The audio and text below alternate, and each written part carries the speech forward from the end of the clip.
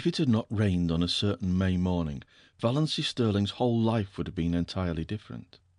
She would have gone, with the rest of her clan, to Aunt Wellington's engagement picnic, and Dr. Trent would have gone to Montreal. But it did rain, and you shall hear what happened to her because of it. Valancy wakened early, in the lifeless, hopeless hour just preceding dawn. She had not slept very well.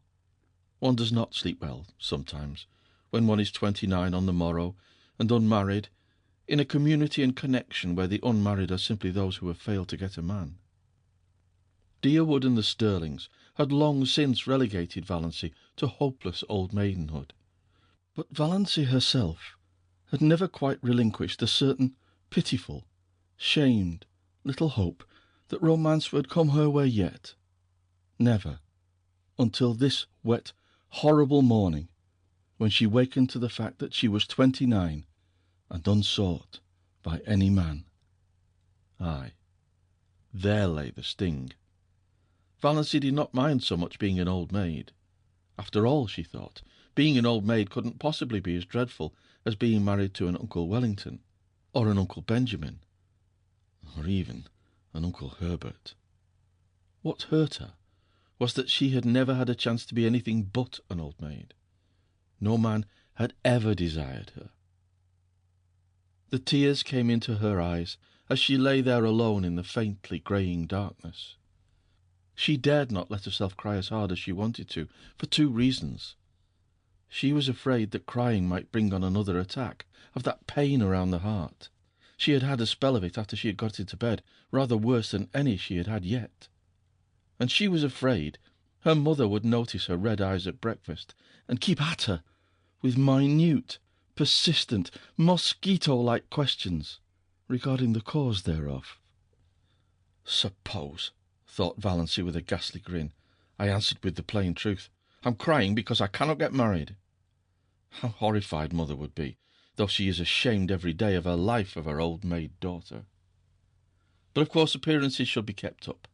It is not, Valancy could hear her mother's prim dictatorial voice asserting, it is not maidenly to think about men. The thought of her mother's expression made Valancy laugh, for she had a sense of humour nobody in her clan suspected. For that matter, there were a good many things about Valancy that nobody suspected. But her laughter was very superficial, and presently she lay there, a huddled, futile little figure, listening to the rain pouring down outside, and watching with a sick distaste the chill, merciless light creeping into her ugly, sordid room. She knew the ugliness of that room by heart, knew it, and hated it. The yellow-painted floor, with one hideous hooked rug by the bed, with a grotesque hooked dog on it, always grinning at her when she awoke.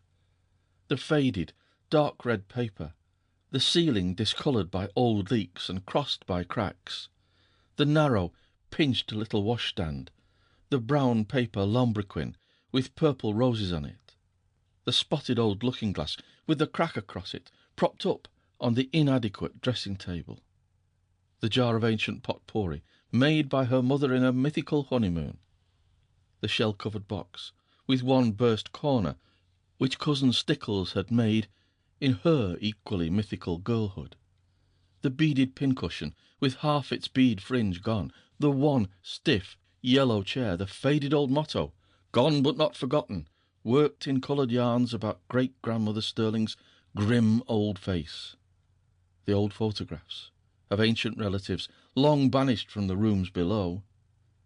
There were only two pictures that were not of relatives. One, an old chromo of a puppy sitting on a rainy doorstep. That picture always made Valancy unhappy. That forlorn little dog, crouched on the doorstep in the driving rain. Why didn't someone open the door and let him in? The other picture was a faded, passe-partouted engraving of Queen Louise coming down a stairway which Aunt Wellington had lavishly given her on her 10th birthday. For 19 years she had looked at it, and hated it. Beautiful, smug, self-satisfied Queen Louise. but she never dared destroy it or remove it. Mother and Cousin Stickles would have been aghast, or, as Valency irreverently expressed it in her thoughts, would have had a fit. Every room in the house was ugly, of course, but downstairs appearances were kept up somewhat. There was no money for rooms nobody ever saw. Valency sometimes felt that she could have done something for her room herself, even without money, if she were permitted. But her mother had negatived every timid suggestion, and Valency did not persist. Valency never persisted. She was afraid to. Her mother could not brook opposition. Mrs. Stirling would sulk for days if offended, with the airs of an insulted duchess. The only thing Valency liked about her room was that she could be alone there at night to cry if she wanted to. But, after all, what did it matter if a room which you used for nothing except sleeping and dressing in were ugly? Valency was never permitted to stay alone in her room for any other purpose. People who wanted to be alone, so Mrs. Frederick Stirling and Cousin Stickles believed, could only want to be alone for some sinister purpose. But her room in the Blue Castle was everything a room should be. Valency, so cowed and subdued, and overridden and snubbed in real life, was wont to let herself go rather splendidly in her daydreams. Nobody in the Stirling clan or its ramifications suspected this, least of all her mother and Cousin Stickles. They never knew that Valency had two homes, the ugly red brick box of a home on Elm Street, and the Blue Castle in Spain. Valency had lived spiritually in the Blue Castle ever since she could remember. She had been a very tiny child when she found herself possessed of it. Always, when she shut her eyes, she could see it plainly, with its turrets and banners on the pine-clad mountain height, wrapped in its faint blue loveliness against the sunset skies of a fair and unknown land. Everything wonderful and beautiful was in that castle. Jewels that queens might have worn, robes of moonlight and fire, couches of roses and gold, long flights of shallow marble steps, with great white urns, and with slender, mist-clad maidens going up and down them, courts, marble-pillared, where shimmering fountains fell and nightingales sang among the myrtles, halls of mirrors that reflected only handsome knights and lovely women, herself the loveliest of all, for whose glance men died. All that supported her through the boredom of her days was the hope of going on a dream spree at night. Most, if not all, of the Stirlings would have died of horror if they had known half the things Valency did in her Blue Castle. For one thing, she had quite a few lovers in it. Oh, only one at a time. One who wooed her with all the romantic ardour of the age of chivalry, and won her after long devotion and many deeds of daring do, and was wedded to her with pomp and circumstance in the great banner-hung chapel of the Blue Castle. At 12, this lover was a fair lad with golden curls and heavenly blue eyes. At 15, he was tall and dark and pale, but still necessarily handsome. At 20, he was ascetic, dreamy, spiritual. At 25, he had a clean-cut jaw, slightly grim, and a face strong and rugged rather than handsome.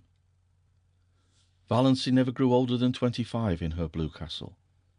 But recently, very recently, her hero had had reddish, tawny hair, a twisted smile, and a mysterious past. I don't say Valency deliberately murdered these lovers as she outgrew them. One simply faded away as another came. Things are very convenient in this respect in Blue Castles. But on this morning of her day of fate, Valency could not find the key of her Blue Castle. Reality pressed on her too hardly, barking at her heels like a maddening little dog. She was 29, lonely, undesired, ill-favoured, the only homely girl in a handsome clan, with no past and no future. As far as she could look back, life was drab and colourless, with not one single crimson or purple spot anywhere. As far as she could look forward, it seemed certain to be just the same, until she was nothing but a solitary little withered leaf clinging to a wintry bough. The moment when a woman realises that she has nothing to live for, neither love, duty, purpose, nor hope, holds for her the bitterness of death. And I just have to go on living because I can't stop. I may have to live 80 years, thought Valancy, in a kind of panic. We're all horribly long-lived. It sickens me to think of it. She was glad it was raining, or rather, she was drearily satisfied that it was raining. There would be no picnic that day. This annual picnic, whereby Aunt and Uncle Wellington, one always thought of them in that succession, inevitably celebrated their engagement at a picnic 30 years before, had been, of late years, a veritable nightmare to Valancy. By an impish coincidence, it was the same day as her birthday, and after she had passed 25, nobody let her forget it. Much as she hated going to the picnic, it would never have occurred to her to rebel against it. There seemed to be nothing of the revolutionary in her nature, and she knew exactly what everyone would say to her at the picnic.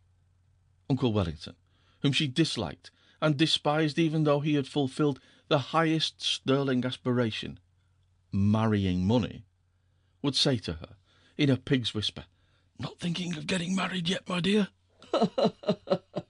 and then go off into the bellow of laughter with which he invariably concluded his dull remarks.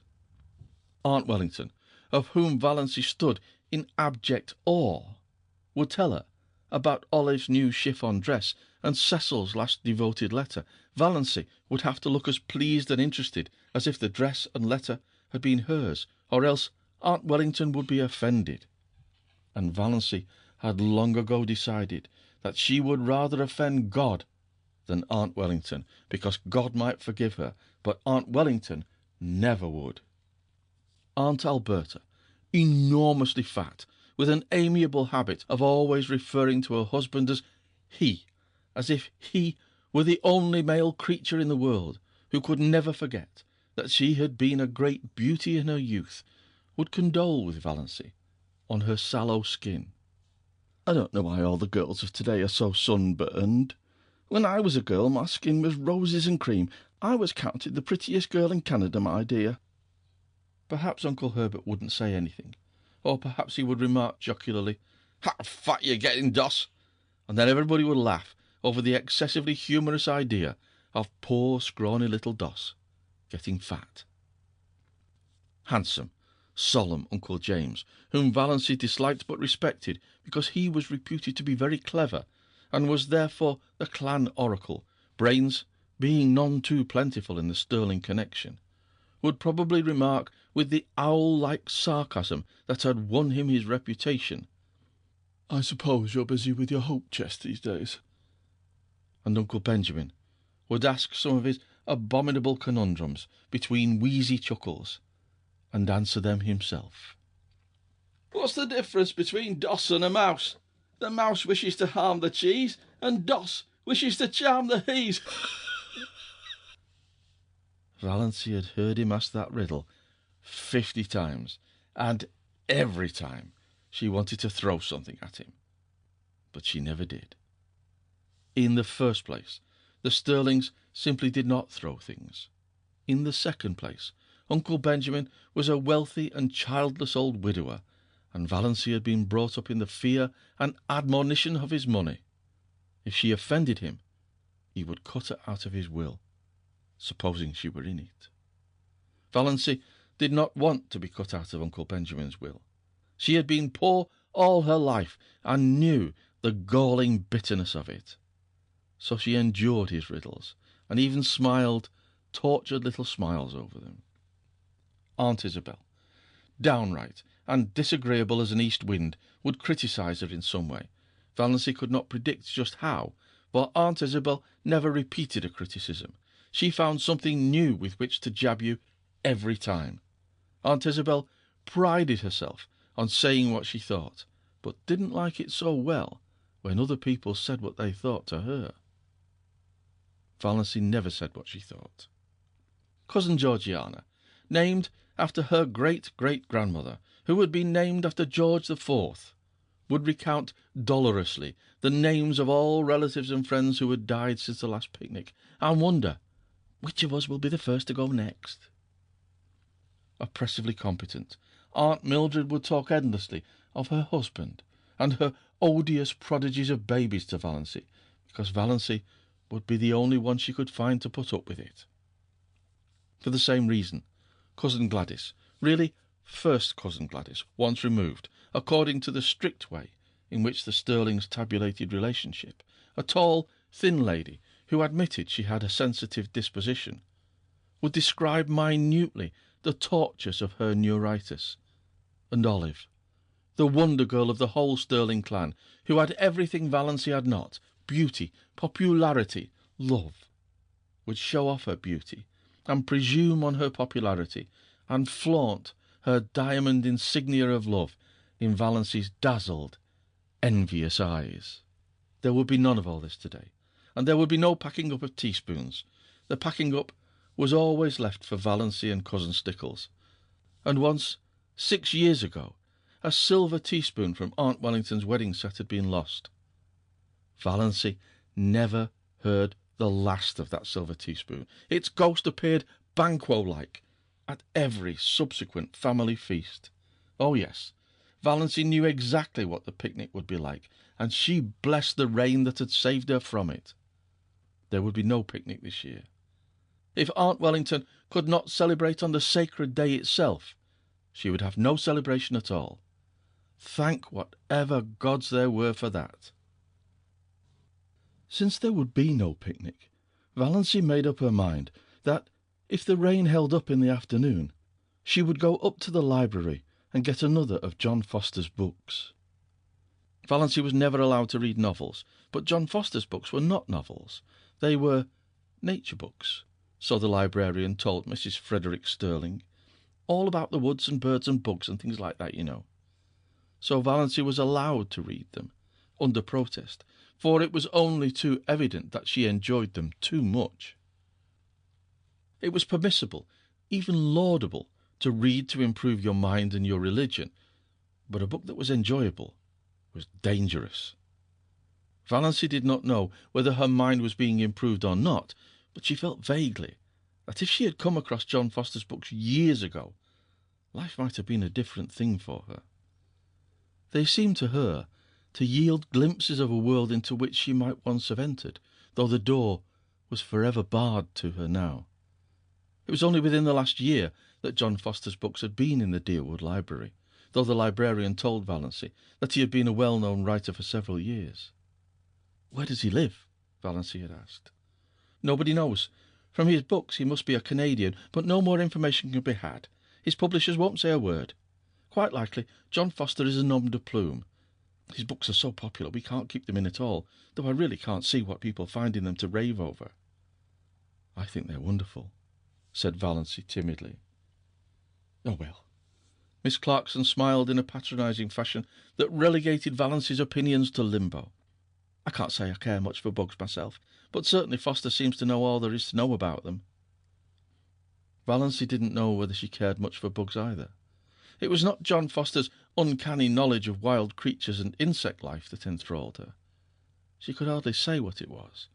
Some tantalising lure of a mystery never revealed, some hint of a great secret just a little further on, some faint, elusive echo of lovely, forgotten things. John Foster's magic was indefinable. Yes, she would get a new John Foster book. It was a month since she had Thistle Harvest, so surely Mother could not object. Valency had read it 4 times. She knew whole passages off by heart, and she almost thought she would go and see Dr. Trent about that queer pain around the heart. It had come rather often lately, and the palpitations were becoming annoying, not to speak of an occasional dizzy moment and a queer shortness of breath. Could she go to see him without telling anyone? It was a most daring thought, None of the Sterlings ever consulted a doctor without holding a family council and getting Uncle James's approval. Then they went to Dr. Ambrose Marsh of Port Lawrence, who had married second cousin Adelaide Sterling. But Valancy disliked Dr. Ambrose Marsh, and, besides, she could not get to Port Lawrence, 15 miles away, without being taken there. She did not want anyone to know about her heart. There would be such a fuss made, and every member of the family would come down and talk it over and advise her and caution her and warn her and tell her horrible tales of great aunts and cousins 40 times removed who had been just like that, and dropped dead without a moment's warning, my dear.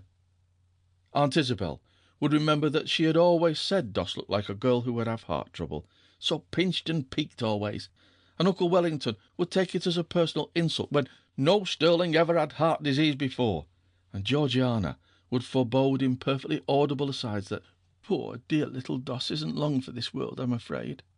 And Cousin Gladys would say, "Why, my heart's been like that for years," in a tone that implied no one else had any business even to have a heart.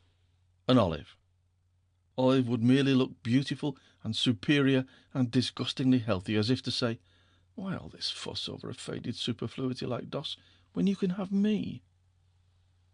Valancy felt she couldn't tell anybody unless she had to. She felt quite sure there was nothing at all seriously wrong with her heart, and no need of all the pother that would ensue if she mentioned it. She would just slip up quietly and see Dr. Trent that very day. As for his bill, she had the $200 that her father had put in the bank for her the day she was born. She was never allowed to use even the interest of this, but she would secretly take out enough to pay Dr. Trent. Dr. Trent was a gruff, outspoken, absent-minded old fellow, but he was a recognised authority on heart disease, even if he were only a general practitioner in out-of-the-world Deerwood. Dr. Trent was over 70, and there had been rumours that he meant to retire soon.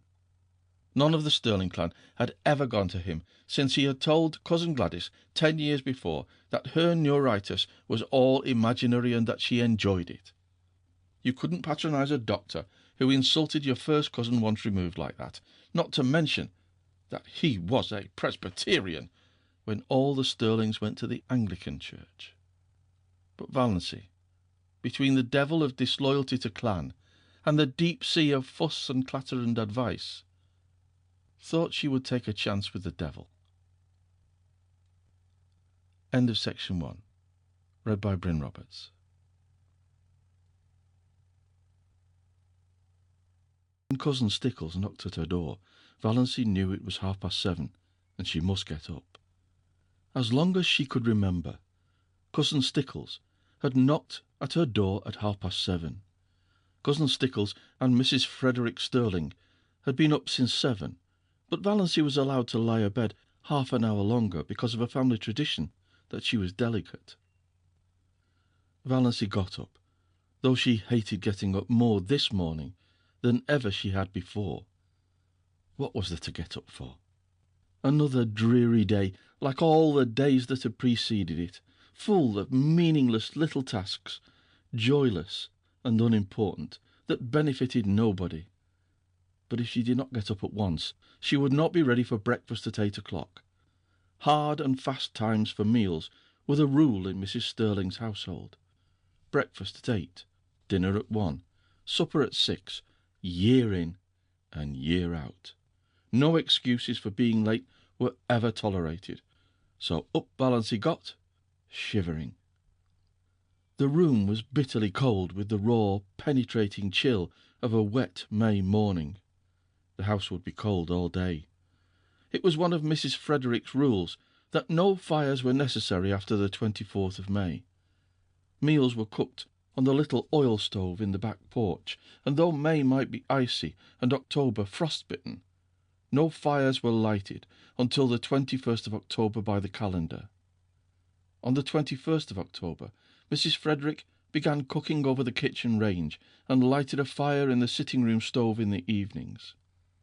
It was whispered about, in the connection, that the late Frederick Sterling had caught the cold which resulted in his death during Valancy's first year of life, because Mrs. Frederick would not have a fire on the 20th of October. She lighted it the next day, but that was a day too late for Frederick Sterling. Valency took off and hung up in the closet her nightdress of coarse, unbleached cotton, with high neck and long, tight sleeves. She put on undergarments of a similar nature, a dress of brown gingham, thick black stockings, and rubber-heeled boots. Of late years she had fallen into the habit of doing her hair with the shade of the window by the looking-glass pulled down.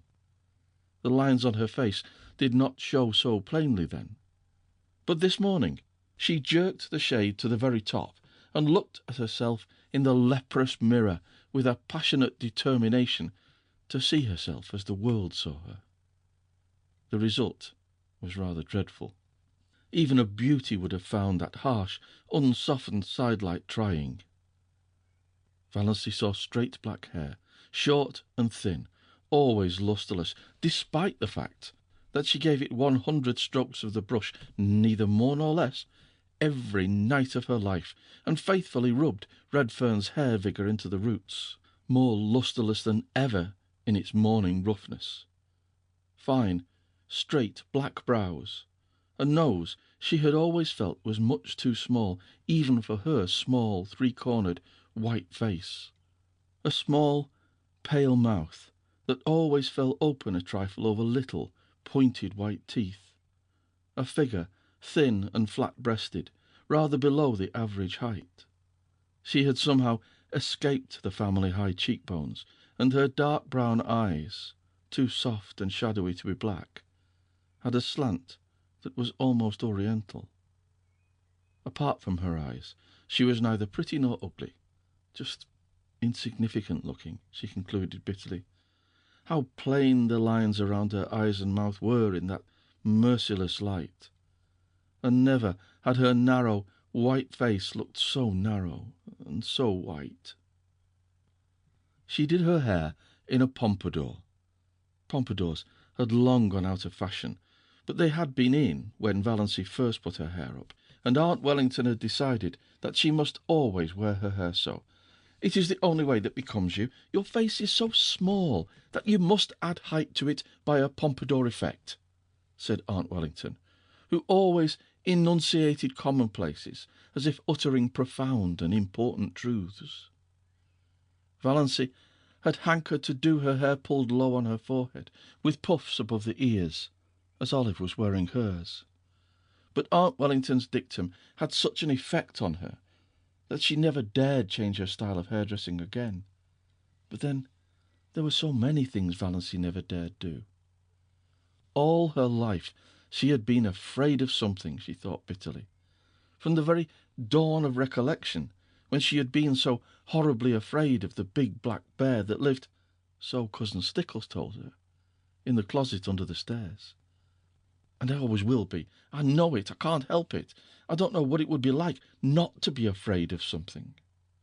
Afraid of her mother's sulky fits. Afraid of offending Uncle Benjamin. Afraid of becoming a target for Aunt Wellington's contempt. Afraid of Aunt Isabel's biting comments. Afraid of Uncle James's disapproval.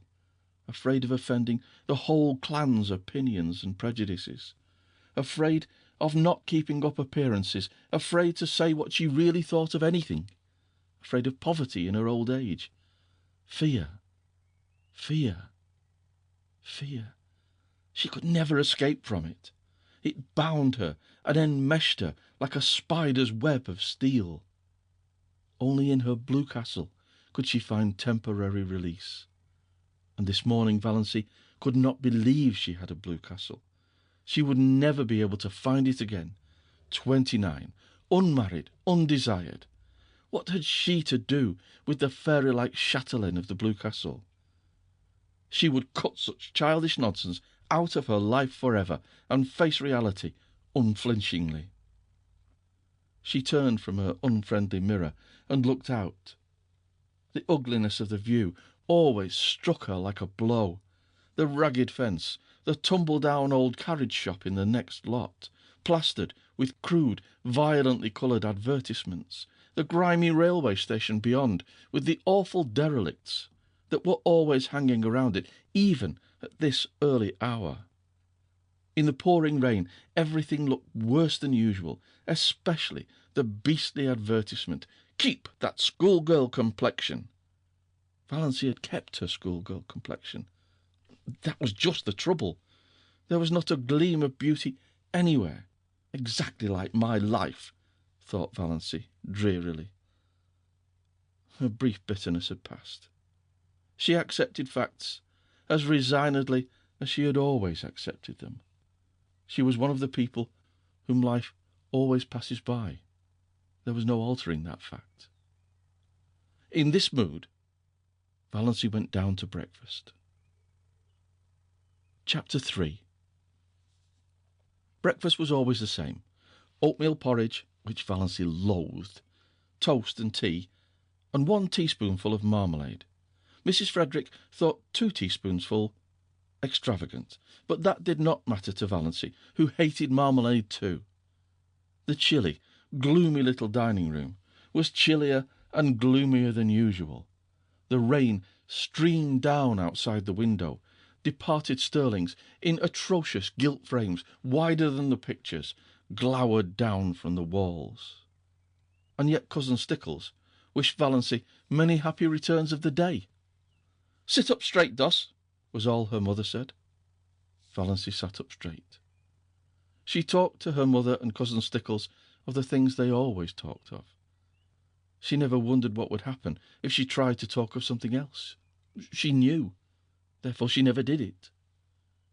Mrs. Frederick was offended with Providence for sending a rainy day when she wanted to go on a picnic, so she ate her breakfast in a sulky silence for which Valency was rather grateful. But Christine Stickles whined endlessly on as usual, complaining about everything, the weather, the leak in the pantry, the price of oatmeal and butter. Valency felt at once she had buttered her toast too lavishly. The epidemic of mumps in Deerwood. Doss will be sure to catch them, she foreboded.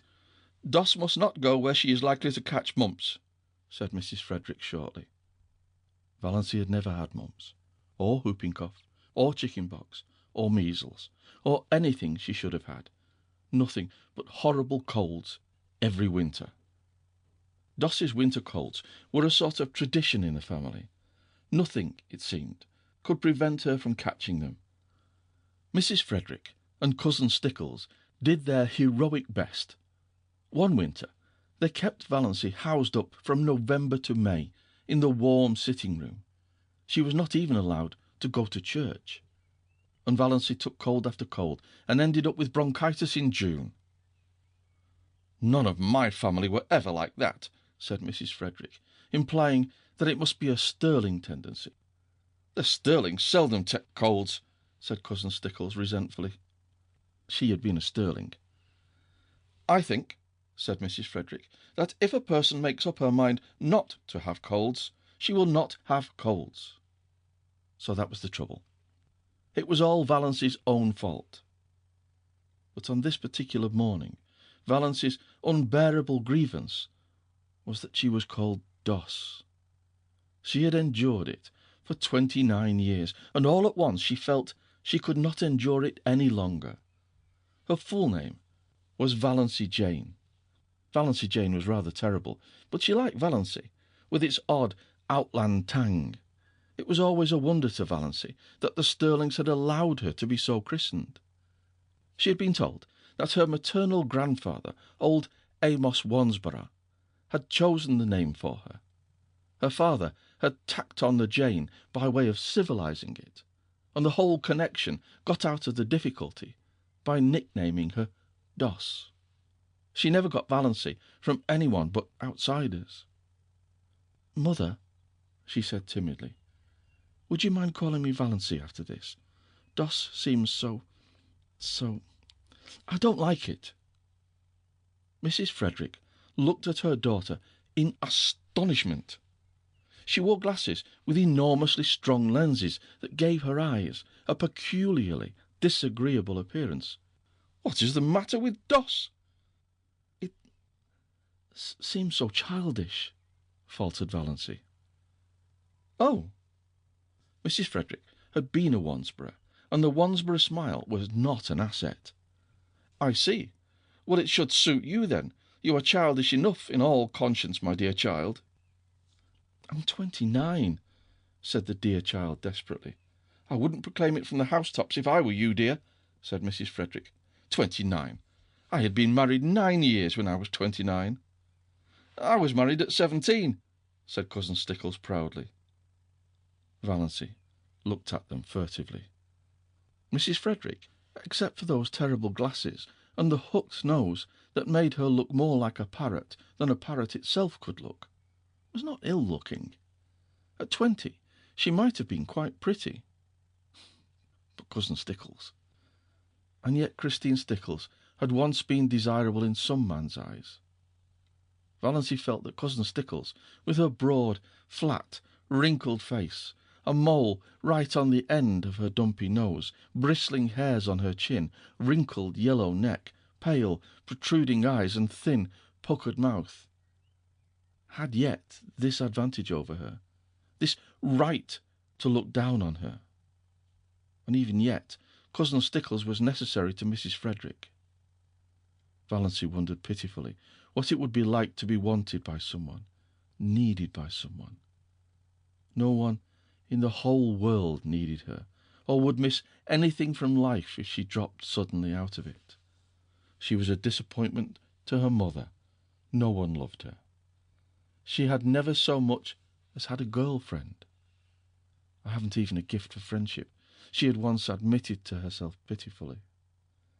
Doss, you haven't eaten your crusts, said Mrs. Frederick rebukingly. It rained all the forenoon without cessation. Valency pieced a quilt. Valency hated piecing quilts, and there was no need of it. The house was full of quilts. There were 3 big chests packed with quilts in the attic. Mrs. Frederick had begun storing away quilts when Valency was 17, and she kept on storing them, though it did not seem likely that Valency would ever need them. But Valency must be at work, and fancy work materials were too expensive. Idleness was a cardinal sin in the Stirling household. When Valency had been a child, she had been made to write down every night, in a small, hated black notebook, all the minutes she had spent in idleness that day. On Sundays, her mother made her tot them up and pray over them. On this particular forenoon of this day of destiny, Valency spent only 10 minutes in idleness. At least, Mrs. Frederick and Cousin Stickles would have called it idleness. She went to her room to get a better thimble, and she opened Thistle Harvest guiltily at random. The woods are so human, wrote John Foster, that to know them one must live with them. An occasional saunter through them, keeping to the well-trodden paths, will never admit us to their intimacy. If we wish to be friends, we must seek them out and win them by frequent, reverent visits at all hours, by morning, by noon, and by night, and at all seasons, in spring, in summer, in autumn, in winter. Otherwise, we can never really know them, and any pretence we may make to the contrary will never impose on them. They have their own effective way of keeping aliens at a distance and shutting their hearts to mere casual sightseers. It is of no use to seek the woods from any motive except sheer love of them. They will find us out at once and hide all their sweet old-world secrets from us. But if they know we come to them because we love them, they will be very kind to us, and give us such treasures of beauty and delight as are not bought or sold in any marketplace. For the woods, when they give at all, give unstintedly and hold nothing back from their true worshippers. We must go to them lovingly, humbly, patiently, watchfully, and we shall learn what poignant loveliness lurks in the wild places and silent intervals, lying under starshine and sunset, what cadences of unearthly music are harped on aged pine boughs, or crooned in copses of fir, what delicate savours exhale from mosses and ferns in sunny corners or on damp brooklands! What dreams and myths and legends of an older time haunt them! Then the immortal heart of the woods will beat against ours, and its subtle life will steal into our veins and make us its own for ever, so that no matter where we go or how widely we wander, we shall yet be drawn back to the forest to find our most enduring kinship. "Doss!" called her mother from the hall below. "What are you doing all by yourself in that room?" Valancy dropped Thistle Harvest like a hot coal and fled downstairs to her patches. But she felt the strange exhilaration of spirit that always came momentarily to her when she dipped into one of John Foster's books. Valancy did not know much about woods, except the haunted groves of oak and pine around her blue castle, but she had always secretly hankered after them, and a Foster book about woods was the next best thing to the woods themselves. At noon it stopped raining, but the sun did not come out until 3. Then Valancy timidly said she thought she would go uptown. "What do you want to go uptown for?" demanded her mother. "I want to get a book from the library." "You got a book from the library only last week." "No, it was 4 weeks. 4 weeks? Nonsense." "Really it was, mother." "You are mistaken. It cannot possibly have been more than 2 weeks. I dislike contradiction, and I do not see what you want to get a book for anyhow. You waste too much time reading." "Of what value is my time?" asked Valancy bitterly. "Doss, don't speak in that tone to me." "We need some tea," said Cousin Stickles. "She might go and get that if she wants a walk, though this damp weather is bad for colds." They argued the matter for 10 minutes longer, and finally Mrs. Frederick agreed, rather grudgingly, that Valancy might go. End of section 2. Read by Bryn Roberts.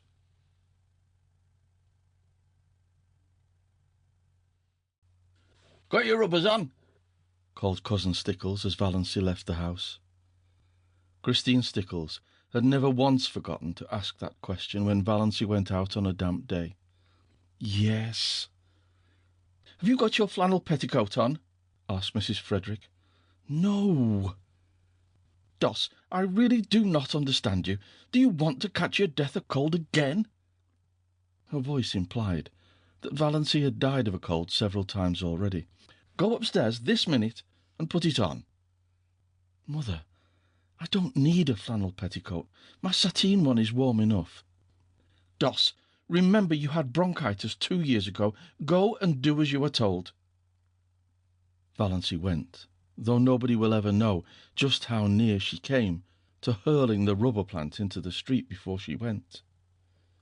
She hated that grey flannel petticoat more than any other garment she owned. Olive never had to wear flannel petticoats. Olive wore ruffled silk and sheer lawn and filmy laced flounces. But Olive's father had married money, and Olive never had bronchitis. So there you were. "Are you sure you didn't leave the soap in the water?" demanded Mrs. Frederick. But Valancy was gone. She turned at the corner and looked back down the ugly, prim, respectable street where she lived. The Sterling house was the ugliest on it, more like a red brick box than anything else, too high for its breadth and made still higher by a bulbous glass cupola on top. About it was the desolate, barren peace of an old house whose life is lived. There was a very pretty little house, with leaded casements and dubbed gables, just around the corner. A new house, one of those houses you love the minute you see them. Clayton Markley had built it for his bride. He was to be married to Jenny Lloyd in June. The little house, it was said, was furnished from attic to cellar, in complete readiness for its mistress. I don't envy Jenny the man, thought Valancy sincerely. Clayton Markley was not one of her many ideals, but I do envy her the house. It's such a nice young house. Oh, if only I could have a house of my own, ever so poor, so tiny, but my own. But then, she added bitterly, there's no use in yowling for the moon when you can't even get a tallow candle. In dreamland, nothing would do Valancy but a castle of pale sapphire. In real life, she would have been fully satisfied with a little house of her own. She envied Jenny Lloyd more fiercely than ever today. Jenny was not so much better looking than she was, and not so very much younger. Yet she was to have this delightful house, and the nicest little Wedgwood teacups, Valancy had seen them, an open fireplace, and monogrammed linen, hem-stitched tablecloths and china closets. Why did everything come to some girls and nothing to others? It wasn't fair. Valancy was once more seething with rebellion as she walked along, a prim, dowdy little figure, in her shabby raincoat and 3-year-old hat, splashed occasionally by the mud of a passing motor with its insulting shrieks. Motors were still rather a novelty in Deerwood, though they were common in Port Lawrence, and most of the summer residents up at Muskoka had them. In Deerwood, only some of the smart set had them, for even Deerwood was divided into sets. There was the smart set, the intellectual set, the old family set, of which the Stirlings were members, the common run, and a few pariahs. Not one of the Stirling clan had as yet condescended to a motor, though Olive was teasing her father to have one. Valancy had never even been in a motor car, but she did not hanker after this. In truth, she felt rather afraid of motor cars, especially at night. They seemed to be too much like big, purring beasts that might turn and crush you, or make some terrible, savage leap somewhere. On the steep mountain trails around her blue castle, only gaily caparisoned steeds might proudly pace. In real life, Valancy would have been quite contented to drive in a buggy behind a nice horse.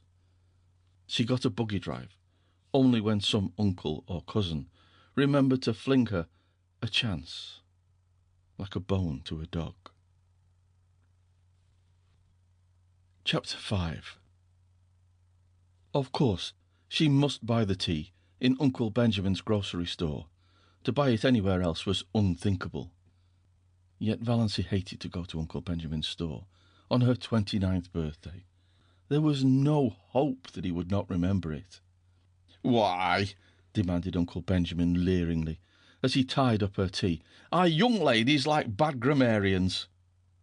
Valancy, with Uncle Benjamin's will in the background of her mind, said meekly, "I don't know. Why?" "Because," chuckled Uncle Benjamin, "they can't decline matrimony." The two clerks, Joe Hammond and Claude Bertram, chuckled also, and Valancy disliked them a little more than ever. On the first day Claude Bertram had seen her in the store, she had heard him whisper to Joe, "Who is that?" And Joe had said, "Valancy Stirling, one of the Deerwood old maids." "Curable or incurable?" Claude had asked with a snicker, evidently thinking the question very clever. Valancy smarted anew with the sting of that old recollection. 29, Uncle Benjamin was saying. "Dear me, Doss, you're dangerously near the second corner and not even thinking of getting married yet. 29. Seems impossible." Then Uncle Benjamin said an original thing. Uncle Benjamin said, "How time does fly." "I think it crawls," said Valancy passionately. Passion was so alien to Uncle Benjamin's conception of Valancy that he didn't know what to make of her. To cover his confusion, he asked another conundrum as he tied up her beans. Cousin Stickles had remembered at the last moment that they must have beans. Beans were cheap and filling. "What two ages are apt to prove illusory?" asked Uncle Benjamin, and, not waiting for Valancy to give it up, he added, Mirage and marriage. M-I-R-A-G-E is pronounced mirage, said Valency shortly, picking up her tea and her beans. For the moment she did not care whether Uncle Benjamin cut her out of his will or not. She walked out of the store, while Uncle Benjamin stared after her, with his mouth open. Then he shook his head. "Poor Doss is taking it hard," he said. Valency was sorry by the time she reached the next crossing. Why had she lost her patience like that? Uncle Benjamin would be annoyed, and would likely tell her mother that Doss had been impertinent to me, and her mother would lecture her for a week. "I've held my tongue for 20 years, thought Valency. Why couldn't I have held it once more?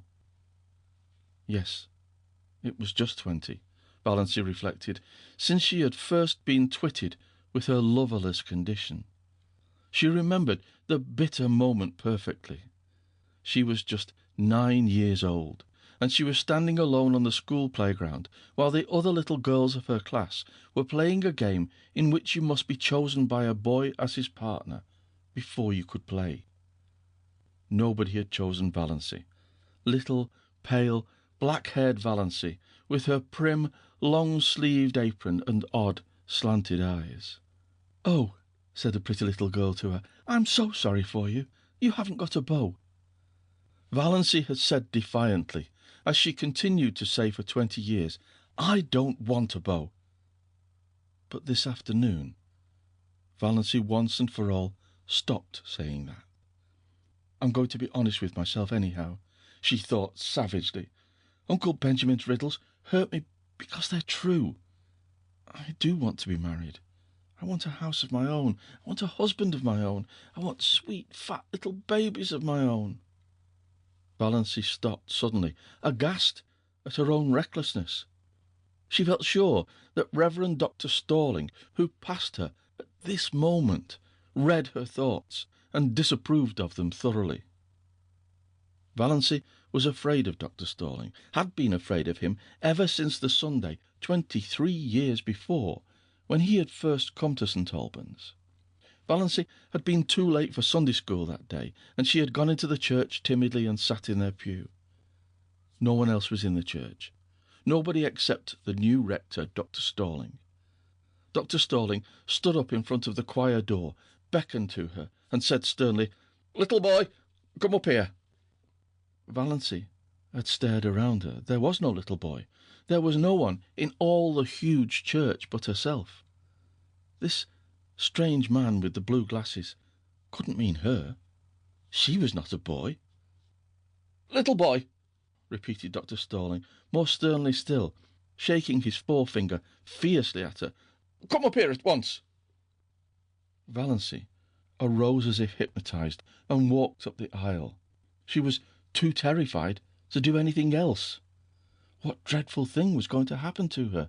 What had happened to her? Had she actually turned into a boy? She came to a stop in front of Dr. Stalling.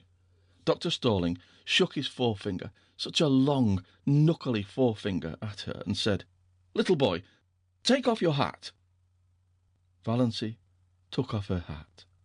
She had a scrawny little pigtail hanging down her back, but Dr. Stalling was short-sighted and did not perceive it. "Little boy, go back to your seat and always take off your hat in church. Remember." Valency went back to her seat, carrying her hat like an automaton. Presently her mother came in. "Doss," said Mrs. Stirling, "what do you mean by taking off your hat? Put it on instantly." Valency put it on instantly. She was cold with fear, lest Dr. Stalling should immediately summon her up front again. She would have to go, of course. It never occurred to her that one could disobey the rector, and the church was full of people now. Oh, what would she do if that horrible, stabbing forefinger was shaken at her again before all those people? Valency sat through the whole service in an agony of dread, and was sick for a week afterwards. Nobody knew why. Mrs. Frederick again bemoaned herself of her delicate child. Dr. Stalling found out his mistake and laughed over it to Valancy, who did not laugh. She never got over her dread of Dr. Stalling, and now to be caught by him on the street corner, thinking such things. Valancy got her John Foster book, Magic of Wings. His latest, all about birds, said Miss Clarkson. She had almost decided that she would go home instead of going to see Dr. Trent. Her courage had failed her. She was afraid of offending Uncle James, afraid of angering her mother, afraid of facing gruff, shaggy-browed old Dr. Trent, who would probably tell her, as he had told Cousin Gladys, that her trouble was entirely imaginary and that she only had it because she liked to have it.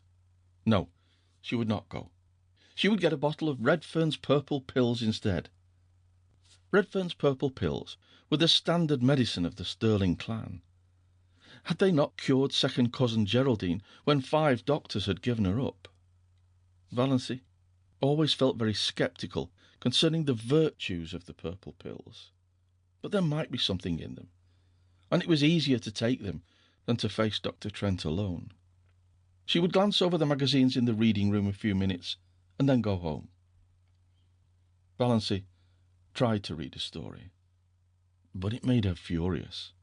On every page was a picture of the heroine surrounded by adoring men, and here was she, Valancy Stirling, who could not get a solitary beau. Valancy slammed the magazine shut. She opened Magic of Wings. Her eyes fell on the paragraph that changed her life.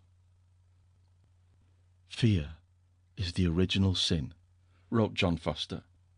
Almost all the evil in the world has its origin in the fact that someone is afraid of something. It is a cold, slimy serpent coiling about you.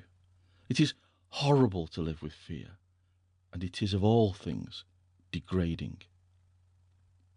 Valancy shut Magic of Wings and stood up. She would go and see Dr. Trent. End of section 3. Read by Bryn Roberts. Dr. Trent was as gruff and abrupt as usual, but he did not tell her her ailment was imaginary. After he had listened to her symptoms and asked a few questions and made a quick examination, he sat for a moment, looking at her quite intently. Valancy thought he looked as if he was sorry for her. She caught her breath for a moment.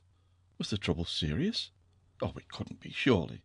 It really hadn't bothered her much. Only lately it had got a little worse. Dr. Trent opened his mouth, but before he could speak, the telephone at his elbow rang sharply. He picked up the receiver. Valancy, watching him, saw his face change suddenly as he listened. "Hello? Yes. Yes. What? Yes. Yes." A brief interval. "My God!" Dr. Trent dropped the receiver, dashed out of the room and upstairs without even a glance at Valancy. She heard him rushing madly about overhead, barking out a few remarks to somebody, presumably his housekeeper. Then he came tearing downstairs with a club bag in his hand, snatched his hat and coat from the rack, jerked open the street door, and rushed down the street in the direction of the station. Valancy sat alone in the little office, feeling more absolutely foolish than she had ever felt before in her life. Foolish and humiliated. So this was all that had come of her heroic determination to live up to John Foster and cast fear aside. Not only was she a failure as a relative and non-existent as a sweetheart or friend, but she was not even of any importance as a patient. Dr. Trent had forgotten her very presence in his excitement over whatever message had come by the telephone. She had gained nothing by ignoring Uncle James and flying in the face of family tradition. For a moment, she was afraid she was going to cry. It was all so ridiculous. Then she heard Dr. Trent's housekeeper coming down the stairs. Valancy rose and went to the office door. "The doctor forgot all about me," she said with a twisted smile. "Well, that's too bad," said Mrs. Patterson sympathetically. "But it wasn't much wonder, poor man. That was a telegram they phoned over from the port. His son has been terribly injured in an auto accident in Montreal. The doctor had just 10 minutes to catch the train. I don't know what he'll do if anything happens to Ned. He's just bound up in the boy. You'll have to come again, Miss Sterling. I hope it's nothing serious." "Oh, no, nothing serious," agreed Valancy. She felt a little less humiliated. It was no wonder poor Dr. Trent had forgotten her at such a moment. Nevertheless, she felt very flat and discouraged as she went down the street. Valancy went home by the short cut of Lover's Lane. She did not often go through Lover's Lane, but it was getting near supper time, and it would never do to be late. Lover's Lane wound back of the village, under great elms and maples, and deserved its name. It was hard to go there at any time, and not find some canoodling couple, or young girls in pairs, arms intertwined, earnestly talking over their little secrets. Valancy didn't know which made her feel more self-conscious and uncomfortable. This evening she encountered both. She met Connie Hale and Kate Bailey, in new pink organdy dresses, with flowers stuck coquettishly in their glossy bare hair. Valancy had never had a pink dress or worn flowers in her hair. Then she passed a young couple she didn't know, dandering along, oblivious to everything but themselves. The young man's arm was around the girl's waist quite shamelessly. Valancy had never walked with a man's arm about her. She felt that she ought to be shocked. They might leave that sort of thing for the screening twilight at least. But she wasn't shocked. In another flash of desperate, stark honesty, she owned to herself that she was merely envious. When she passed them, she felt quite sure they were laughing at her, pitying. "There's that queer little old maid, Valancy Sterling. They say she never had a beau in her whole life." Valancy fairly ran to get out of Lover's Lane. Never had she felt so utterly colourless and skinny and insignificant. Just where Lover's Lane debouched on the street, an old car was parked. Valancy knew that car well, by sound at least, and everybody in Deerwood knew it. This was before the phrase "Tin Lizzie" had come into circulation, in Deerwood at least. But if it had been known, this car was the tinniest of Lizzies, though it was not a Ford, but an old grey Slosson. Nothing more battered and disreputable could be imagined. It was Barney Snaith's car, and Barney himself was just scrambling up from under it, in overalls plastered with mud. Valancy gave him a swift, furtive look as she hurried by. This was only the second time she had ever seen the notorious Barney Snaith, though she had heard enough about him in the 5 years that he had been living up back in Muskoka. The first time had been nearly a year ago on the Muskoka road. He had been crawling out from under his car then, too, and he had given her a cheerful grin as he went by, a little whimsical grin that gave him the look of an amused gnome. He didn't look bad. She didn't believe he was bad, in spite of the wild yarns that were always being told of him. Of course, he went tearing in that terrible old grey Slosson through Deerwood at hours when all decent people were in bed, often with old Roaring Abel, who made the night hideous with his howls. Both of them dead drunk, my dear, and every one knew that he was an escaped convict, and a defaulting bank clerk, and a murderer in hiding, and an infidel, and an illegitimate son of old Roaring Abel Gay, and the father of Roaring Abel's illegitimate grandchild, and a counterfeiter, and a forger, and a few other awful things. But still, Valancy didn't believe he was bad. Nobody with a smile like that could be bad, no matter what he had done. It was that night the Prince of the Blue Castle changed from being of grim jaw and hair, with a dash of premature grey, to a rakish individual, with overlong, tawny hair, dashed with red, dark brown eyes, and ears that stuck out just enough to give him an alert look, but not enough to be called flying jibs. But he still retained something a little grim about the jaw. Barney Snaith looked even more disreputable than usual just now. It was very evident that he hadn't shaved for days, and his hands and arms, bare to the shoulders, were black with grease. But he was whistling gleefully to himself, and he seemed so happy that Valancy envied him. She envied him, his light-heartedness and his irresponsibility, and his mysterious little cabin up on an island in Lake Mistorwis, even his rackety old grey Slosson. Neither he nor his car had to be respectable and live up to traditions. When he rattled past her a few minutes later, bareheaded, leaning back in his Lizzie at a raffish angle, his longish hair blowing in the wind, a villainous-looking old black pipe in his mouth, she envied him again. Men had the best of it, no doubt about that. This outlaw was happy, whatever he was or wasn't. She, Valancy Sterling, respectable, well-behaved to the last degree, was unhappy, and had always been unhappy. So there you were. Valancy was just in time for supper.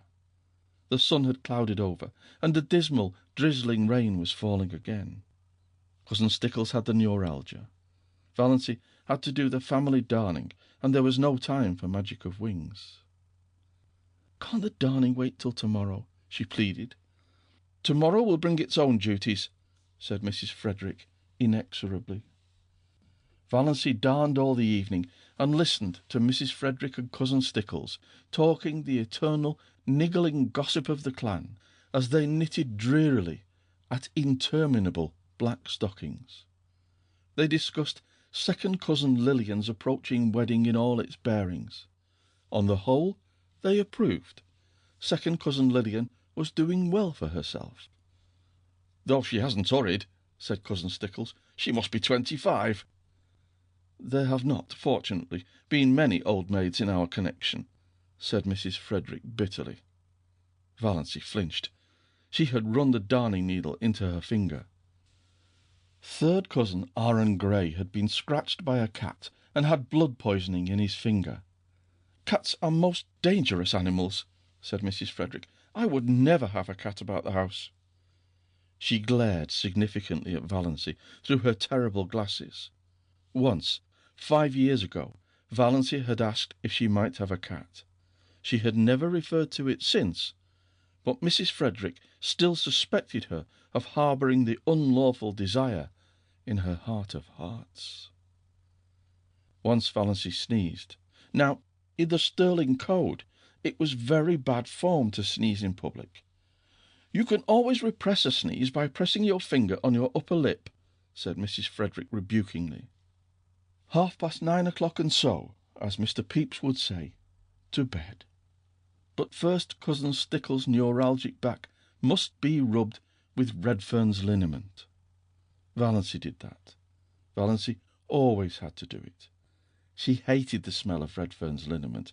She hated the smug, beaming, portly, bewhiskered, bespectacled picture of Dr. Redfern on the bottle. Her fingers smelled of the horrible stuff after she got into bed, in spite of all the scrubbing she gave them. Valancy's day of destiny had come and gone. She ended it as she had begun it, in tears. Chapter 7. There was a rosebush on the little Sterling lawn, growing beside the gate. It was called Doss's rosebush. Cousin Georgiana had given it to Valancy 5 years ago, and Valancy had planted it joyfully. She loved roses, but, of course, the rosebush never bloomed. That was her luck. Valancy did everything she could think of, and took the advice of everybody in the clan. But still the rosebush would not bloom. It throve, and grew luxuriantly, with great leafy branches untouched of rust or spider, but not even a bud had ever appeared on it. Valancy, looking at it 2 days after her birthday, was filled with a sudden, overwhelming hatred for it. The thing wouldn't bloom. Very well, then, she would cut it down. She marched to the tool-room in the barn for her garden knife, and she went at the rosebush viciously. A few minutes later, Horrified, Mrs. Frederick came out to the veranda and beheld her daughter slashing insanely among the rosebush boughs. Half of them were already strewn on the walk. The bush looked sadly dismantled. "Doss, what on earth are you doing? Have you gone crazy?" "No," said Valancy. She meant to say it defiantly, but habit was too strong for her. She said it deprecatingly.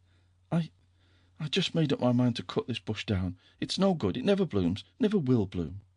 "That is no reason for destroying it," said Mrs. Frederick sternly. "It was a beautiful bush, and quite ornamental. You've made a sorry-looking thing of it." "Rose trees should bloom," said Valancy, a little obstinately. "Don't argue with me, Doss. Clear up that mess, and leave the bush alone. I don't know what Georgiana will say when she sees how you've hacked it to pieces. Really, I'm surprised at you. And to do it without consulting me." "The bush is mine," muttered Valancy. "What's that? What did you say, Doss?" "I only said the bush was mine," repeated Valancy humbly. Mrs. Frederick turned without a word and marched back into the house. The mischief was done now. Valancy knew she had offended her mother deeply, and would not be spoken to or noticed in any way for 2 or 3 days. Cousin Stickles would see to Valancy's bringing up, but Mrs. Frederick would preserve the stony silence of outraged majesty. Valancy sighed, and put away her garden knife, hanging it precisely on its precise nail in the tool-shop. She cleared away the severed branches and swept up the leaves. Her lips twitched as she looked at the straggling bush. It had an odd resemblance to its shaken, scrawny donor, little cousin Georgiana herself. "I certainly have made an awful-looking thing of it," thought Valancy. But she did not feel repentant, only sorry she had offended her mother. Things would be so uncomfortable until she was forgiven. Mrs. Frederick was one of those women who can make their anger felt all over a house. Walls and doors are no protection from it. "You'd better go uptown and get the mail," said Cousin Stickles, when Valancy went in. "I can't go. I feel all sort of peaky and piney this spring. I wanted to stop at the drugstore and get me a bottle of Redfern's blood bitters. There's nothing like Redfern's bitters for building a body up. Cousin James says the purple pills are best, but I know better. My poor dear husband took Redfern's bitters right up to the day he died. Don't let them charge you more than 90 cents. I can get it for that at the port. And what have you been saying to your poor mother? Do you ever stop to think, Doss, that you can only have one mother?" "One's enough for me," thought Valancy undutifully as she went uptown. She got Cousin Stickles' bottle of bitters, and then she went to the post office and asked for her mail at the general delivery. Her mother did not have a box. They got too little mail to bother with it. Valancy did not expect any mail, except the Christian Times, which was the only paper they took. They hardly ever got any letters, but Valancy rather liked to stand in the office and watch Mr. Carew, the grey-bearded, Santa Clausy old clerk, handing out letters to the lucky people who did get them. He did it with such a detached, impersonal, Jove-like air, as if it did not matter in the least to him what supernal joys or shattering horrors might be in those letters for the people to whom they were addressed. Letters had a fascination for Valancy, perhaps because she so seldom got any. In her blue castle, exciting epistles, bound with silk and sealed with crimson, were always being brought to her by pages in livery of gold and blue. But in real life, her only letters were occasional perfunctory notes from relatives or an advertising circular. Consequently, she was immensely surprised when Mr. Carew, looking even more Jovian than usual, poked a letter out to her. Yes, it was addressed to her plainly, in a fierce black hand. Miss Valancy Sterling, Elm Street, Deerwood, and the postmark was Montreal. Valancy picked it up with a little quickening of her breath. Montreal! It must be from Dr. Trent. He had remembered her, after all. Valancy met Uncle Benjamin coming in as she was going out, and was glad the letter was safely in her bag. "What," said Uncle Benjamin, "is the difference between a donkey and a postage stamp?" "I don't know. What?" answered Valancy dutifully. "One you lick with a stick, and the other you stick with a lick." Uncle Benjamin passed in, tremendously pleased with himself. Cousin Stickles pounced on the Times when Valancy got home, but it did not occur to her to ask if there were any letters. Mrs. Frederick would have asked it, but Mrs. Frederick's lips at present were sealed. Valancy was glad of this. If her mother had asked if there were any letters, Valancy would have had to admit there was. Then she would have had to let her mother and cousin Stickles read the letter, and all would be discovered. Her heart acted strangely on the way upstairs, and she sat down by her window for a few minutes before opening her letter. She felt very guilty and deceitful. She had never before kept a letter secret from her mother. Every letter she had ever written or received had been read by Mrs. Frederick. That had never mattered. Valancy had never had anything to hide. But this did matter. She could not have anyone see this letter. But her fingers trembled with a consciousness of wickedness and unfilial conduct as she opened it. Trembled a little, too, perhaps with apprehension. She felt quite sure there was nothing seriously wrong with her heart, but one never knew. Dr. Trent's letter was like himself, blunt, abrupt, concise, wasting no words. Dr. Trent never beat about the bush. "Dear Miss Sterling," and then a page of black, positive writing. Valancy seemed to read it at a glance. She dropped it on her lap, her face ghost white. Dr. Trent told her that she had a very dangerous and fatal form of heart disease, angina pectoris, evidently complicated with an aneurysm, whatever that was, and in the last stages. He said, without mincing matters, that nothing could be done for her. If she took great care of herself, she might live a year. But she might also die at any moment. Dr. Trent never troubled himself about euphemisms. She must be careful to avoid all excitement and all severe muscular efforts. She must eat and drink moderately. She must never run. She must go upstairs and uphill with great care. Any sudden jolt or shock might be fatal. She was to get the prescription he enclosed filled and carry it with her always, taking a dose whenever her attacks came on. And he was hers truly, H.B. Trent. Valancy sat for a long while by her window. Outside was a world drowned in the light of a spring afternoon, skies entrancingly blue, winds perfumed and free, lovely, soft blue hazes at the end of every street. Over at the railway station, a group of young girls was waiting for a train. She heard their gay laughter as they chattered and joked. The train roared in and roared out again. But none of these things had any reality. Nothing had any reality except the fact that she had only another year to live. When she was tired of sitting at the window, she went over and lay down on her bed, staring at the cracked, discoloured ceiling. The curious numbness that follows on a staggering blow possessed her. She did not feel anything except a boundless surprise and incredulity, behind which was the conviction that Dr. Trent knew his business, and that she, Valancy Sterling, who had never lived, was about to die. When the gong rang for supper, Valancy got up and went downstairs mechanically, from force of habit. She wondered that she had been let alone so long, but of course her mother would not pay any attention to her just now. Valancy was thankful for this. She thought the quarrel over the rosebush had been really, as Mrs. Frederick herself might have said, providential. She could not eat anything, but both Mrs. Frederick and cousin Stickles thought this was because she was deservedly unhappy over her mother's attitude, and her lack of appetite was not commented on.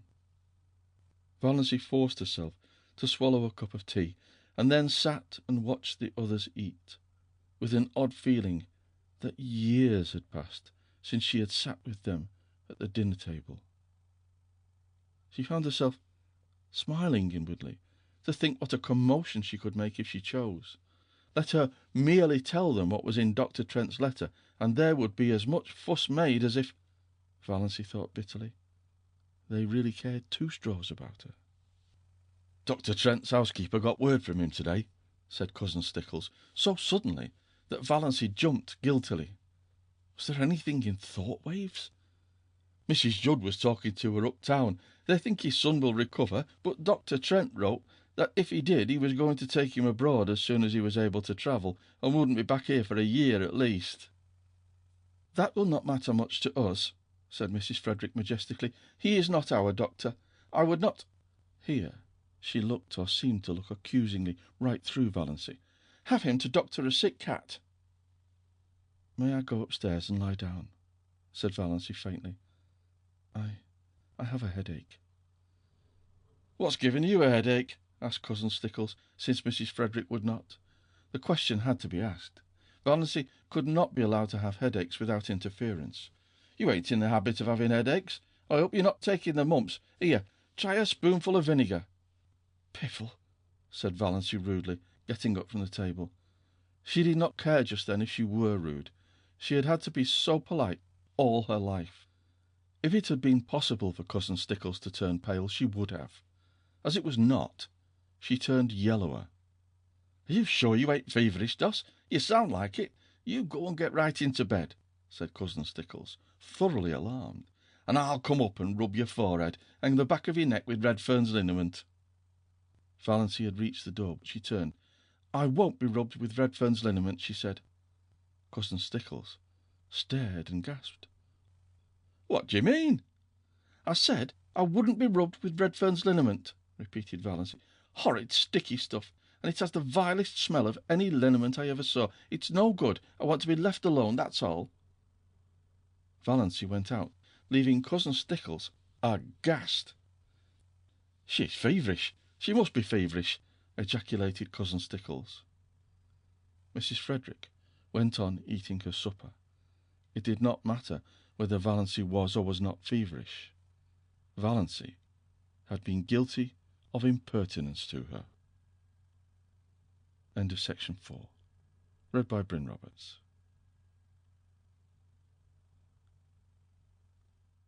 She lay awake all through the long dark hours, thinking. She made a discovery that surprised her. She, who had been afraid of almost everything in life, was not afraid of death. It did not seem in the least terrible to her, and she need not now be afraid of anything else. Why had she been afraid of things? Because of life. Afraid of Uncle Benjamin because of the menace of poverty in old age.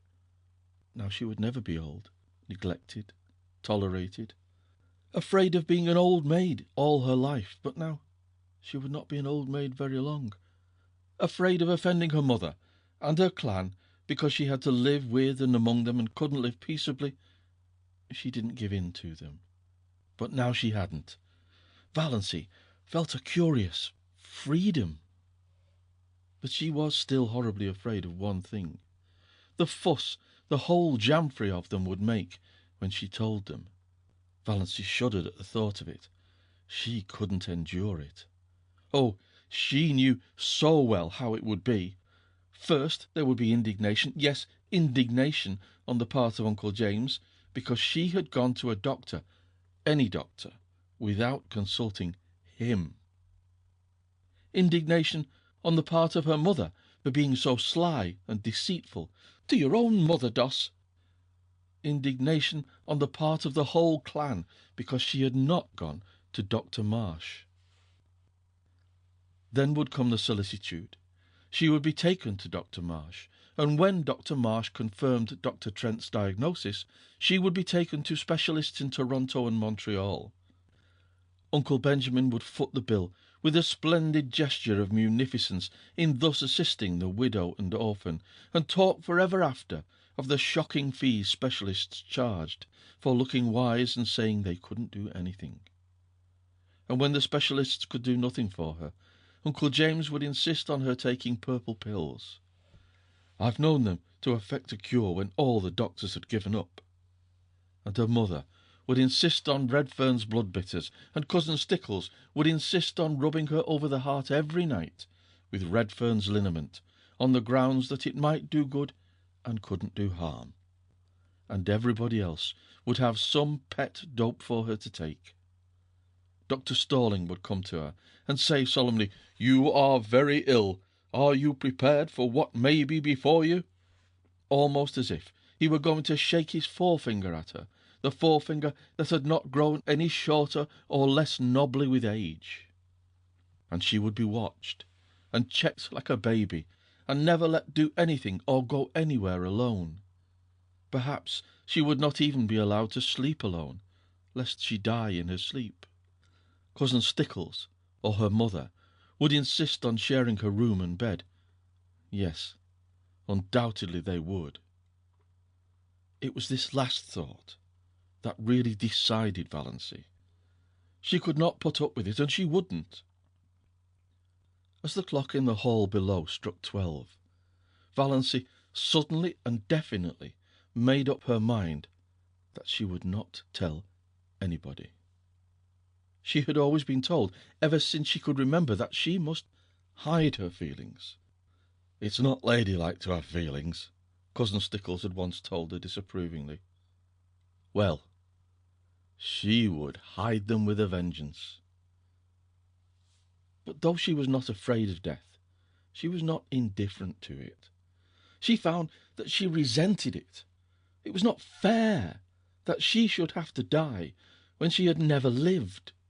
Rebellion flamed up in her soul as the dark hours passed by, not because she had no future, but because she had no past. "I'm poor, I'm ugly, I'm a failure, and I'm near death," she thought. She could see her own obituary notice in the Deerwood Weekly Times, copied into the Port Lawrence Journal. "A deep gloom was cast over Deerwood," etc., etc. "Leaves a large circle of friends to mourn," etc., etc., etc. Lies. All lies. Gloom, forsooth. Nobody would miss her. Her death would not matter a straw to anybody. Not even her mother loved her. Her mother, who had been so disappointed that she was not a boy, or at least a pretty girl. Valancy reviewed her whole life between midnight and the early spring dawn. It was a very drab existence. But here and there an incident loomed out with a significance out of all proportion to its real importance. These incidents were all unpleasant in one way or another. Nothing really pleasant had ever happened to Valancy. "I've never had one wholly happy hour in my life. Not one," she thought. "I've just been a colourless nonentity. I remember reading somewhere once that there's an hour in which a woman might be happy all her life, if she could but find it. I've never found my hour. Never, never. And I never will now. If I could only have had that hour, I'd be willing to die." Those significant incidents kept bobbing up in her mind like unbidden ghosts, without any sequence of time or place. For instance, that time when, at 16, she had blued a tubful of clothes too deeply, and the time when, at 8, she had stolen some raspberry jam from Aunt Wellington's pantry. Valancy never heard the last of those two misdemeanours. At almost every clan gathering they were raked up against her as jokes. Uncle Benjamin hardly ever missed retelling the raspberry jam incident. He had been the one to catch her face all stained and streaked. "I've really done so few bad things that they have to keep harping on the old ones," thought Valancy. "Why, I've never even had a quarrel with anyone. I haven't an enemy. What a spineless thing I must be not to have even one enemy." There was that incident of the dust pile at school when she was 7. Valancy always recalled it when Dr. Stalling referred to the text, "To him that hath shall be given, and from him that hath not shall be taken even that which he hath." Other people might puzzle over that text, but it never puzzled Valancy. The whole relationship between herself and Olive, dating from the day of the dust pile, was a commentary on it. She'd been going to school a year, but Olive, who was a year younger, had just begun, and had about her all the glamour of a new girl, and an exceedingly pretty girl at that. It was at recess, and all the girls, big and little, were out on the road in front of the school making dust piles.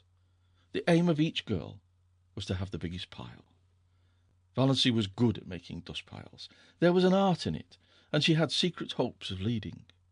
But Olive, working off by herself, was suddenly discovered to have a larger dust pile than anybody. Valency felt no jealousy. Her dust pile was quite big enough to please her. Then one of the older girls had an inspiration. "Let's put all our dust on Olive's pile and make a tremendous one," she exclaimed. A frenzy seemed to seize the girls. They swooped down on the dust piles with pails and shovels, and in a few seconds Olive's pile was a veritable pyramid. In vain Valency, with scrawny, outstretched little arms, tried to protect hers. She was ruthlessly swept aside, her dust pile scooped up and poured on Olive's. Valency turned away resolutely and began building another dust pile. Again a bigger girl pounced on it. Valency stood before it, flushed, indignant, arms outspread. "Don't take it," she pleaded. "Please don't take it." "But why?" demanded the older girl. "Why won't you help to build Olive's bigger?" "I want my own little dust pile," said Valency piteously. Her plea went unheeded. While she argued with one girl, another scraped up her dust pile. Valency turned away, her heart swelling, her eyes full of tears. "Jealous! You're jealous!" said the girls mockingly. "You were very selfish," said her mother coldly, when Valency told her about it at night. That was the first and last time Valency had ever taken any of her troubles to her mother. Valency was neither jealous nor selfish. It was only that she wanted a dust pile of her own. Small or big mattered not. A team of horses came down the street. Olive's dust pile was scattered over the roadway. The bell rang. The girls trooped into school and had forgotten the whole affair before they reached their seats. Valency never forgot it. To this day she resented it in her secret soul. But was it not symbolical of her life? "I've never been able to have my own dust pile," thought Valency. The enormous red moon she had seen rising right at the end of the street one autumn evening of her 6th year. She had been sick and cold with the awful, uncanny horror of it. So near to her, so big. She had run in trembling to her mother, and her mother had laughed at her. She had gone to bed and hidden her face under the clothes in terror, lest she might look at the window and see that horrible moon glaring in at her through it. The boy who had tried to kiss her at a party when she was 15. She had not let him. She had evaded him and run. He was the only boy who had ever tried to kiss her. Now, 14 years later, Valency found herself wishing that she had let him. The time she had been made to apologize to Olive for something she hadn't done. Olive had said that Valency had pushed her into the mud and spoiled her new shoes on purpose. Valency knew she hadn't. It had been an accident, and even that wasn't her fault. But nobody would believe her. She had to apologize and kiss Olive to make up. The injustice of it burned in her soul tonight. That summer, when Olive had the most beautiful hat, trimmed with creamy yellow net, with a wreath of red roses and little ribbon bows under the chin, Valency had wanted a hat like that more than she had ever wanted anything. She pleaded for one and had been laughed at. All summer she had to wear a horrid little brown sailor with elastic that cut behind her ears. None of the girls would go around with her because she was so shabby. Nobody but Olive. People had thought Olive so sweet and unselfish. I was an excellent foil for her, thought Valency. Even then she knew that. Valency had tried to win a prize for attendance in Sunday school once, but Olive won it. There were so many Sundays Valency had to stay home because she had colds. She had once tried to say a piece in school one Friday afternoon, and had broken down in it. Olive was a good reciter and never got stuck. The night she had spent in Port Lawrence with Aunt Isabel when she was 10. Byron Sterling was there, from Montreal, 12 years old, conceited, clever. At family prayers in the morning, Byron had reached across and given Valency's thin arm such a savage pinch that she screamed out with pain. After prayers were over, she was summoned to Aunt Isabel's bar of judgment. But when she said Byron had pinched her, Byron denied it. He said she cried out because the kitten scratched her. He said she had put the kitten up on her chair and was playing with it when she should have been listening to Uncle David's prayer. He was believed. In the Sterling clan, the boys were always believed before the girls. Valency was sent home in disgrace because of her exceedingly bad behaviour during family prayers, and she was not asked to Aunt Isabel's again for many moons. The time cousin Betty Sterling was married, somehow Valency got wind of the fact that Betty was going to ask her to be one of her bridesmaids. Valency was secretly uplifted. It would be a delightful thing to be a bridesmaid, and of course she would have to have a new dress for it. A pretty new dress. A pink dress. Betty wanted her bridesmaids to dress in pink. But Betty had never asked her after all. Valency couldn't guess why, but long after her secret tears of disappointment had been dried, Olive told her. Betty, after much consultation and reflection, had decided that Valency was too insignificant. She would spoil the effect. That was 9 years ago. But tonight, Valency caught her breath with the old pain and sting of it. That day, in her 11th year, when her mother had badgered her into confessing something she had never done.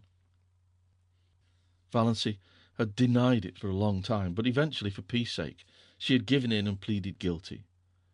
Mrs. Frederick was always making people lie, by pushing them into situations where they had to lie. Then her mother had made her kneel down on the parlour floor, between herself and Cousin Stickles, and say, "Oh God, please forgive me for not speaking the truth." Valency had said it, but as she rose from her knees, she muttered, "But, oh God, you know I did speak the truth." Valency had not then heard of Galileo, but her fate was similar to his. She was punished just as severely as if she hadn't confessed and prayed. The winter she went to dancing school. Uncle James had decreed she should go, and had paid for her lessons. How she had looked forward to it, and how she had hated it. She had never had a voluntary partner. The teacher always had to tell some boy to dance with her, and generally he had been sulky about it. Yet Valency was a good dancer, as light on her feet as thistledown. Olive, who never lacked eager partners, was heavy. The affair of the button string when she was 10. All the girls in school had button strings. Olive had a very long one, with a great many beautiful buttons. Valency had one. Most of the buttons on it were very commonplace, but she had 6 beauties that had come off Grandmother Sterling's wedding gown. Sparkling buttons of gold and glass, much more beautiful than any Olive had. Their possession conferred a certain distinction on Valency. She knew every little girl in school envied her the exclusive possession of those beautiful buttons. When Olive saw them on the button string, she had looked at them narrowly, but said nothing. Then, the next day, Aunt Wellington had come to Elm Street and told Mrs. Frederick that she thought Olive should have some of those buttons. Grandmother Sterling was just as much Wellington's mother as Frederick's. Mrs. Frederick had agreed amiably. She could not afford to fall out with Aunt Wellington. Moreover, the matter was of no importance whatever. Aunt Wellington carried off 4 of the buttons, generously leaving 2 for Valency. Valency had torn these from her string and flung them on the floor. She had not yet learned that it was unladylike to have feelings. and had been sent supperless to bed for the exhibition. The night of Margaret Blunt's party, she had made such pathetic efforts to be pretty that night. Rob Walker was to be there, and 2 nights before, on the moonlit veranda of Uncle Herbert's cottage at Miss Storwis, Rob had really seemed attracted to her. At Margaret's party, Rob never even asked her to dance, did not notice her at all. She was a wallflower as usual. That, of course, was years ago. People in Deerwood had long since given up inviting Valency to dances. But to Valency, its humiliation and disappointment were of the other day. Her face burned in the darkness as she recalled herself sitting there with her pitifully crimped thin hair and the cheeks she had pinched for an hour before coming, in an effort to make them red. All that came of it was a wild story that Valency Sterling was rouged at Margaret Blunt's party. In those days in Deerwood, that was enough to wreck your character forever. It did not wreck Valency's, or even damage it. People knew she couldn't be fast if she tried. They only laughed at her. "I've had nothing but a second-hand existence," decided Valency. "All the great emotions of life have passed me by. I've never even had a grief. Have I ever really loved anybody? Do I really love Mother? No, I don't. That's the truth. Whether it's disgraceful or not, I don't love her. I've never loved her. What's worse, I don't even like her, so I don't know anything about any kind of love. My life has been empty. Empty. Nothing is worse than emptiness. Nothing." Valency ejaculated the last "nothing" aloud passionately. Then she moaned and stopped thinking about anything for a while. One of her attacks of pain had come on. When it was over, something had happened to Valency. Perhaps the culmination of the process that had been going on in her mind ever since she had read Dr. Trent's letter. It was 3 o'clock in the morning, the wisest and most accursed hour of the clock. But sometimes it sets us free. I've been trying to please other people all my life and failed," she said. "After this, I shall please myself. I shall never pretend anything again. I've breathed an atmosphere of fibs and pretences and evasions all my life. What a luxury it will be to tell the truth. I may not be able to do much that I want to do, but I won't do another thing that I don't want to do. Mother can pout for weeks. I shan't worry over it. Despair is a free man. Hope is a slave." Valency got up and dressed, with a deepening of that curious sense of freedom. When she had finished with her hair, she opened the window and hurled the jar of potpourri over into the next lot. It smashed gloriously against the schoolgirl complexion on the old carriage shop. "I'm sick of the fragrance of dead things," said Valency. End of section 5. Read by Bryn Roberts. The Sterlings during the following weeks, as the time we first noticed poor Valency was a little, you understand. Not for worlds would any of the Sterlings have said out and out at first that Valency had gone mildly insane, or even that her mind was slightly deranged. Uncle Benjamin was considered to have gone entirely too far when he had ejaculated, "She's dippy, I tell you, she's dippy," and was only excused because of the outrageousness of Valency's conduct at the aforesaid wedding dinner. But Mrs. Frederick and Cousin Stickles had noticed a few things that made them uneasy before the dinner. It had begun with the rosebush, of course, and Valency never was really quite right again. She did not seem to worry in the least over the fact that her mother was not speaking to her.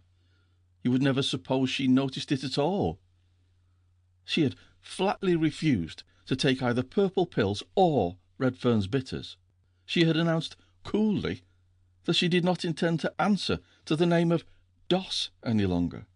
She had told Cousin Stickles that she wished she would give up wearing that brooch with cousin Artemis Stickle's hair in it. She had moved her bed in her room to the opposite corner. She had read Magic of Wings Sunday afternoon. When cousin Stickles had rebuked her, Valancy had said indifferently, "Oh, I forgot it was Sunday," and had gone on reading it. Cousin Stickles had seen a terrible thing. She had caught Valancy sliding down the banister. Cousin Stickles did not tell Mrs. Frederick this. Poor Amelia was worried enough as it was. But it was Valancy's announcement on Saturday night that she was not going to go to the Anglican church any more that broke through Mrs. Frederick's stony silence. "Not going to church any more? Doss, have you absolutely taken leave?" "Oh, I'm going to church," said Valancy airily. "I'm going to the Presbyterian church, but to the Anglican church I will not go." This was even worse. Mrs. Frederick had recourse to tears, having found outraged majesty had ceased to be effective. "What have you got against the Anglican church?" she sobbed. "Nothing. Only just that you've always made me go there. If you'd made me go to the Presbyterian church, I'd want to go to the Anglican." "Is that a nice thing to say to your mother? Oh, how true it is, that it is sharper than a serpent's tooth to have a thankless child." "Is that a nice thing to say to your daughter?" said unrepentant Valancy. So Valancy's behaviour at the civil wedding was not quite the surprise to Mrs. Frederick and Christine Stickles that it was to the rest. They were doubtful about the wisdom of taking her, but concluded it would make talk if they didn't. Perhaps she would behave herself, and so far no outsider suspected there was anything queer about her. By a special mercy of Providence, it had poured torrents Sunday morning, so Valancy had not carried out her hideous threat of going to the Presbyterian church. Valancy would not have cared in the least if they had left her at home. These family celebrations were all hopelessly dull. But the Stirlings always celebrated everything. It was a long-established custom. Even Mrs. Frederick gave a dinner party on her wedding anniversary, and cousin Stickles had friends in to supper on her birthday.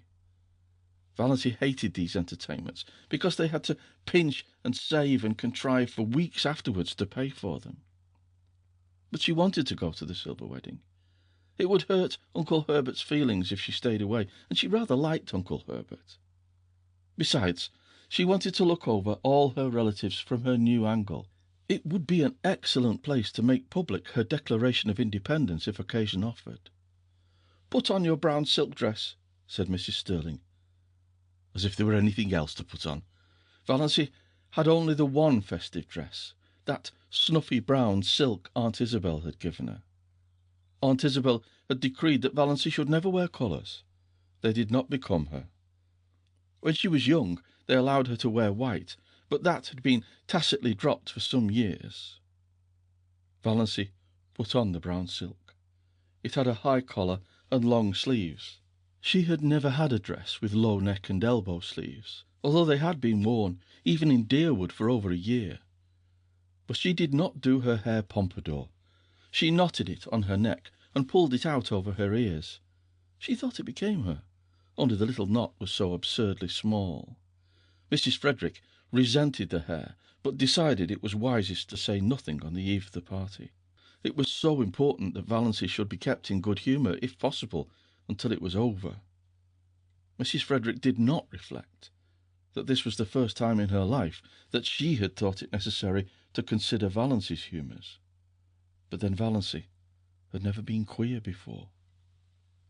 On their way to Uncle Herbert's, Mrs. Frederick and cousin Stickles walking in front, Valancy trotting meekly along behind. Roaring Abel drove past them, drunk as usual, but not in the roaring stage, just drunk enough to be excessively polite. He raised his disreputable old tartan cap with the air of a monarch saluting his subjects, and swept them a grand bow.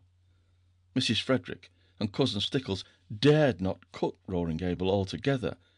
He was the only person in Deerwood who could be got to do odd jobs of carpentering and repairing when they needed to be done, so it would not do to offend him. but they responded with only the stiffest, slightest of bows. Roaring Abel must be kept in his place. Valancy, behind them, did a thing they were fortunately spared seeing. She smiled gaily and waved her hand to Roaring Abel. Why not? She had always liked the old sinner. He was such a jolly, picturesque, unashamed reprobate, and stood out against the drab respectability of Deerwood and its customs like a flame-red flag of revolt and protest.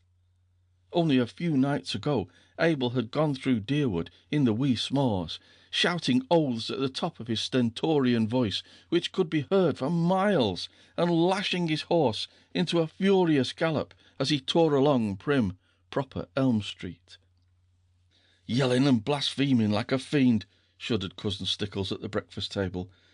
"I cannot understand why the judgment of the Lord has not fallen upon that man long ere this," said Mrs. Frederick petulantly, as if she thought Providence was very dilatory and ought to have a gentle reminder. "He'll be picked up dead some morning. He'll fall under his horse's hoofs and be trampled to death," said Cousin Stickles reassuringly. Valancy had said nothing, of course, but she wondered to herself if Roaring Abel's periodical sprees were not his futile protest against the poverty and drudgery and monotony of his existence. She went on dream sprees in her blue castle. Roaring Abel, having no imagination, could not do that. His escapes from reality had to be concrete. So she waved at him today with a sudden fellow feeling, and Roaring Abel, not too drunk to be astonished, nearly fell off his seat in his amazement. By this time they had reached Maple Avenue and Uncle Herbert's house, a large, pretentious structure, peppered with meaningless bay windows and excrescent porches, a house that always looked like a stupid, prosperous, self-satisfied man with warts on his face. "A house like that," said Valancy solemnly, "is a blasphemy." Mrs. Frederick was shaken to her soul. What had Valancy said? Was it profane, or only just queer? Mrs. Frederick took off her hat in Aunt Alberta's spare room with trembling hands. She made one more feeble attempt to avert disaster. She held Valancy back on the landing as Cousin Stickles went downstairs. "Won't you try to remember you're a lady?" she pleaded. "Oh, if there were only any hope of being able to forget it," said Valancy wearily. Mrs. Frederick felt that she had not deserved this from Providence. Chapter 10. "Bless this food to use, and consecrate our lives to thy service," said Uncle Herbert briskly. Aunt Wellington frowned. She always considered Herbert's graces entirely too short and flippant. A grace, to be a grace, in Aunt Wellington's eyes, had to be at least 3 minutes long and uttered in an unearthly tone between a groan and a chant. As a protest, she kept her head bent a perceptible time after all the rest had been lifted. When she permitted herself to sit upright, she found Valancy looking at her. Ever afterwards, Aunt Wellington averred that she had known from that moment that there was something wrong with Valancy. In those queer, slanted eyes of hers, we should always have known she was not entirely right, with eyes like that. There was an odd gleam of mockery and amusement, as if Valancy were laughing at her. Such a thing was unthinkable, of course. Aunt Wellington at once ceased to think it. Valancy was enjoying herself. She had never enjoyed herself at a family reunion before. In social function, as in childish games, she had only filled in. Her clan had always considered her very dull. She had no parlour tricks, and she had been in the habit of taking refuge from the boredom of family parties in her blue castle, which resulted in an absent-mindedness that increased her reputation for dullness and vacuity. "She has no social presence whatever," Aunt Wellington had decreed once and for all. Nobody dreamed that Valancy was dumb in their presence merely because she was afraid of them. Now she was no longer afraid of them. The shackles had been stricken off her soul. She was quite prepared to talk if occasion offered. Meanwhile, she was giving herself such freedom of thought as she had never dared to take before. She let herself go with a wild inner exultation as Uncle Herbert carved the turkey. Uncle Herbert gave Valency a second look that day. Being a man, he didn't know what she had done to her hair, but he thought surprisedly that Doss was not such a bad-looking girl after all, and he put an extra piece of white meat on her plate. "What herb is most injurious to a young lady's beauty?" propounded Uncle Benjamin, by way of starting conversation, loosening things up a bit, as he would have said. Valency, whose duty it was to say, "What?" did not say it. Nobody else said it. So Uncle Benjamin, after an expectant pause, had to answer, "Time," and felt that his riddle had fallen flat. He looked resentfully at Valency, who had never failed him before, but Valency did not seem even to be aware of him. She was gazing around the table, examining relentlessly everyone in this depressing assembly of sensible people, and watching their little squirms with a detached, amused smile. So these were the people she had always held in reverence and fear. She seemed to see them with new eyes. Big, capable, patronizing, voluble Aunt Mildred, who thought herself the cleverest woman in the clan, her husband a little lower than the angels, and her children wonders. Had not her son, Howard, been all through teething at 11 months? And could she not tell you the best way to do everything, from cooking mushrooms to picking up a snake? What a bore she was! What ugly moles she had on her face! Cousin Gladys, who was always praising her son, who had died young, and always fighting with her living one. She had neuritis, or what she called neuritis. It jumped about from one part of her body to another. It was a convenient thing. If anybody wanted her to go somewhere she didn't want to go, she had neuritis in her legs, and always, if any mental effort was required, she could have neuritis in her head. "You can't think with neuritis in your head, my dear." "What an old humbug you are," thought Valency impiously. Aunt Isabel. Valency counted her chins. Aunt Isabel was the critic of the clan. She had always gone about squashing people flat. More members of it than Valency were afraid of her. She had, it was conceded, a biting tongue. "I wonder what would happen to your face if you ever smiled," speculated Valency unblushingly. Second cousin Sarah Taylor, with her great, pale, expressionless eyes, who was noted for the variety of her pickle recipes, and for nothing else. So afraid of saying something indiscreet that she never said anything worth listening to. So proper that she blushed when she saw the advertisement picture of a corset, and had put a dress on her Venus de Milo statuette, which made it look real tasty. Little cousin Georgiana. Not such a bad little soul, but dreary. Very. Always looking as if she had just been starched and ironed. Always afraid to let herself go. The only thing she really enjoyed was a funeral. You knew where you were with a corpse. Nothing more could happen to it. But while there was life, there was fear. Uncle James, handsome, black, with his sarcastic, trap-like mouth and iron-grey sideburns, whose favourite amusement was to write controversial letters to the Christian Times, attacking modernism. Valency always wondered if he looked as solemn when he was asleep as he did when awake. No wonder his wife had died young. Valency remembered her. A pretty, sensitive thing. Uncle James had denied her everything she wanted and showered on her everything she didn't want. He had killed her, quite legally. She had been smothered and starved. Uncle Benjamin, wheezy, pussy-mouthed, with great pouches under eyes that held nothing in reverence.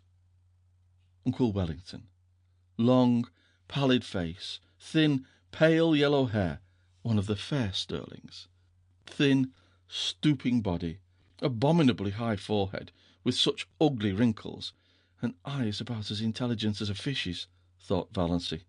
Looks like a cartoon of himself. Aunt Wellington, named Mary, but called by her husband's name to distinguish her from Great Aunt Mary. A massive, dignified, permanent lady, splendidly arranged iron grey hair, rich, fashionable, beaded dress, had her moles removed by electrolysis, which Aunt Mildred thought was a wicked evasion of the purposes of God. Uncle Herbert, with his spiky grey hair, Aunt Alberta, who twisted her mouth so unpleasantly in talking, and had a great reputation for unselfishness because she was always giving up a lot of things she didn't want. Valancy let them off easily in her judgment, because she liked them, even if they were, in Milton's expressive phrase, stupidly good. But she wondered for what inscrutable reason Aunt Alberta had seemed fit to tie a black velvet ribbon around each of her chubby arms above the elbow. Then she looked across the table at Olive. Olive, who had been held up to her as a paragon of beauty, behaviour, and success as long as she could remember. "Why can't you hold yourself like Olive does? Why can't you stand correctly like Olive does? Why can't you speak prettily like Olive does? Why can't you make an effort, does?" Valancy's elfin eyes lost their mocking glitter and became pensive and sorrowful. You could not ignore or disdain Olive. It was quite impossible to deny that she was beautiful and defective, and sometimes she was a little intelligent. Her mouth might be a trifle heavy. She might show her fine, white, regular teeth rather too lavishly when she smiled. But when all was said and done, Olive justified Uncle Benjamin's summing up. A stunning girl. Yes, Valancy agreed in her heart. Olive was stunning. Rich, golden brown hair, elaborately dressed, with a sparkling bandeau holding its glossy puffs in place. Large, brilliant blue eyes and thick, silken lashes, face of rose and bare neck of snow rising above her gown. Great pearl bubbles in her ears, the blue-white diamond flame on her long, smooth, waxen finger with its rosy, pointed nail. Arms of marble, gleaming through green chiffon and shadow lace. Valancy felt suddenly thankful that her own scrawny arms were decently swathed in brown silk. Then she resumed her tabulation of Olive's charms. Tall, queenly, confident, everything that Valancy was not. Dimples, too, in cheeks and chin. A woman with dimples always gets her own way, thought Valancy, in a recurring spasm of bitterness at the fate which had denied her even one dimple. Olive was only a year younger than Valancy, though a stranger would have thought that there was at least 10 years between them. But nobody ever dreaded old maidenhood for her. Olive had been surrounded by a crowd of eager beaux since her early teens, just as her mirror was always surrounded by a fringe of cards, photographs, programmes and invitations. At 18, when she had graduated from Havergal College, Olive had been engaged to Will Desmond, lawyer in embryo. Will Desmond had died, and Olive had mourned for him properly for 2 years. When she was 23, she had a hectic affair with Donald Jackson, but Aunt and Uncle Wellington disapproved of that, and in the end Olive dutifully gave him up. Nobody in the Stirling clan, whatever outsiders might say, hinted that she did so because Donald himself was cooling off. However that might be, Olive's third venture met with everybody's approval. Cecil Price was clever and handsome and one of the Port Lawrence Prices. Olive had been engaged to him for 3 years. He had just graduated in civil engineering, and they were to be married as soon as he landed a contract. Olive's hope chest was full to overflowing with exquisite things, and Olive had already confided to Valancy what her wedding dress was to be. Ivory silk, draped with lace, white satin court train, lined with pale green georgette, heirloom veil of Brussels lace. Valancy knew also, though Olive had not told her, that the bridesmaids were selected, and that she was not among them. Valency had, after a fashion, always been Olive's confidant, perhaps because she was the only girl in the connection who could not bore Olive with return confidences. Olive always told Valency all the details of her love affairs, from the days when the little boys in school used to persecute her with love letters. Valency could not comfort herself by thinking these affairs mythical. Olive really had them. Many men had gone mad over her, besides the 3 fortunate ones. "I don't know what the poor idiots see in me that drives them to make such double idiots of themselves," Olive was wont to say. Valency would have liked to say, "I don't either," but truth and diplomacy both restrained her. She did know, perfectly well. Olive Sterling was one of the girls about whom men do go mad, just as indubitably as she, Valency, was one of the girls at whom no man ever looked twice. And yet, thought Valency, summing her up with a new and merciless conclusiveness, she's like a dewless morning. There's something lacking. End of section 6. Read by Bryn Roberts.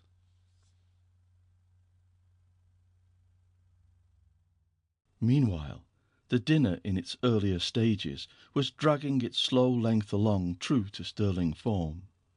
The room was chilly, in spite of the calendar, and Aunt Alberta had the gas logs lighted. Everybody in the clan envied her those gas logs except Valency. Glorious open fires blazed in every room of her blue castle when autumnal nights were cool, but she would have frozen to death in it before she would have committed the sacrilege of a gas log. Uncle Herbert made his hardy perennial joke when he helped Aunt Wellington to the cold meat. "Mary, will you have a little lamb?" Aunt Mildred told the same old story of once finding a lost ring in a turkey's crop. Uncle Benjamin told his favourite prosy tale of how he had once chased and punished a now famous man for stealing apples. Second cousin Jane described all her sufferings with an ulcerating tooth. Aunt Wellington admired the pattern of Aunt Alberta's silver teaspoons, and lamented the fact that one of her own had been lost. "It spoiled the set. I could never get it matched, and it was my wedding present from dear old Aunt Matilda." Aunt Isabel thought the seasons were changing and couldn't imagine what had become of our good, old-fashioned springs. Cousin Georgiana, as usual, discussed the last funeral and wondered, audibly, which of us will be the next to pass away. Cousin Georgiana could never say anything as blunt as "die." Valency thought she could tell her, but didn't. Cousin Gladys, likewise as usual, had a grievance. Her visiting nephews had nipped all the buds off her houseplants and chivied her brood of fancy chickens. "Squeezed some of them actually to death, my dear." "Boys will be boys," reminded Uncle Herbert tolerantly. "But they needn't be rampagious animals," retorted Cousin Gladys, looking round the table for appreciation of her wit. Everybody smiled except Valency. Cousin Gladys remembered that. A few minutes later, when Ellen Hamilton was being discussed, Cousin Gladys spoke of her as one of those shy, playing girls who can't get husbands, and glanced significantly at Valency.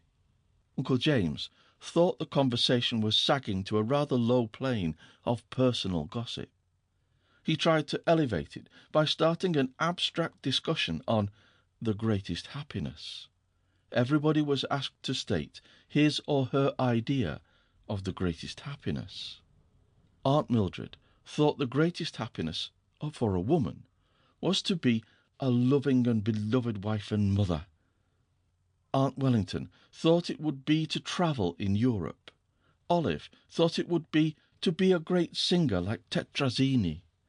Cousin Gladys remarked mournfully that her greatest happiness would be to be free, absolutely free, from new writers. Cousin Georgiana's greatest happiness would be to have her dear dead brother Richard back. Aunt Alberta remarked vaguely that the greatest happiness was to be found in the poetry of life, and hastily gave some directions to her maid to prevent anyone asking her what she meant. Mrs. Frederick said the greatest happiness was to spend your life in loving service for others, and Cousin Stickles and Aunt Isabel agreed with her, Aunt Isabel with a resentful air, as if she thought Mrs. Frederick had taken the wind out of her sails by saying it first. "We are all too prone," continued Mrs. Frederick, determined not to lose so good an opportunity, "to live in selfishness, worldliness, and sin." The other women all felt rebuked for their low ideals, and Uncle James had a conviction that the conversation had been uplifted with a vengeance. "The greatest happiness," said Valancy suddenly and distinctly, "is to sneeze when you want to." Everybody stared. Nobody felt it safe to say anything. Was Valancy trying to be funny? It was incredible. Mrs. Frederick, who had been breathing easier since the dinner had progressed so far without any outbreak on the part of Valancy, began to tremble again. But she deemed it the part of prudence to say nothing. Uncle Benjamin was not so prudent. He rashly rushed in where Mrs. Frederick feared to tread. "Doss," he chuckled, "what's the difference between a young girl and an old maid?" "One is happy and careless, and the other is cappy and hairless," said Valancy. "You have asked that riddle at least 50 times in my recollection, Uncle Ben. Why don't you hunt up some new riddles if riddle you must? It's such a fatal mistake to try to be funny if you don't succeed." Uncle Benjamin stared foolishly. Never in his life had he, Benjamin Sterling, of Sterling and Frost, been spoken to so, and by Valancy, of all people. He looked feebly around the table to see what the others thought of it. Everybody was looking rather blank. Poor Mrs. Frederick had shut her eyes, and her lips moved tremblingly as if she were praying. Perhaps she was. The situation was so unprecedented that nobody knew how to meet it. Valancy went on calmly eating her salad, as if nothing out of the usual had occurred. Aunt Alberta, to save her dinner, plunged into an account of how a dog had bitten her recently. Uncle James, to back her up, asked where the dog had bitten her. "Just a little below the Catholic Church," said Aunt Alberta. At that point, Valancy laughed. Nobody else laughed. What was there to laugh at? "Is that a vital part?" asked Valancy. "What do you mean?" said bewildered Aunt Alberta, and Mrs. Frederick was almost driven to believe that she had served God all her years for naught. Aunt Isabel concluded that it was up to her to suppress Valancy. "Doss, you are horribly thin," she said. "You're all corners. Do you ever try to fatten up a little?" "No." Valancy was not asking quarter or giving it. "But I can tell you where you'll find a beauty parlour in Port Lawrence where they can reduce the number of your chins." "Valancy!" The protest was wrung from Mrs. Frederick. She meant her tone to be stately and majestic as usual, but it sounded more like an imploring whine, and she did not say "Doss." "She's feverish," said Cousin Stickles to Uncle Benjamin in an agonized whisper. "We've thought she's seemed feverish for several days." "She's gone dippy, in my opinion," growled Uncle Benjamin. "If not, she ought to be spanked. Yes, spanked." "You can't spank her." Cousin Stickles was much agitated. "She's 29 years old." "So there is that advantage at least in being 29, said Valancy, whose ears had caught this aside. "Doss," said Uncle Benjamin, "when I am dead, you may say what you please. As long as I am alive, I demand to be treated with respect." "Oh, but you know we're all dead," said Valancy. "The whole Sterling clan. Some of us are buried, and some aren't yet. That is the only difference." "Doss," said Uncle Benjamin, thinking it might cow Valancy, "do you remember the time you stole the raspberry jam?" Valancy flushed scarlet. with suppressed laughter, not shame. She had been sure Uncle Benjamin would drag that jam in somehow. "Of course I do," she said. "It was good jam. I've always been sorry I hadn't time to eat more of it before you found me. Oh, look at Aunt Isabel's profile on the wall. Did you ever see anything so funny?" Everybody looked, including Aunt Isabel herself, which of course destroyed it. But Uncle Herbert said kindly, I wouldn't eat any more if I were you, Doss. It isn't that I grudge it, but don't you think it would be better for yourself?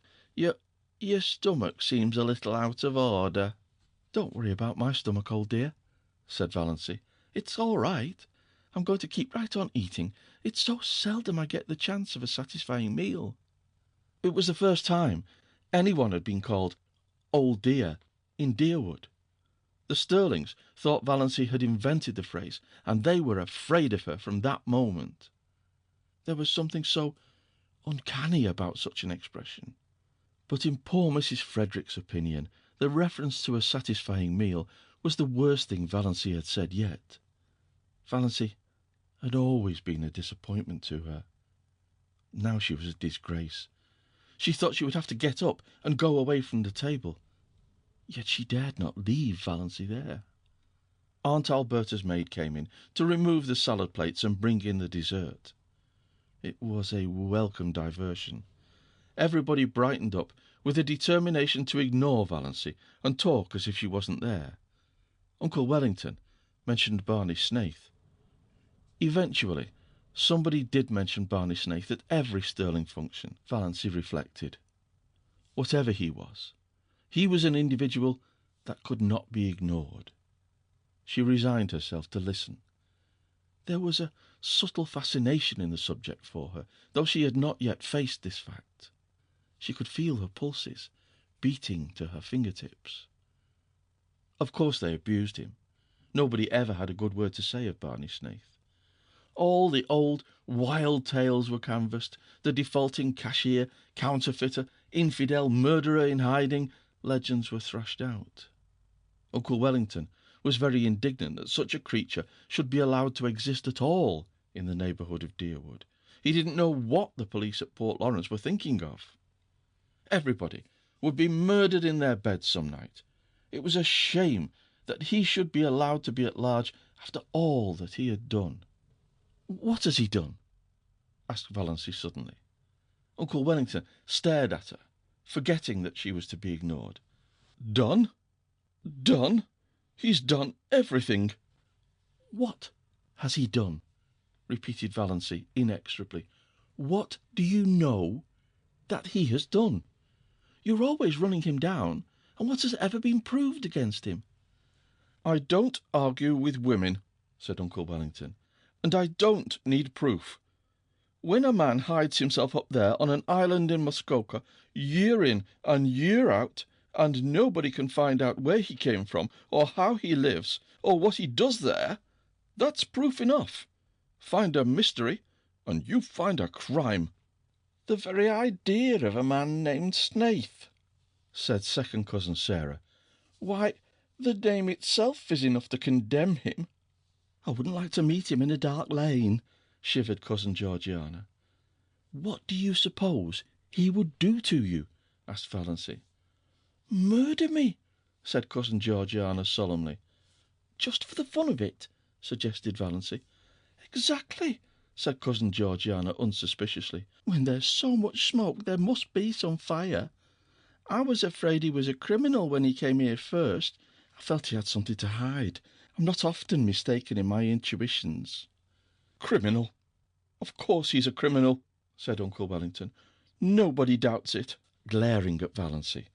"Why, they say he served a term in the penitentiary for embezzlement. I don't doubt it. And they say he's in with that gang that are perpetrating all those bank robberies round the country." "Who say?" asked Valancy. Uncle Wellington knotted his ugly forehead at her. What had got into this confounded girl anyway? He ignored the question. "He has the identical look of a jail bird," snapped Uncle Benjamin. "I noticed it the first time I saw him." "A fellow by the hand of nature marked," quoted and signed to do a deed of shame," declaimed Uncle James. He looked enormously pleased over managing to work that quotation in at last. He had been waiting all his life for the chance. "One of his eyebrows is an arch, and the other is a triangle," said Valancy. "Is that why you think him so villainous?" Uncle James lifted his eyebrows. Generally, when Uncle James lifted his eyebrows, the world came to an end. This time, it continued to function. "How do you know his eyebrows so well, Doss?" asked Olive, a trifle maliciously.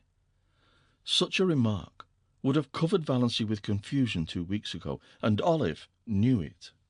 "Yes, how?" demanded Aunt Wellington. "I've seen him twice, and looked at him closely," said Valancy composedly. "I thought his face the most interesting one I ever saw."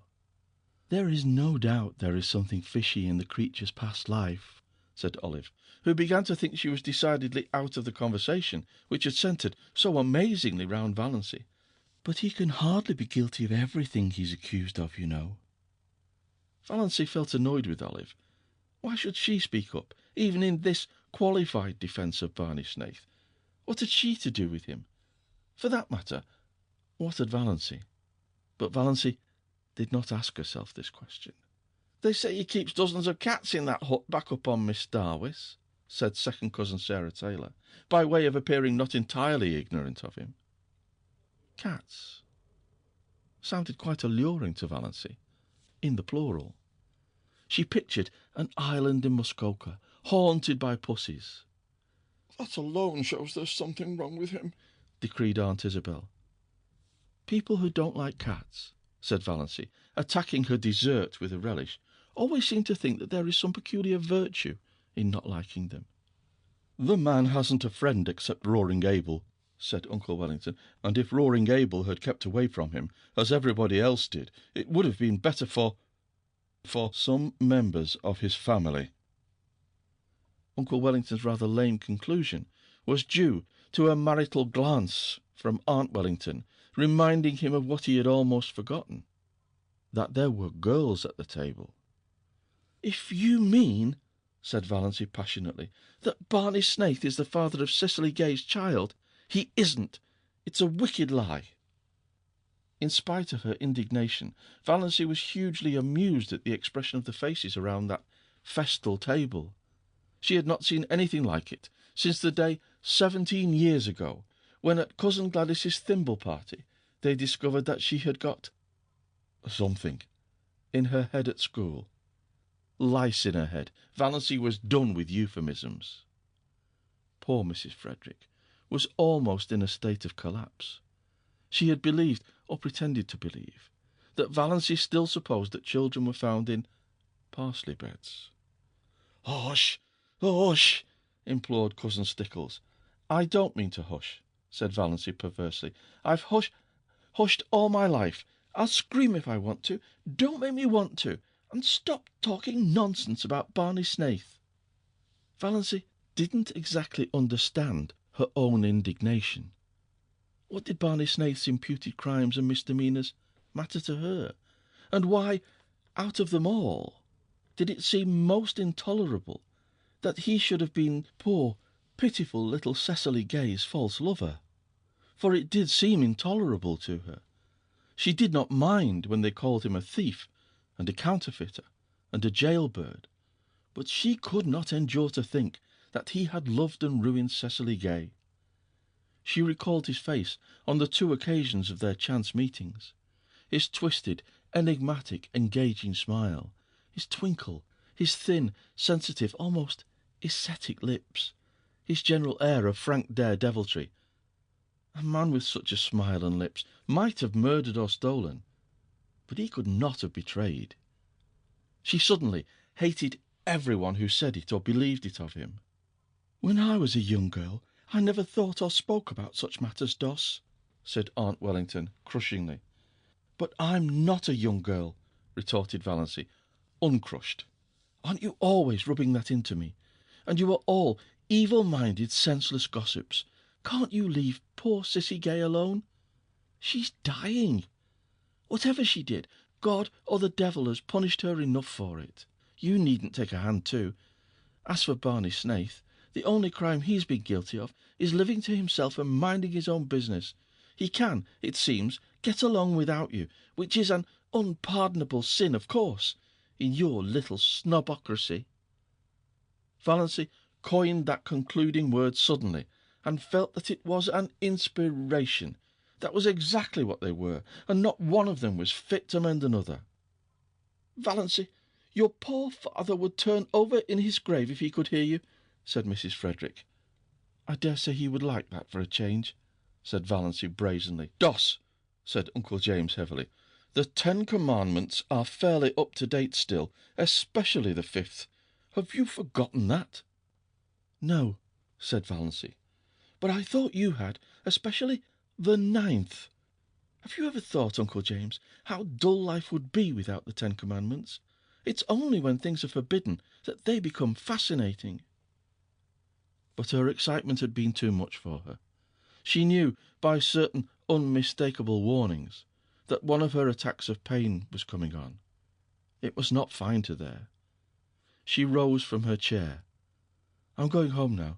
I only came for the dinner. It was very good, Aunt Alberta, although your salad dressing is not salt enough, and a dash of cayenne would improve it.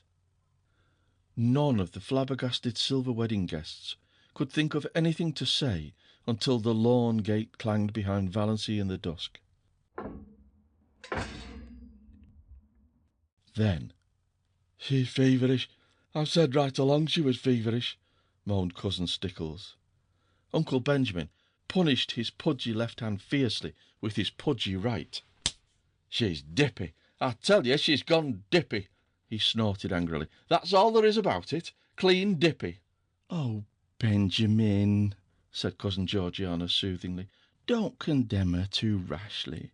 We must remember what dear old Shakespeare says, that charity thinketh no evil. Charity, poppycock, snorted Uncle Benjamin. I never heard a young woman talk such stuff in my life as she just did, talking about things she ought to be ashamed to think of, much less mention, blaspheming, insulting us. What she wants is a generous dose of spankweed, and I'd like to be the one to administer it. Uncle Benjamin gulped down the half of a scalding cup of coffee.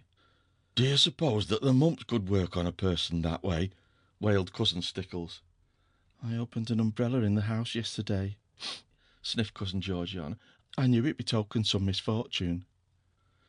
Have you tried to find out if she has a temperature? Asked Cousin Mildred. She wouldn't let Amelia put the thermometer under her tongue, whimpered Cousin Stickles. Mrs. Frederick was openly in tears. All her defences were down. I must tell you, she sobbed, that Valancy has been acting very strangely for over 2 weeks now. She hasn't been a bit like herself. Christine could tell you. I have hoped against hope that it was only one of her colds coming on, but it must be, something worse. This is bringing on my neuritis again, said Cousin Gladys, putting her hand to her head. Don't cry, Amelia, said Herbert kindly, pulling nervously at his spiky grey hair. He hated family ructions, very inconsiderate of Doss to start one at his silver wedding.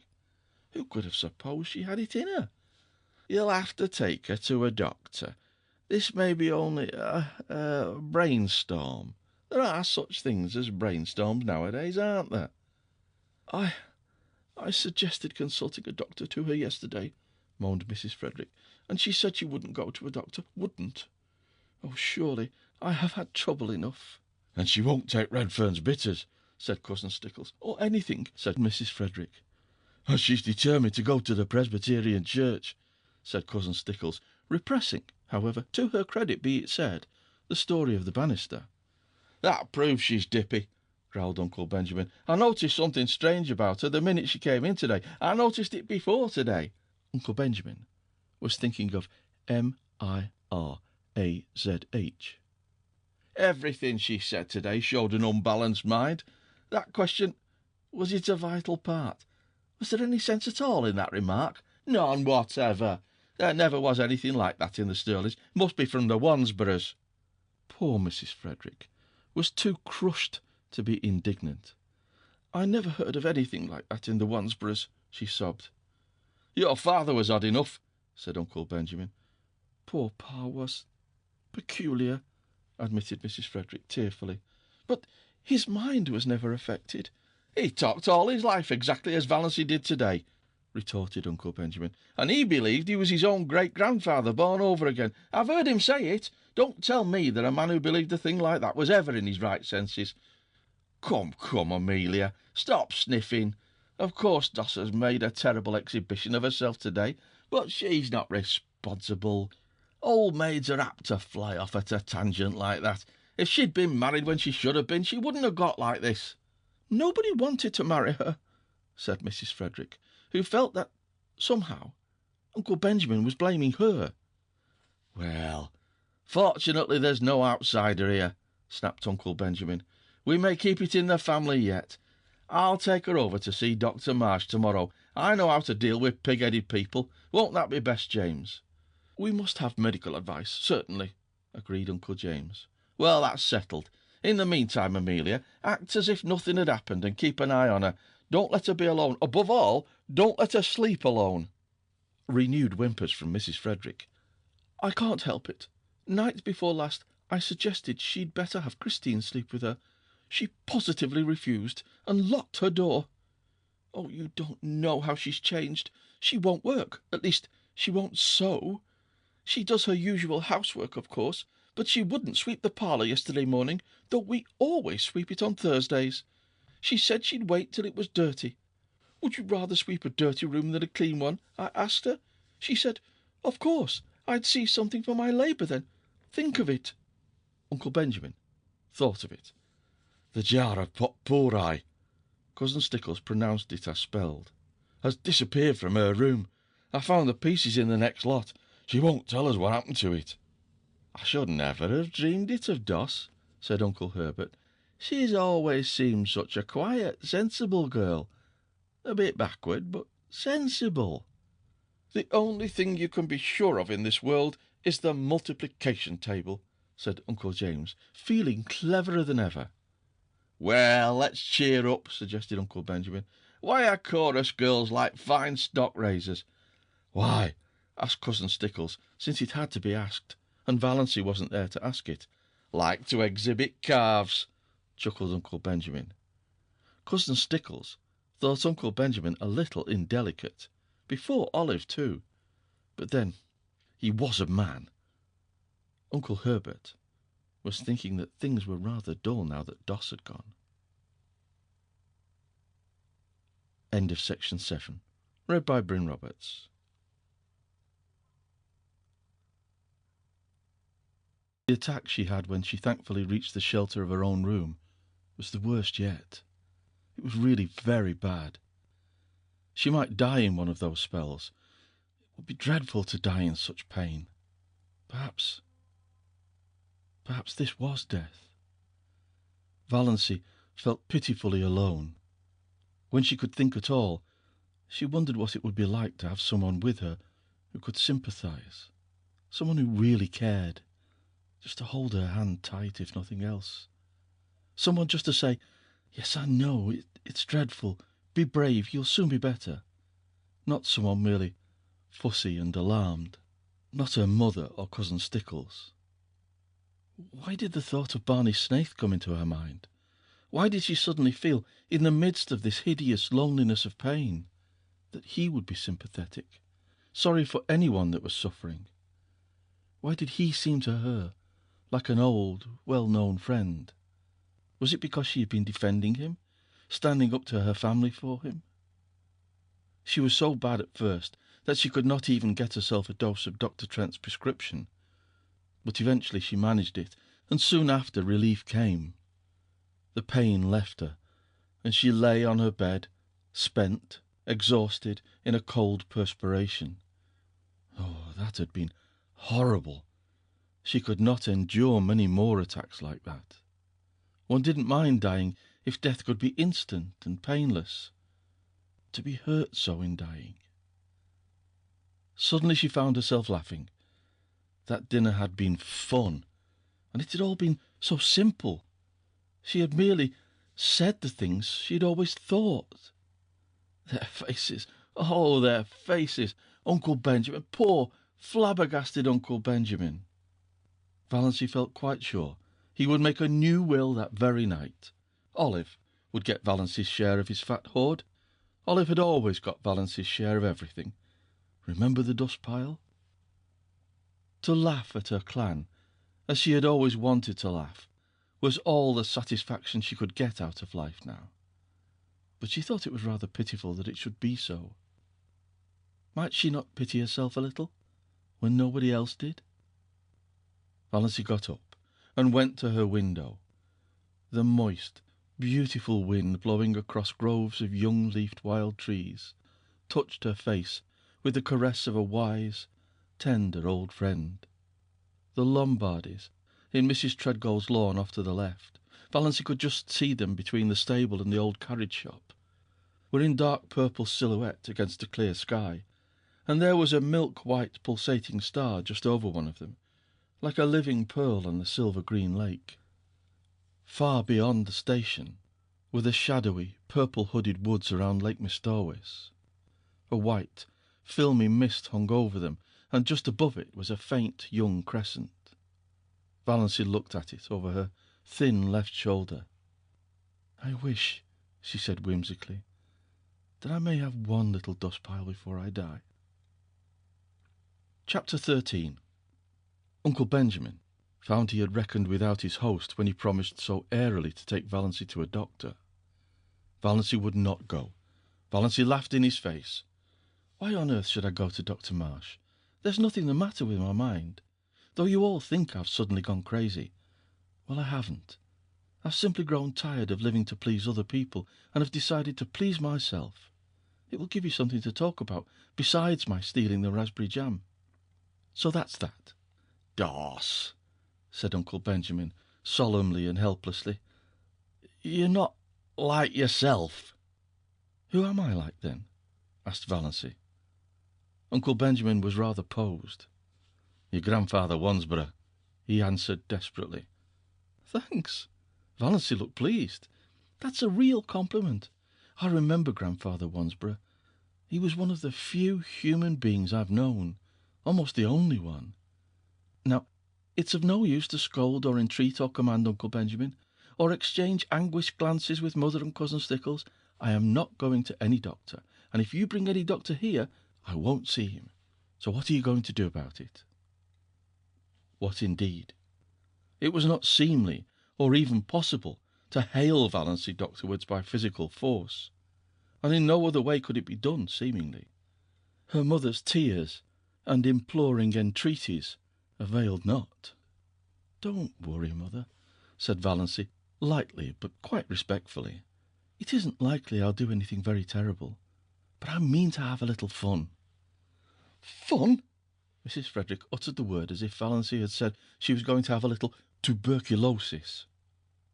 Olive, sent by her mother to see if she had any influence over Valancy, came away with flushed cheeks and angry eyes. She told her mother that nothing could be done with Valancy, after she, Olive, had talked to her just like a sister, tenderly and wisely. All Valancy had said, narrowing her funny eyes to mere slips, was, "I don't show my gums when I laugh." More as if she was talking to herself than me. Indeed, Mother, all the time I was talking to her, she gave me the impression of not really listening. And that wasn't all. When I finally decided that what I was saying had no influence over her, I begged her, when Cecil came next week, not to say anything queer before him, at least. Mother, what do you think she said? "I'm sure I can't imagine," groaned Aunt Wellington, prepared for anything. "She said, 'I rather like to shock Cecil. His mouth is too red for a man's.' Mother, I can never feel the same to Valancy again." "Her mind is affected, Olive," said Aunt Wellington solemnly. "You must not hold her responsible for what she says." When Aunt Wellington told Mrs. Frederick what Valancy had said to Olive, Mrs. Frederick wanted Valancy to apologise. "You made me apologise to Olive 15 years ago for something I didn't do," said Valancy. "That old apology will do for now." Another solemn family conclave was held. They were all there except Cousin Gladys, who had been suffering such tortures of neuritis in her head ever since poor Doss went queer that she couldn't undertake any responsibility. They decided, that is, they accepted a fact that was thrust in their faces, that the wisest thing was to leave Valancy alone for a while. Give her a head, as Uncle Benjamin expressed it. Keep a careful eye on her, but let her pretty much alone. The term of watchful waiting had not been invented then, but that was practically the policy Valancy's distracted relatives decided to follow. We must be guided by developments, said Uncle Benjamin. It is, solemnly, easier to scramble eggs than unscramble them. Of course, if she becomes violent. Uncle James consulted Dr. Ambrose Marsh. Dr. Ambrose Marsh approved their decision. He pointed out to irate Uncle James, who would have liked to lock Valancy up somewhere out of hand, that Valancy had not, as yet, really done or said anything that could be construed as proof of lunacy, and without proof you cannot lock people up in this degenerate age. Nothing that Uncle James had reported seemed very alarming to Dr. Marsh, who put up his hand to conceal a smile several times. But then he himself was not a Sterling, and he knew very little about the old Valancy. Uncle James stalked out and drove back to Deerwood, thinking that Ambrose Marsh wasn't much of a doctor after all, and that Adelaide Sterling might have done better for herself. Chapter 14. Life cannot stop because tragedy enters it. Meals must be made ready though a son dies, and porches must be repaired even if your only daughter is going out of her mind. Mrs. Frederick, in her systematic way, had long ago appointed the second week in June for the repairing of the front porch, the roof of which was sagging dangerously. Roaring Abel had been engaged to do it many moons before, and Roaring Abel promptly appeared on the morning of the first day of the second week and fell to work. Of course he was drunk. Roaring Abel was never anything but drunk, but he was only in the first stage, which made him talkative and genial. The odour of whisky on his breath nearly drove Mrs. Frederick and Cousin Stickles wild at dinner. Even Valancy, with all her emancipation, did not like it. But she liked Abel, and she liked his vivid, eloquent talk, and after she washed the dinner dishes, she went out and sat on the steps and talked to him. Mrs. Frederick and Cousin Stickles thought it a terrible proceeding, but what could they do? Valancy only smiled mockingly at them when they called her in and did not go. It was so easy to defy when she got started. The first step was the only one that really counted. They were both afraid to say anything more to her, lest she might make a scene before Roaring Abel, who would spread it all over the country with his own characteristic comments and exaggerations. It was too cold a day, in spite of the June sunshine, for Mrs. Frederick to sit at the dining-room window and listen to what was said. She had to shut the window, and Valancy and Roaring Abel had their talk to themselves.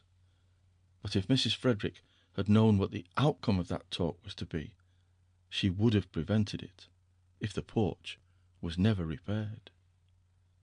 Valancy sat on the steps, defiant of the chill breeze of this cold June, which had made Aunt Isabel aver the seasons were changing. She did not care whether she caught a cold or not. It was delightful to sit there in that cold, beautiful, fragrant world and feel free.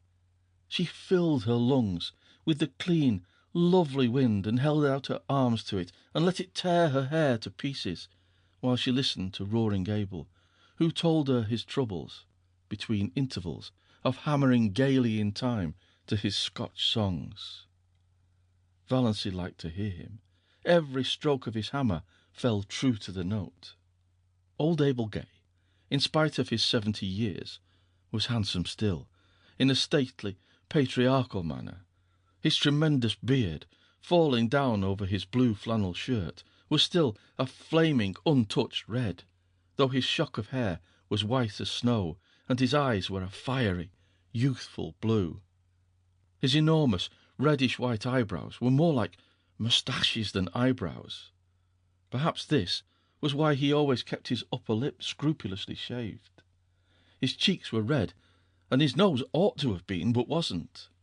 It was a fine, upstanding, aquiline nose, such as the noblest Roman of them all might have rejoiced in.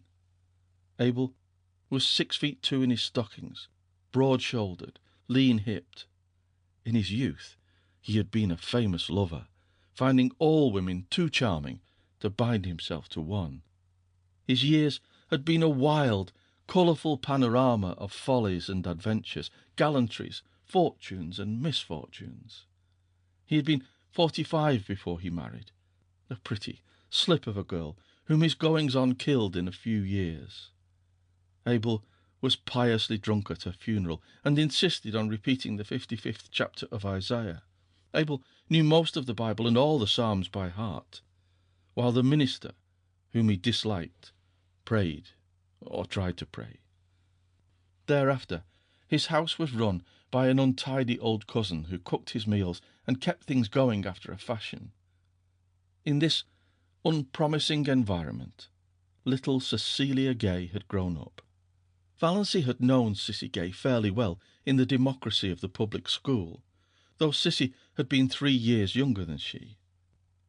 After they left school, their paths diverged, and she had seen nothing of her. Old Abel was a Presbyterian. That is, he got a Presbyterian preacher to marry him, baptize his child, and bury his wife, and he knew more about Presbyterian theology than most ministers, which made him a terror to them in arguments. But Roaring Abel never went to church. Every Presbyterian minister who had been in Deerwood had tried his hand, once, at reforming Roaring Abel. But he had not been pestered of late. Reverend Mr. Bentley had been in Deerwood for 8 years, but he had not sought out Roaring Abel since the first 3 months of his pastorate. He had called on Roaring Abel then, and found him in the theological stage of drunkenness, which always followed the sentimental maudlin one, and preceded the roaring blasphemous one. The eloquently prayerful one, in which he realized himself temporarily and intensely as a sinner in the hands of an angry God, was the final one. Abel never went beyond it.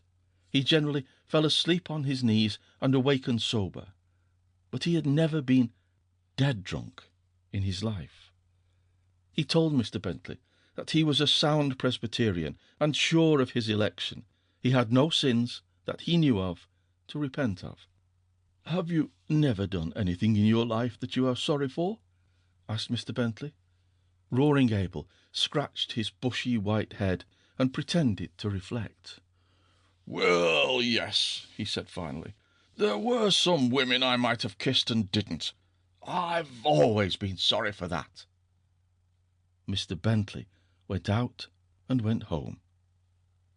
Abel had seen that Cissy was properly baptized, jovially drunk at the same time himself. He made her go to church and Sunday school regularly. The church people took her up, and she was in turn a member of the mission band, the Girls' Guild, and the Young Women's Missionary Society. She was a faithful, unobtrusive, sincere little worker. Everybody liked Cissy Gay, and was sorry for her. She was so modest and sensitive and pretty in that delicate, elusive fashion of beauty which fades so quickly if life is not kept in it by love and tenderness. But then liking and pity did not prevent them from tearing her in pieces like hungry cats when the catastrophe came. 4 years previously, Cissy Gay had gone up to a Muskoka hotel as a summer waitress, and when she had come back in the fall, she was a changed creature. She hid herself away and went nowhere. The reason soon leaked out, and scandal raged. That winter, Cissy's baby was born. Nobody ever knew who the father was. Cecily kept her poor pale lips tightly locked on her sorry secret. Nobody dared ask Roaring Abel any questions about it.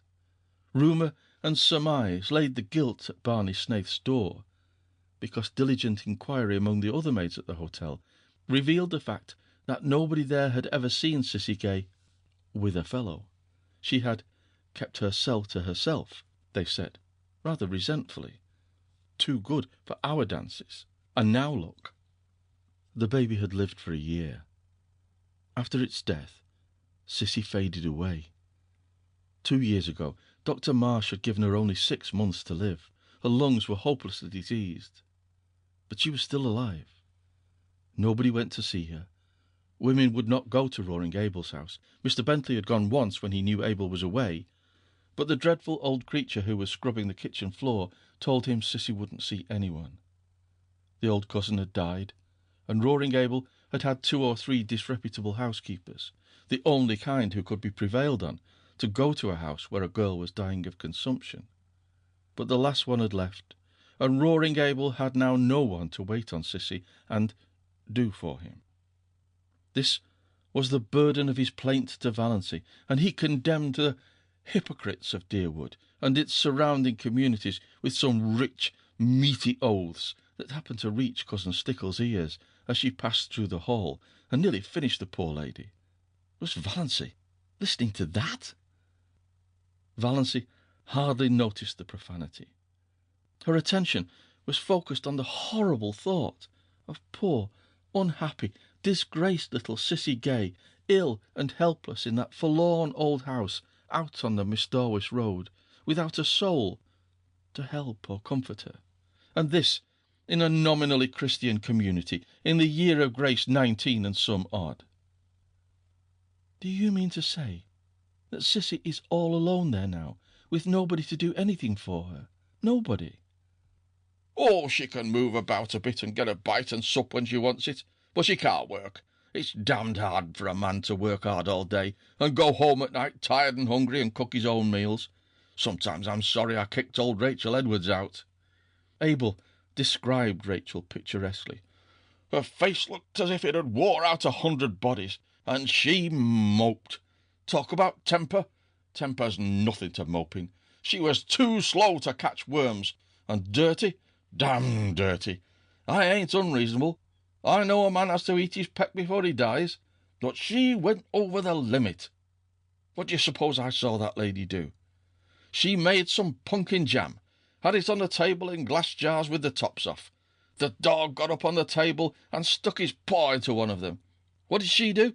She just took hold of the dog and wrung the syrup off its paw back into the jar, then screwed the top on and set it in the pantry.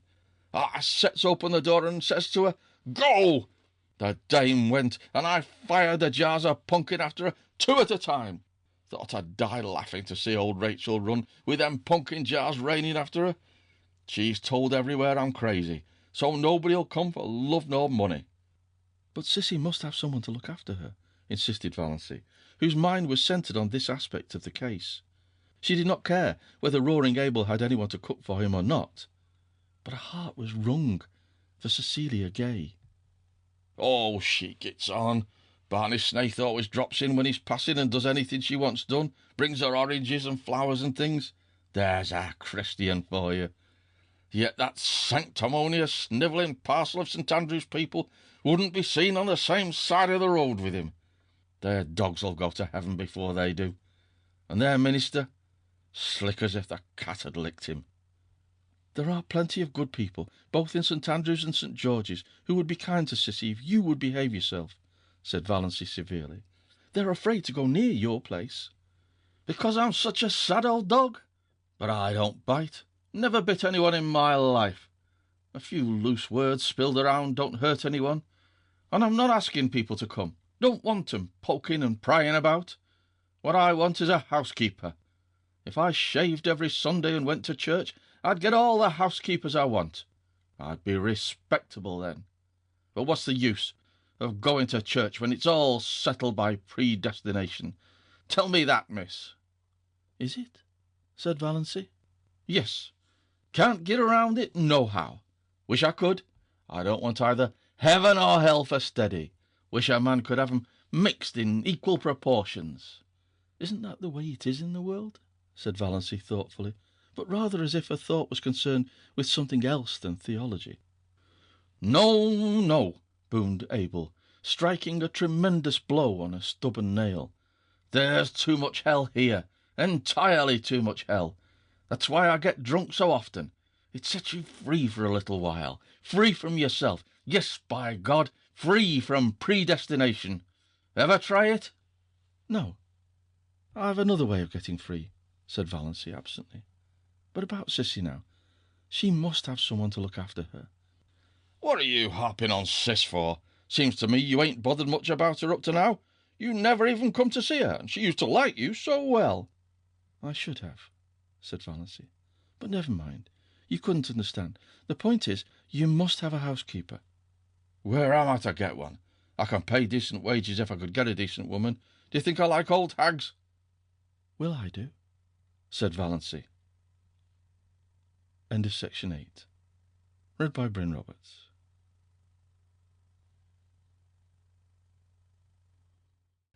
Let us be calm, said Uncle Benjamin. Let us be perfectly calm. Calm? Mrs. Frederick wrung her hands. How can I be calm? How could anybody be calm under such a disgrace as this? Why in the world did you let her go? Asked Uncle James. Let her? How could I stop her, James? It seems she packed the big valise and sent it away with Roaring Abel when he went home after supper, while Christine and I were out in the kitchen. Then Doss herself came down with her little satchel, dressed in her green serge suit. I felt a terrible premonition. I can't tell you how it was, but I seemed to know that Doss was going to do something dreadful. It's a pity you couldn't have had your premonition a little sooner, said Uncle Benjamin dryly. I said, Doss, where are you going? And she said, I'm going to look for my blue castle. Wouldn't you think that would convince Marsh that her mind is affected? Interjected Uncle James. And I said, Valency, what do you mean? And she said, I am going to keep house for Roaring Abel and nurse Sissy. He will pay me $30 a month. I wonder I didn't drop dead on the spot. You shouldn't have let her go. You shouldn't have let her out of the house, said Uncle James. You should have locked the door. Anything.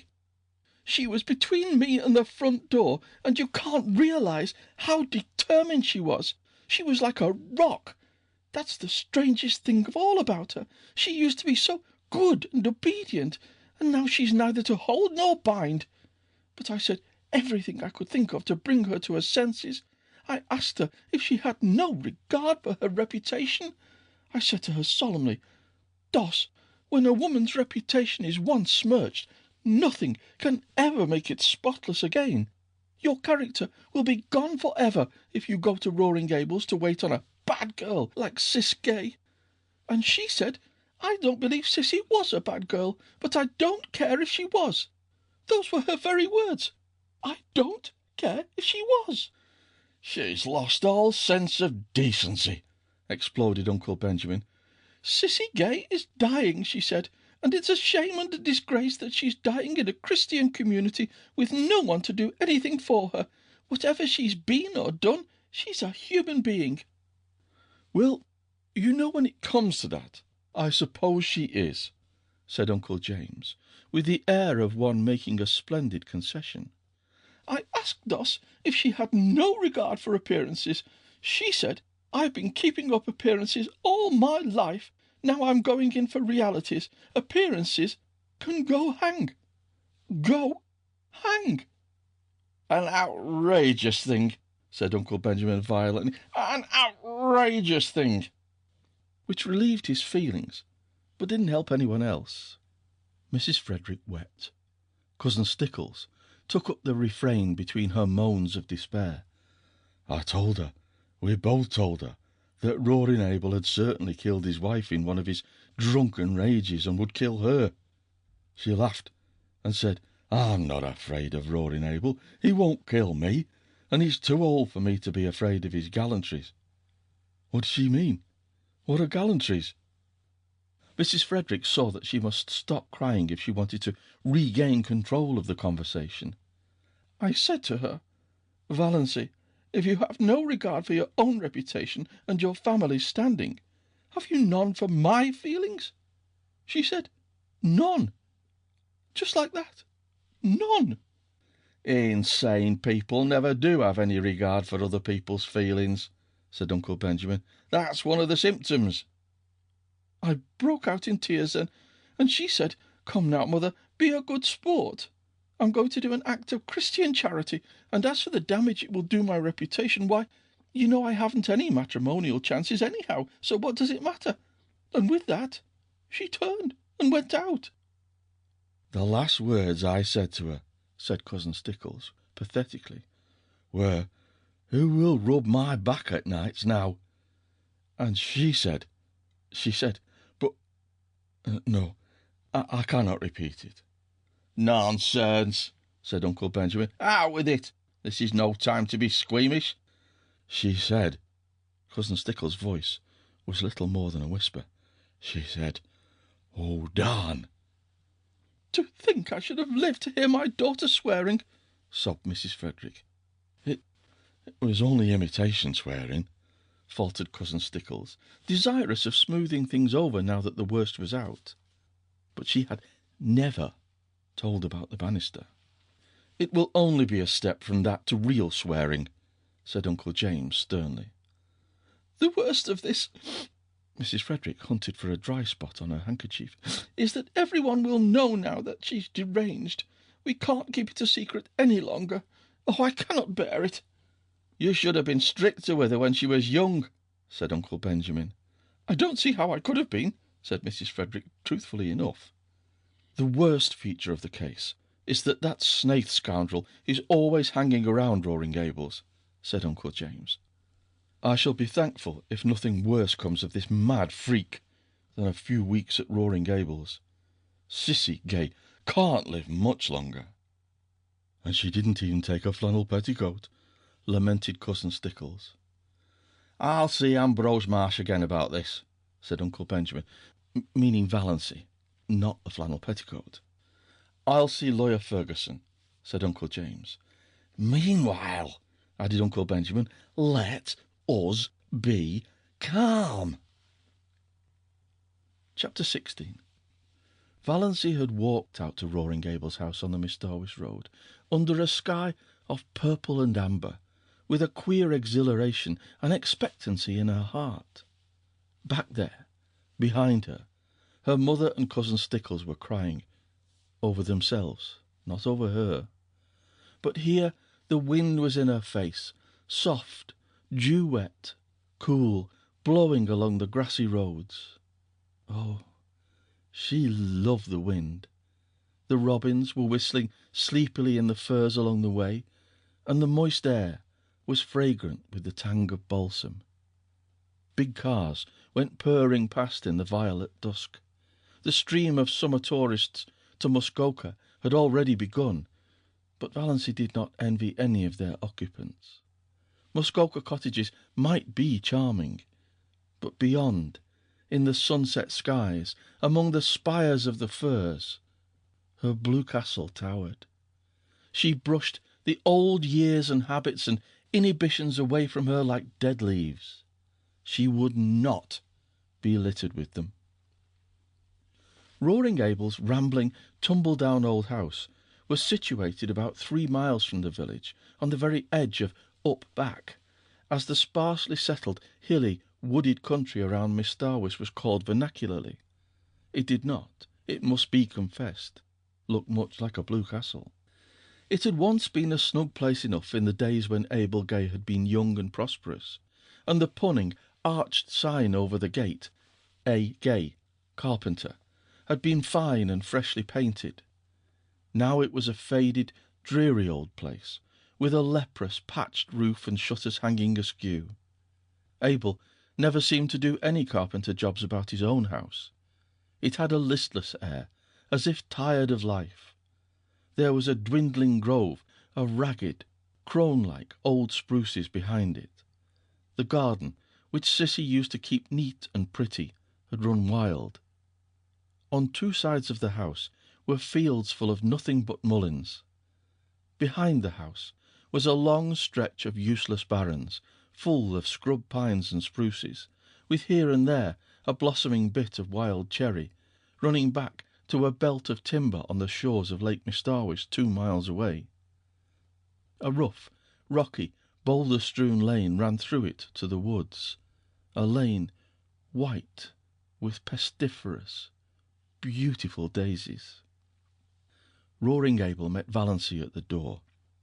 "So you've come," he said incredulously. "I never supposed that ruck of Sterling's would let you." Valancy showed all her pointed teeth in a grin. "They couldn't stop me."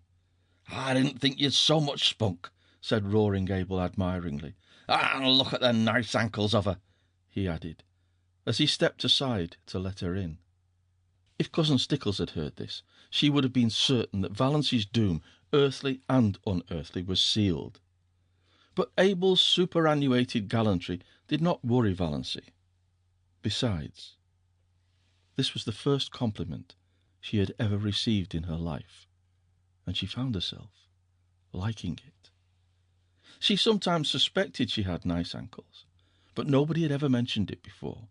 In the Sterling clan, ankles were among the unmentionables. Roaring Abel took her into the kitchen, where Sissy Gay was lying on the sofa, breathing quickly, with little scarlet spots on her hollow cheeks. Valancy had not seen Cecilia Gay for years. Then she had been such a pretty creature, a slight, blossom-like girl, with soft golden hair, clear-cut, almost waxen features, and large, beautiful blue eyes.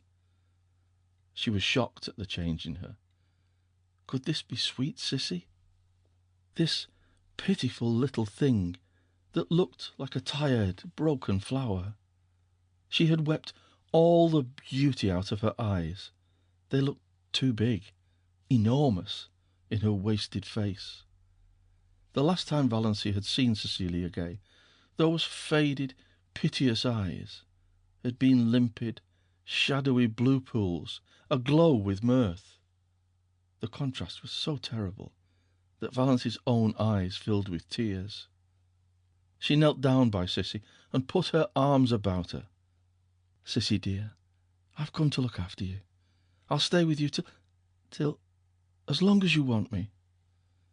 "Oh," Sissy put her thin arms about Valancy's neck. "Oh, will you? It's been so lonely. I can wait on myself, but it's been so lonely. It would be just like heaven to have someone here like you. You were always so sweet to me, long ago." Valancy held Sissy close. She was suddenly happy. Here was someone who needed her, someone she could help. She was no longer a superfluity.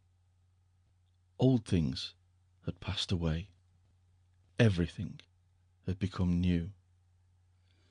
"Most things are predestinated, but some are just darn sheer luck," said Roaring Abel, complacently smoking his pipe in the corner. Chapter 17.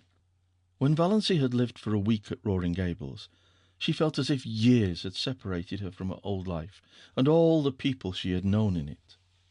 They were beginning to seem remote, dreamlike, far away, and as the days went on they seemed still more so, until they ceased to matter altogether.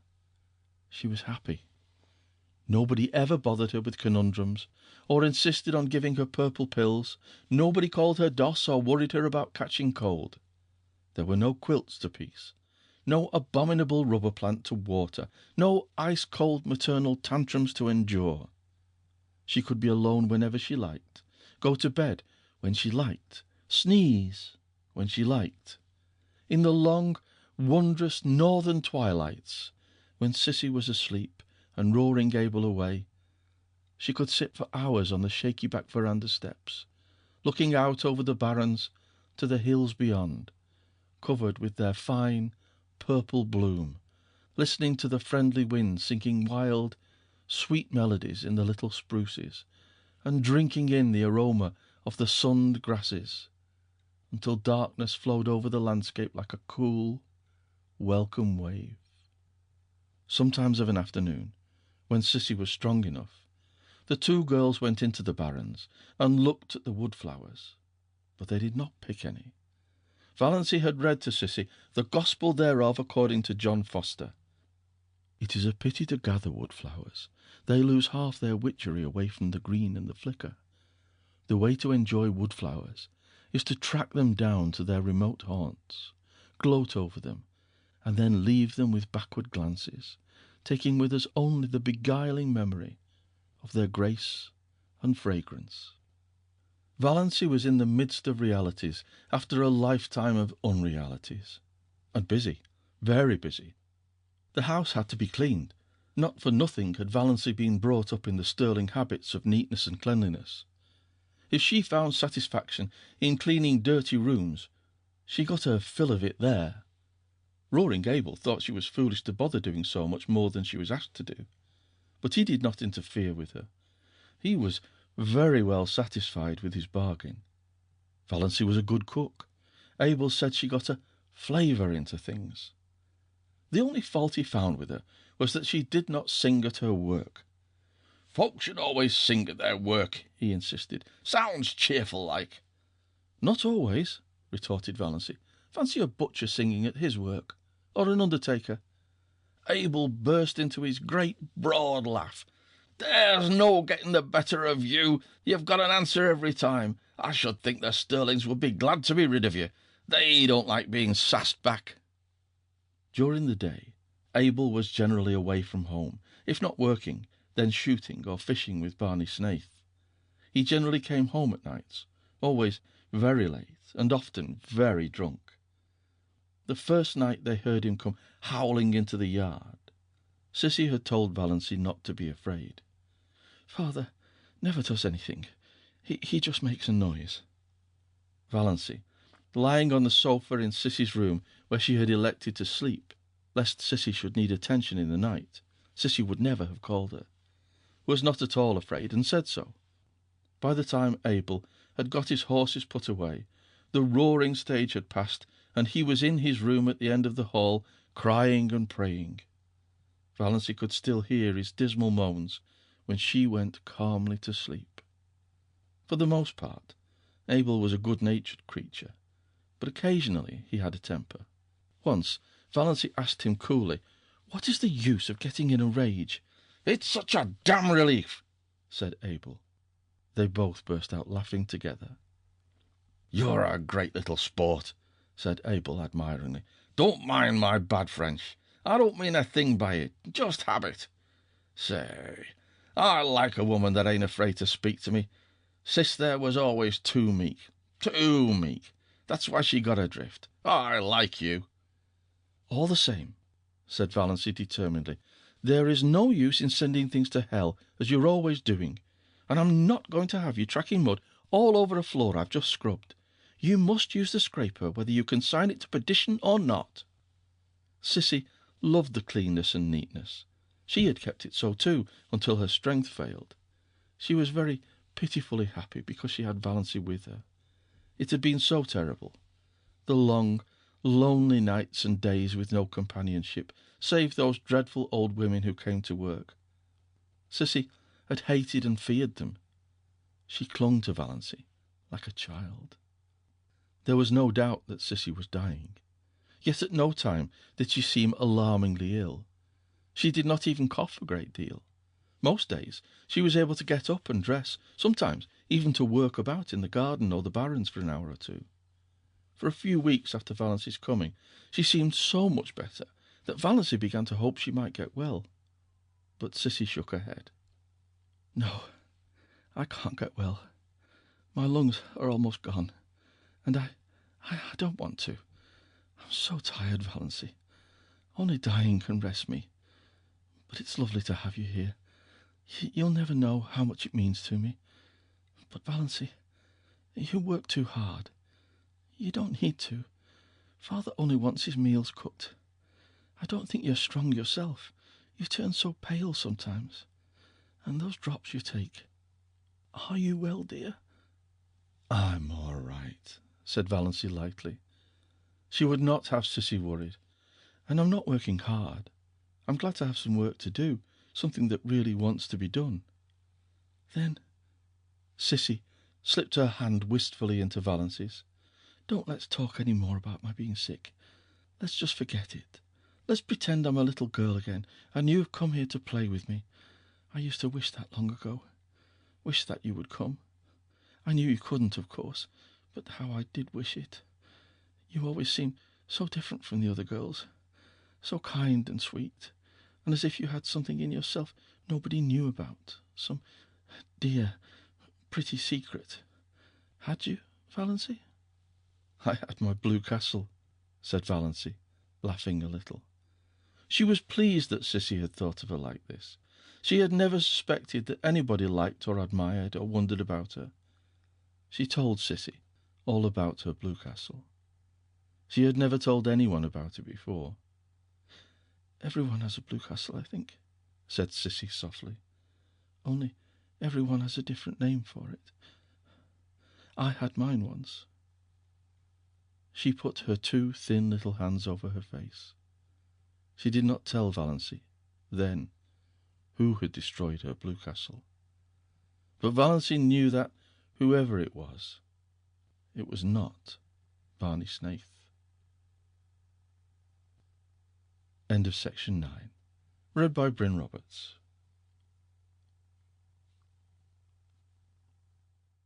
She had spoken to him only a few times, but then she had felt just as well acquainted with him the first time they had met. She had been in the garden at twilight, hunting for a few stalks of white narcissus for Sissy's room, when she heard the terrible old grey Slosson coming down through the woods from Miss Storwis. One could hear it miles away. Valancy did not look up as it drew near, thumping over the rocks in that crazy lane. She had never looked up, though Barney had gone racketing past every evening since she had been at Roaring Gables. This time he did not racket past. The old grey Slosson stopped with even more terrible noises than it made going. Valancy was conscious that Barney had sprung from it and was leaning over the ramshackle gate.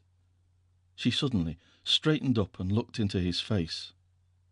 Their eyes met. Valancy was suddenly conscious of a delicious weakness. Was one of her heart attacks coming on? But this was a new symptom. His eyes, which she had always thought brown, now seen close, were deep violet, translucent and intense. Neither of his eyebrows looked like the other. He was thin, too thin. She wished she could feed him up a bit. She wished she could sew the buttons on his coat and make him cut his hair and shave every day. There was something in his face. One hardly knew what it was. Tiredness? Sadness? Disillusionment? He had dimples in his thin cheeks when he smiled. All these thoughts flashed through Valancy's mind in that one moment, while his eyes looked into hers. "Good evening, Miss Sterling." Nothing could be more commonplace and conventional. Anyone might have said it. But Barney Snaith had a way of saying things that gave them poignancy. When he said good evening, you felt that it was a good evening, and that it was partly his doing that it was. Also, you felt that some of the credit was yours. Valancy felt all this vaguely, but she couldn't imagine why she was trembling from head to foot. It must be her heart. If only he didn't notice it. "I'm going over to the port," Barney was saying. "Can I acquire merit by getting or doing anything there for you or Sissy?" "Will you get some salt codfish for us?" said Valancy. It was the only thing she could think of. Roaring Gable had expressed the desire that day for a dinner of boiled salt codfish. When her knights came riding to the Blue Castle, Valancy had sent them on many a quest, but she had never asked any of them to get a salt codfish. "Certainly. You're sure there's nothing else? Lots of room in Lady Jane Grey Slosson, and she always gets back sometime, does Lady Jane." "I don't think there's anything more," said Valancy. She knew he would bring oranges for Sissy anyhow. He always did. Barney did not turn away at once. He was silent for a little. Then he said, slowly and whimsically, "Miss Sterling, you're a brick. You're a whole cartload of bricks. To come here and look after Sissy under the circumstances." "There's nothing so bricky about that," said Valancy. "I'd nothing else to do, and I like it here. I don't feel as if I'd done anything specially meritorious. Mr. Gay is paying me fair wages. I never earned any money before, and I like it." It seemed so easy to talk to Barney Snaith, some way, this terrible Barney Snaith of the lurid tales and mysterious past, as easy and natural as if talking to herself. "All the money in the world couldn't buy what you're doing for Cissy Gay," said Barney. "It's splendid and fine of you, and if there's anything I can do to help you in any way, you have only to let me know. If Roaring Abel ever tries to annoy you—" "He doesn't. He's lovely to me. I like Roaring Abel," said Valancy frankly. "So do I. But there's one stage of his drunkenness, perhaps you haven't encountered it yet, when he sings ribald songs." "Oh, yes. He came home last night like that. Cissy and I just went to our room and shut ourselves in where we couldn't hear him. He apologised this morning. I'm not afraid of any of Roaring Abel's stages." "Well, I'm sure he'll be decent to you, apart from his inebriated yowls," said Barney. "And I've told him he's got to stop damning things when you're around." "Why?" asked Valancy slyly, with one of her odd, slanted glances and a sudden flake of pink on each cheek, born of the thought that Barney Snaith had actually done so much for her. "I often feel like damning things myself." For a moment Barney stared. Was this elfin girl the little old maidish creature who had stood there 2 minutes ago? Surely there was magic and devilry going on in that shabby, weedy old garden. Then he laughed. "It will be a relief to have someone to do it for you, then. So you don't want anything but salt codfish?" "Not tonight. But I dare say I'll have some errands for you very often when you go to Port Lawrence. I can't trust Mr. Gay to remember to bring all the things I want." Barney had gone away then, in his Lady Jane, and Valancy stood in the garden for a long time. Since then he had called several times, walking down through the barrens whistling. How that whistle of his echoed through the spruces on those June twilights! Valancy caught herself listening for it every evening, rebuked herself, then let herself go. Why shouldn't she listen for it? He always brought Cissy fruit and flowers.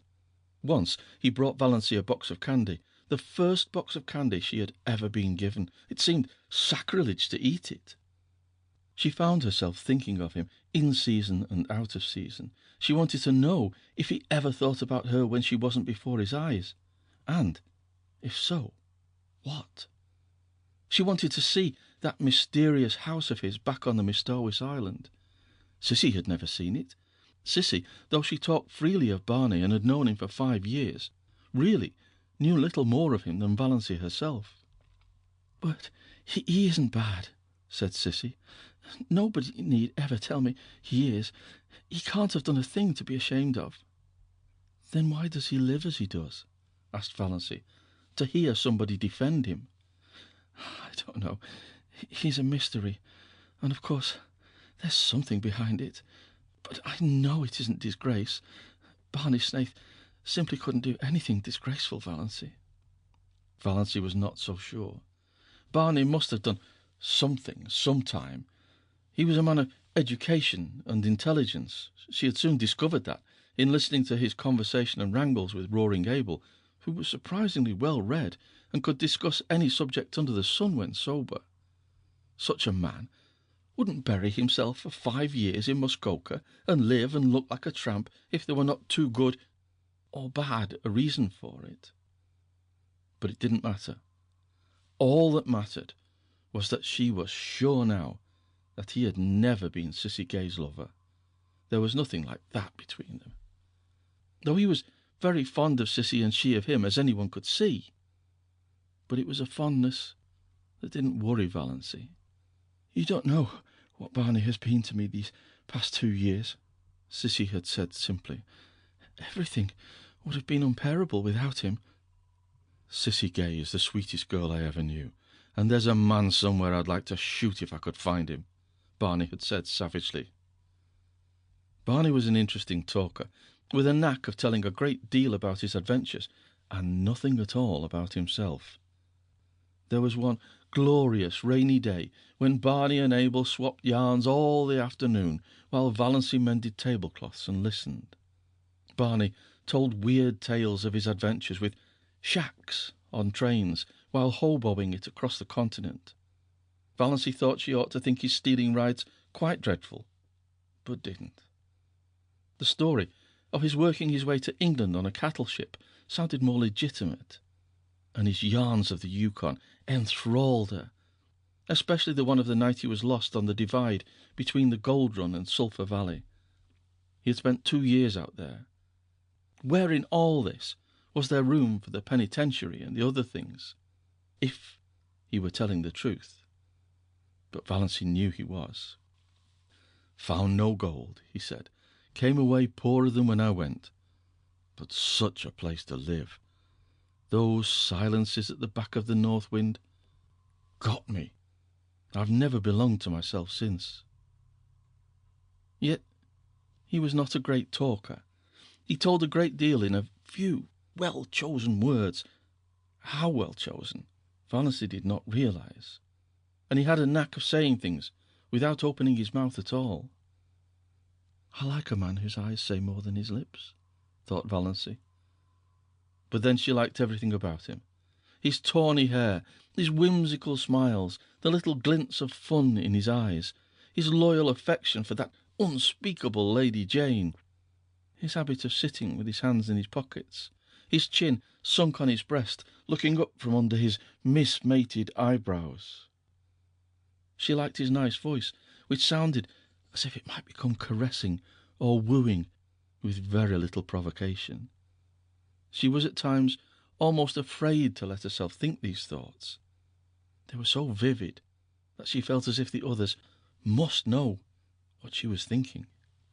"I've been watching a woodpecker all day," he said one evening on the shaky old back veranda. His account of the woodpecker's doings was satisfying.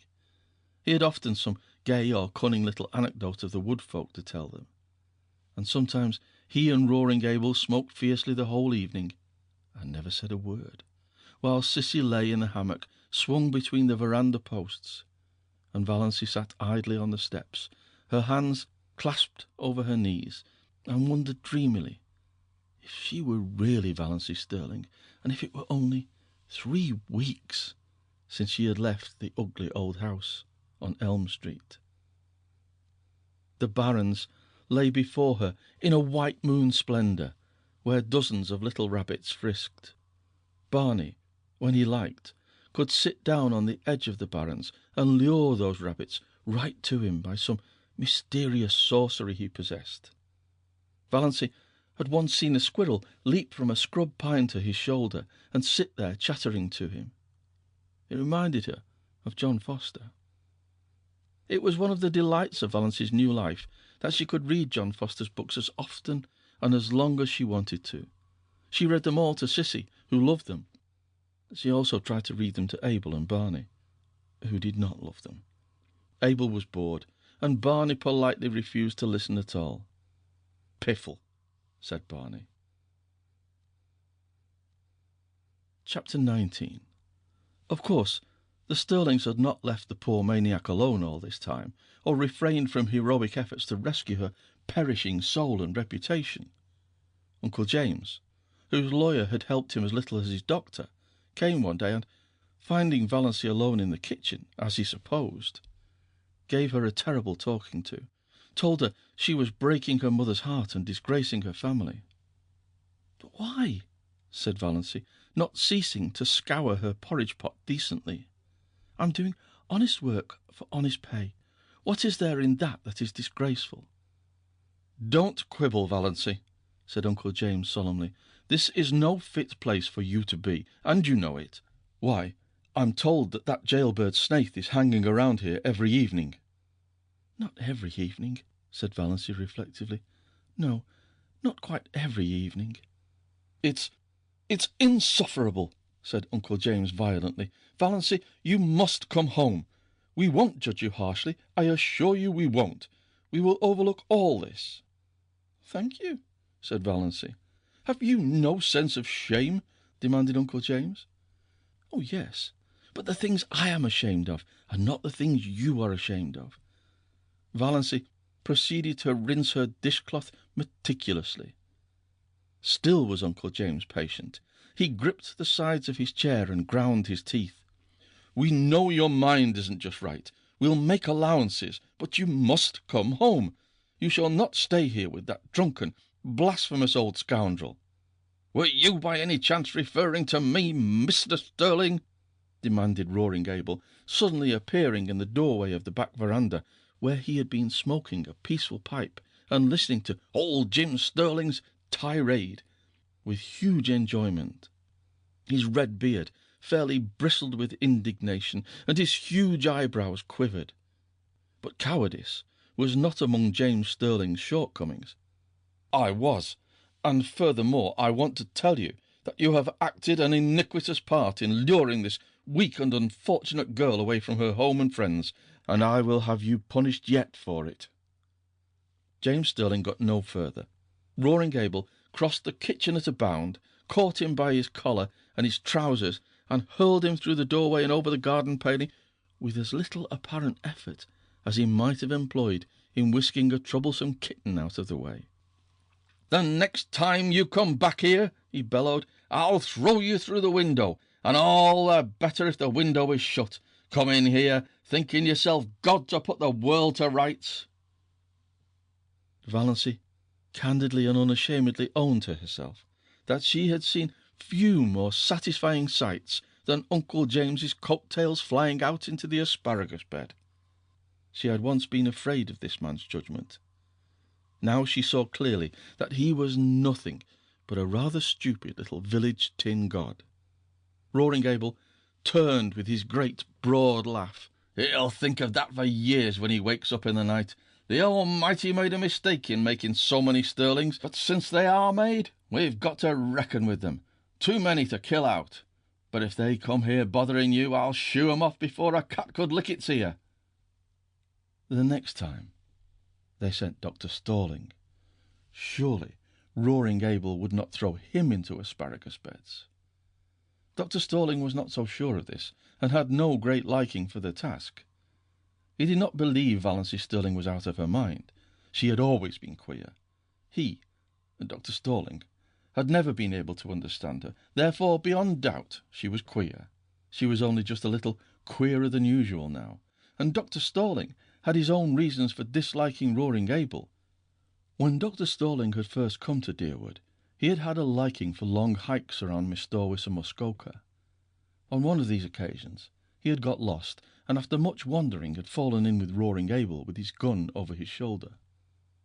Dr. Sterling had contrived to ask his question in about the most idiotic manner possible. He said, "Can you tell me where I'm going?" "How the devil should I know where you're going, Gosling?" retorted Abel contemptuously.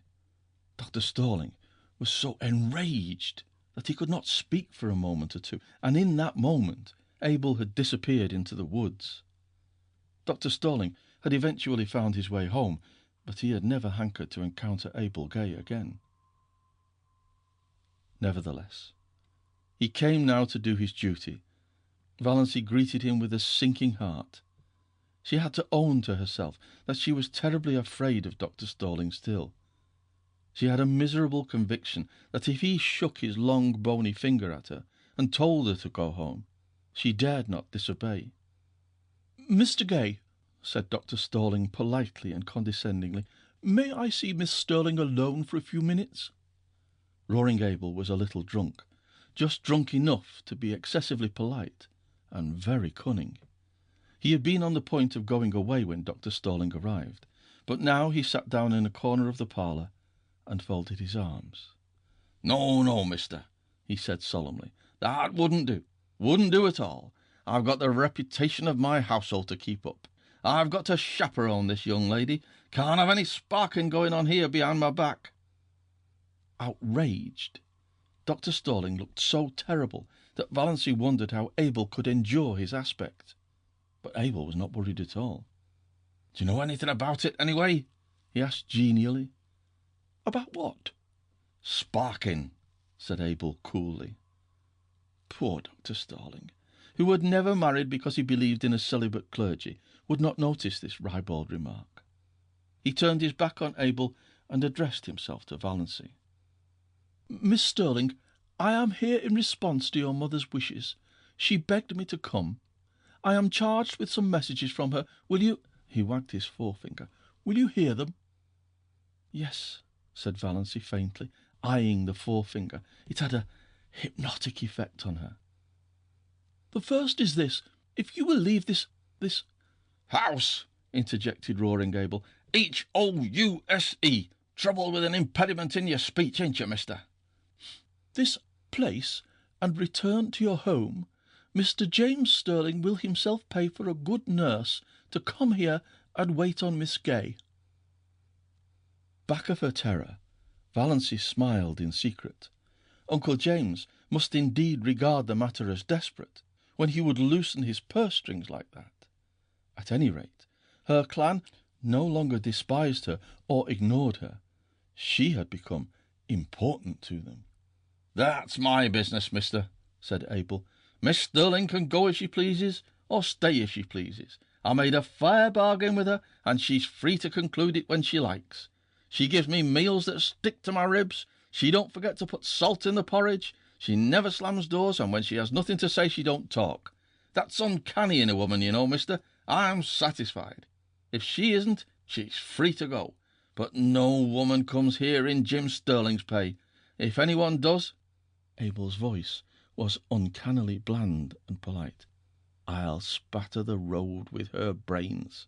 Tell him that, with A. Gay's compliments." "Dr. Sterling, a nurse is not what Sissy needs," said Valancy earnestly. "She isn't so ill as that yet. What she wants is companionship, somebody she knows and likes just to live with her. You can understand that, I'm sure." "I understand that your motive is quite commendable." Dr. Sterling felt he was very broad-minded indeed, especially as in his secret soul he did not believe Valancy's motive was commendable. He hadn't the least idea what she was up to, but he was sure her motive was not commendable. When he could not understand a thing, he straightway condemned it, simplicity itself. "But your first duty is to your mother. She needs you. She implores you to come home. She will forgive everything if you will only come home." "That's a pretty little thought," remarked Abel meditatively, as he ground some tobacco up in his hand. Dr. Sterling ignored him. "She entreats, but I, Miss Sterling—" Dr. Sterling remembered that he was an ambassador of Jehovah. "I command, as your pastor and spiritual guide, I command you to come home with me this very day. Get your hat and coat, and come now." Dr. Sterling shook his finger at Valancy. Before that pitiless finger she drooped and wilted visibly. "She's giving in," thought Roaring Abel. "She'll go with him. Beats all, the power these preacher fellows have over women." Valancy was on the point of obeying Dr. Sterling. She must go home with him and give up. She would lapse back to Doss Sterling again, and for her few remaining days or weeks be the cowed, futile creature she had always been. It was her fate, typified by that relentless, uplifted forefinger. She could no more escape from it than Roaring Abel from his predestination. She eyed it as the fascinated bird eyes the snake. Another moment. "Fear is the original sin," suddenly said a still, small voice, away back of Valancy's consciousness.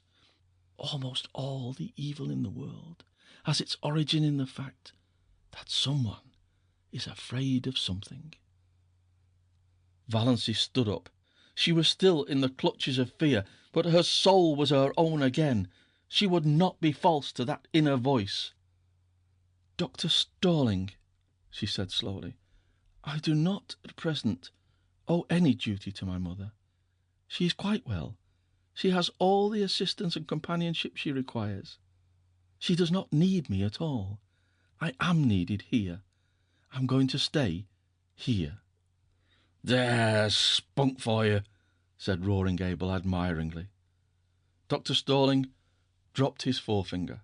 One could not keep on shaking a finger forever. Miss Sterling, is there nothing that can influence you? Do you remember your childhood days? Perfectly, and hate them. Do you realise what people will say? What they are saying? I can imagine it, said Valency, with a shrug of her shoulders. She was suddenly free of fear again. I haven't listened to the gossip of Deerwood tea parties and sewing circles 20 years for nothing. But, Dr. Stalling, it doesn't matter in the least to me what they say, not in the least. Dr. Stalling went away then. A girl who cared nothing for public opinion, over whom sacred family ties had no restraining influence, who hated her childhood memories. Then Cousin Georgiana came, on her own initiative, for nobody would have thought it worth while to send her. She found Valency alone, weeding the little vegetable garden she had planted, and she made all the platitudinous pleas she could think of. Valency heard her patiently. Cousin Georgiana wasn't such a bad old soul. Then she said, "And now that you've got all that out of your system, Cousin Georgiana, can you tell me how to make creamed codfish so that it will not be as thick as porridge and as salt as the Dead Sea?" "We'll just have to wait," said Uncle Benjamin. "After all, Sissy Gay can't live long. Dr. Marsh tells me she may drop off any day." Mrs. Frederick wept. It would really have been so much easier to bear if Valency had died. She could have worn mourning then. End of section 10. Read by Bryn Roberts.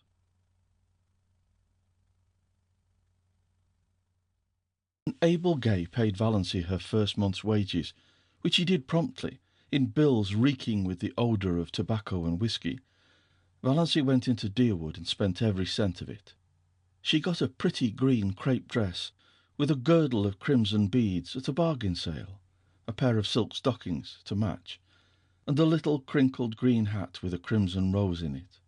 She even bought a foolish little beribboned and belaced nightgown. She passed the house on Elm Street twice.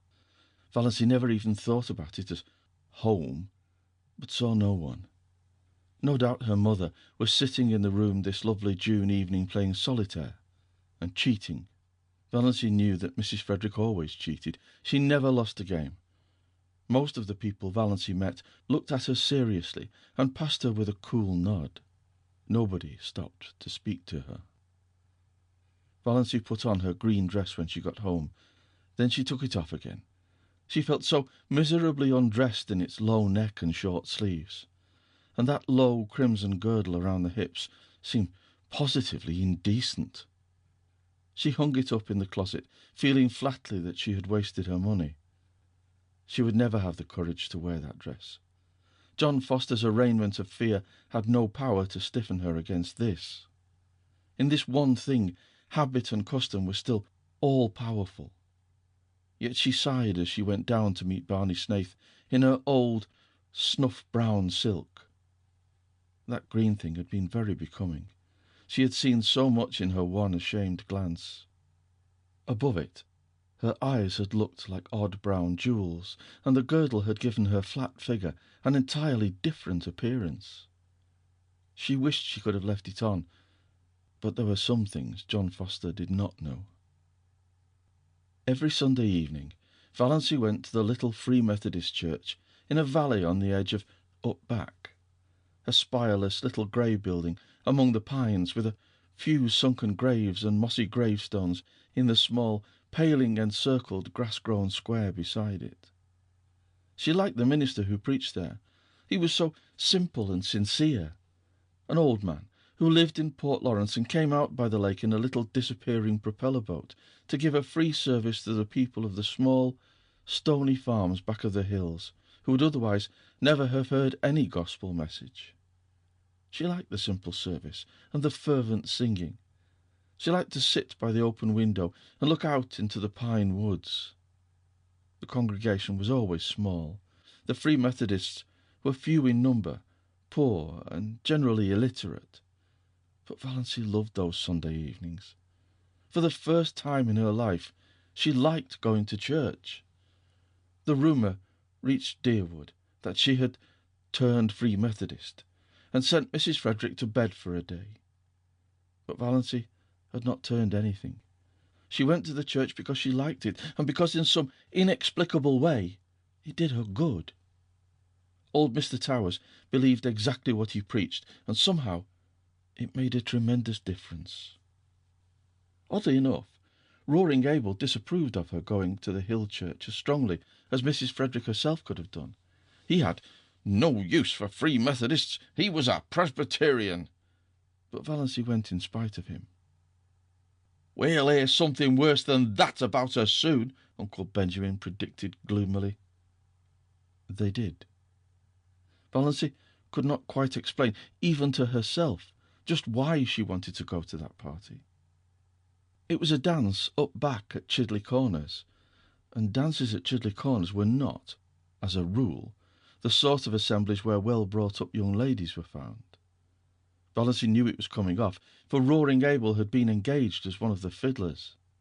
But the idea of going had never occurred to her until Roaring Abel himself broached it at supper. "You come with me to the dance," he ordered. "It'll do you good. Put some colour in your face. You look peaked. You want something to liven you up." Valancy found herself suddenly wanting to go. She knew nothing at all of what dances at Chidley Corners were apt to be like. Her idea of dances had been fashioned on the correct affairs that went by that name in Deerwood and Port Lawrence. Of course she knew the Corners dance wouldn't be just like them, much more informal, of course, but so much the more interesting. Why shouldn't she go? Cissy was in a week of apparent health and improvement. She wouldn't mind staying alone in the least. She entreated Valancy to go if she wanted to, and Valancy did want to go. She went to her room to dress. A rage against the snuff-brown silk seized her. Wear that to a party? Never. She pulled her green crepe from its hanger and put it on feverishly. It was nonsense to feel so naked, just because her neck and arms were bare. That was just her old maidishness. She would not be ridden by it. On went the dress, the slippers. It was the first time she had worn a pretty dress since the organdies of her early teens, and they had never made her look like this. If she only had a necklace or something, she wouldn't feel so bare then. She ran down to the garden. There were clovers there, great crimson things growing in the long grass. Valancy gathered handfuls of them and strung them on a cord. Fastened above her neck, they gave her the comfortable sensation of a collar, and were oddly becoming. Another circlet of them went round her hair, dressed in the low puffs that became her. Excitement brought those faint pink stains to her face. She flung on her coat and pulled the little twisty hat over her hair. "You look so nice and different, dear," said Cissy. "Like a green moonbeam with a gleam of red in it, if there could be such a thing." Valancy stooped to kiss her. "I don't feel right about leaving you alone, Cissy." "Oh, I'll be all right. I feel better tonight than I have for a long while. I've been feeling badly to see you sticking here so closely on my account. I hope you'll have a nice time. I never was at a party at the Corners, but I used to go sometimes, long ago, to dances up back. We always had good times. And you needn't be afraid of Father being drunk tonight. He never drinks when he engages to play for a party, but there may be liquor. What will you do if it gets rough?" "Nobody would molest me." "Not seriously, I suppose. Father would see to that, but it might be noisy and unpleasant." "I won't mind. I'm only going as a looker-on. I don't expect to dance. I just want to see what a party up back is like. I've never seen anything except decorous Deerwood." Cissy smiled rather dubiously. She knew much better than Valancy what a party up back might be like if there should be liquor. But again, there mightn't be. "I hope you'll enjoy it, dear," she repeated. Valancy enjoyed the drive there. They went early, for it was 12 miles to Chidley Corners, and they had to go in Abel's old ragged-top buggy. The road was rough and rocky, like most Muskoka roads, but full of the austere charm of northern woods. It wound through beautiful, purring pines that were ranks of enchantment in the June sunset, and over the curious jade-green rivers of Muskoka, fringed by aspens that were always quivering with some supernal joy. Roaring Abel was excellent company too. He knew all the stories and legends of the wild, beautiful up-back, and he told them to Valancy as they drove along. Valancy had several fits of inward laughter over what Uncle Benjamin and Aunt Wellington et al. Would feel and think and say if they saw her driving with Roaring Abel in that terrible buggy to a dance at Chidley Corners. At first the dance was quiet enough, and Valancy was amused and entertained. She even danced twice herself with a couple of nice up-back boys who danced beautifully and told her she did too. Another compliment came her way, not a very subtle one perhaps, but Valancy had had too few compliments in her life to be over-nice on that point. She overheard two of the up-back young men talking about her in the dark lean-to behind her. "Know who that girl in green is?" "Nope. Guess she's from out front. The port, maybe. Got a stylish look to her. No beaut, but cute-looking, I'll say. D'you ever see such eyes?" The big room was decorated with pine and fir boughs and lighted by Chinese lanterns. The floor was waxed, and Roaring Abel's fiddle, purring under his skilled touch, worked magic. The up-back girls were pretty and prettily dressed. Valancy thought it the nicest party she had ever attended. By 11 o'clock she had changed her mind. A new crowd had arrived, a crowd unmistakably drunk. Whisky began to circulate freely.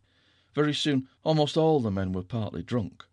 Those in the porch and outside around the door began howling "Come all ye's," and continued to howl them. The room grew noisy and reeking. Quarrels started up here and there. Bad language and obscene songs were heard. The girls, swung rudely in the dances, became dishevelled and tawdry. Valancy, alone in her corner, was feeling disgusted and repentant. Why had she ever come to such a place? Freedom and independence were all very well, but one should not be a little fool. She might have known what it would be like. She might have taken warning from Sissy's guarded sentences. Her head was aching. She was sick of the whole thing, but what could she do? She must stay to the end. Abel could not leave till then, and that would probably not be till 3 or 4 in the morning. The new influx of boys had left the girls far in the minority, and partners were scarce. Valancy was pestered with invitations to dance. She refused them all shortly, and some of her refusals were not well taken. There were muttered oaths and sullen looks. Across the room she saw a group of the strangers talking together and glancing meaningly at her. What were they plotting? It was at this moment that she saw Barney Snaith looking in over the heads of the crowds at the doorway. Valancy had two distinct convictions. One was that she was quite safe now. The other was that this was why she had wanted to come to the dance. It had been such an absurd hope that she had not recognized it before. But now she knew she had come, because of the possibility that Barney might be there too. She thought that perhaps she ought to be ashamed for this, but she wasn't. After her feeling of relief, her next feeling was one of annoyance with Barney for coming there unshaved. Surely he might have enough self-respect to groom himself up decently when he went to a party. There he was, bareheaded, bristly-chinned, in his old trousers and his blue homespun shirt. Not even a coat. Valancy could have shaken him in her anger. No wonder people believed everything bad of him. But she was not afraid any longer. One of the whispering group left his comrades and came across the room to her, through the whirling couples that now filled it uncomfortably. He was a tall, broad-shouldered fellow, not ill-dressed or ill-looking, but unmistakably half-drunk. He asked Valancy to dance. Valancy declined civilly. His face turned livid. He threw his arm about her and pulled her to him. His hot, whiskied breath burned her face.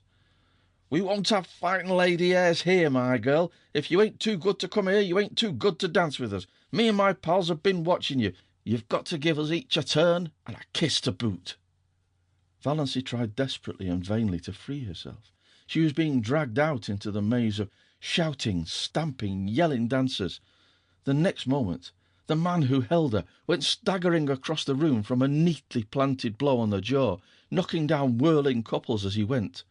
Valancy felt her arms grasped. "This way, quick," said Barney Snaith.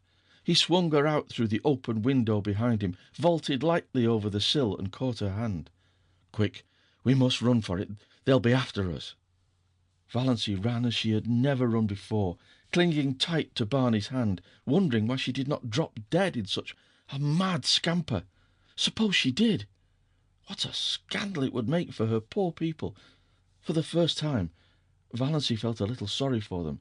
Also, she felt glad that she had escaped from that horrible row. Also, glad that she was holding tight to Barney's hand.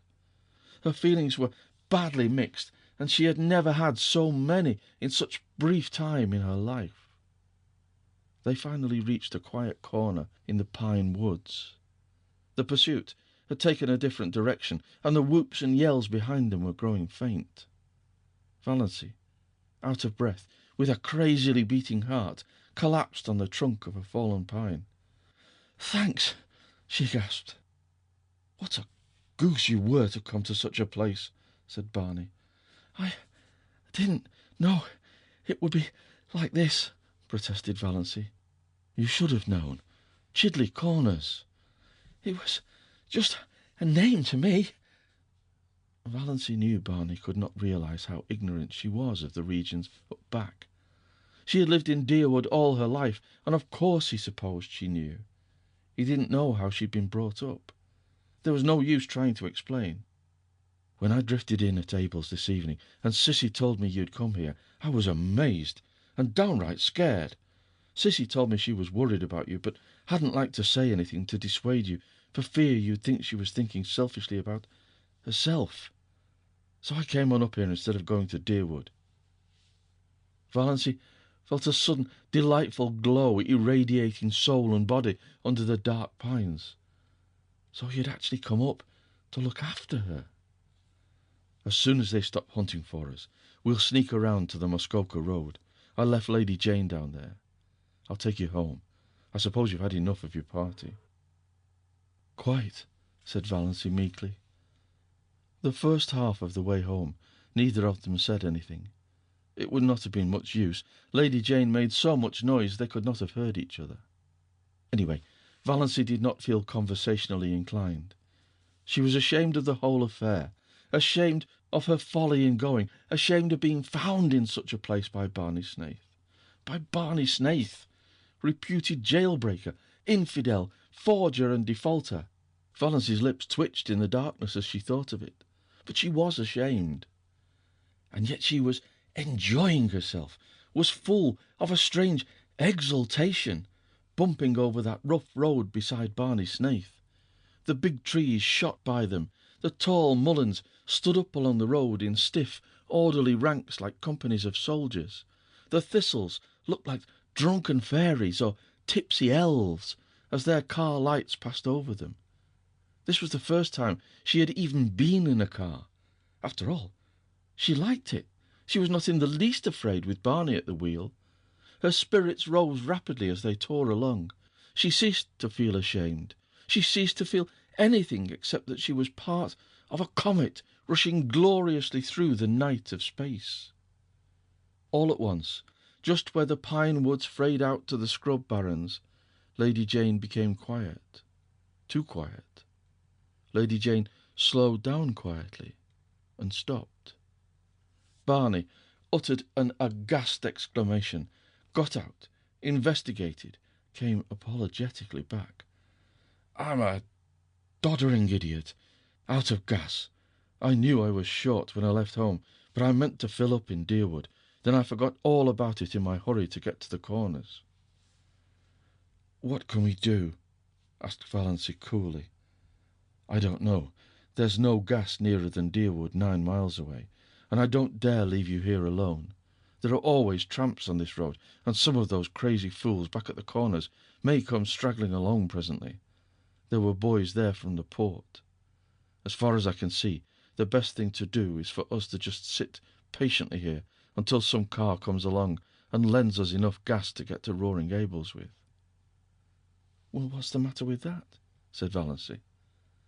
"We may have to sit here all night," said Barney. I don't mind, said Valency. Barney gave a short laugh. If you don't, I needn't. I haven't any reputation to lose. Nor I, said Valency comfortably. End of section 11. Read by Bryn Roberts.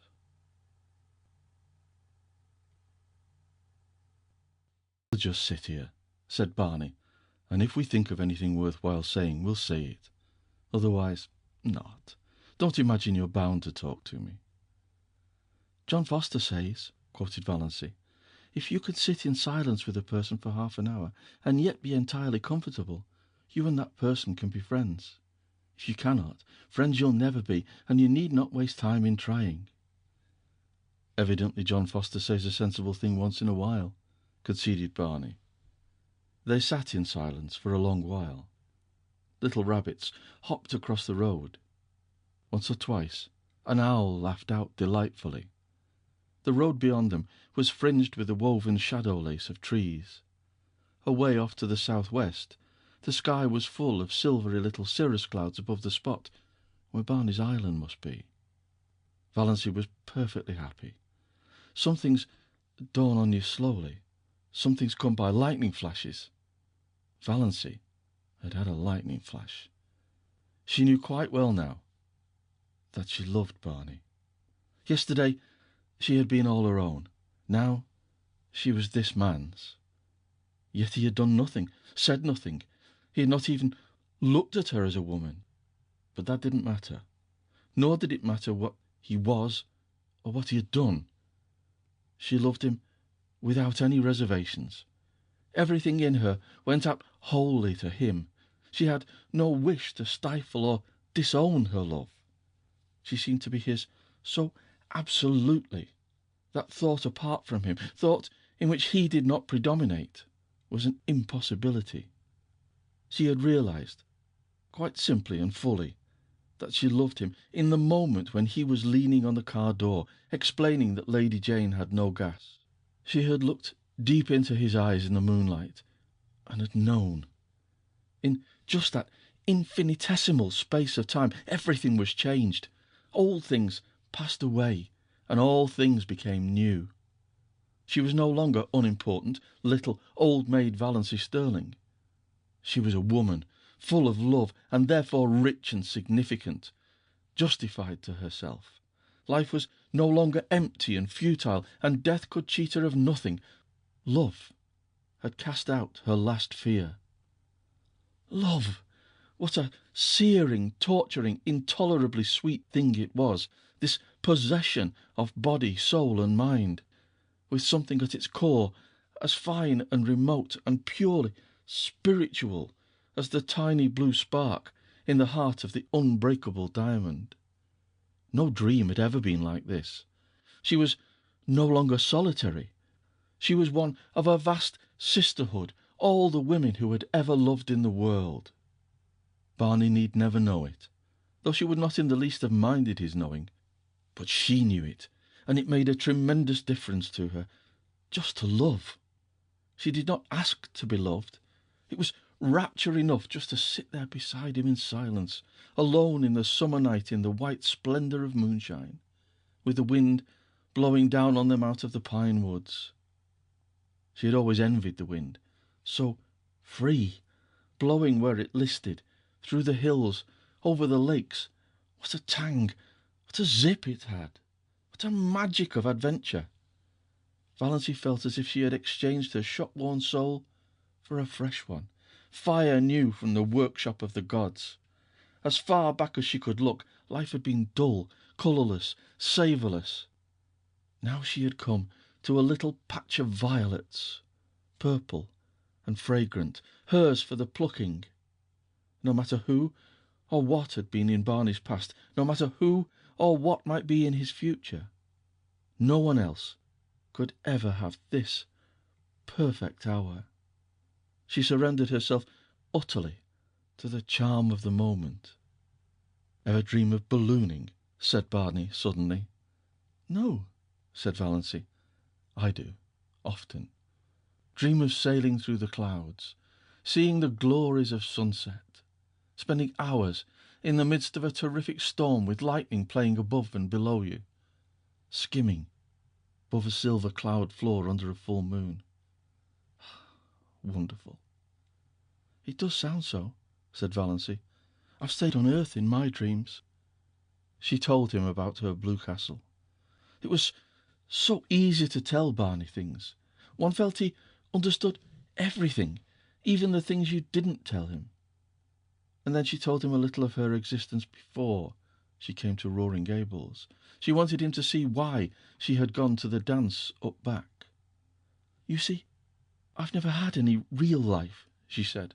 I've just breathed. Every door has always been shut to me. But you're still young, said Barney. Oh, I know. Yes, I'm still young. But that's so different from young, said Valancy bitterly.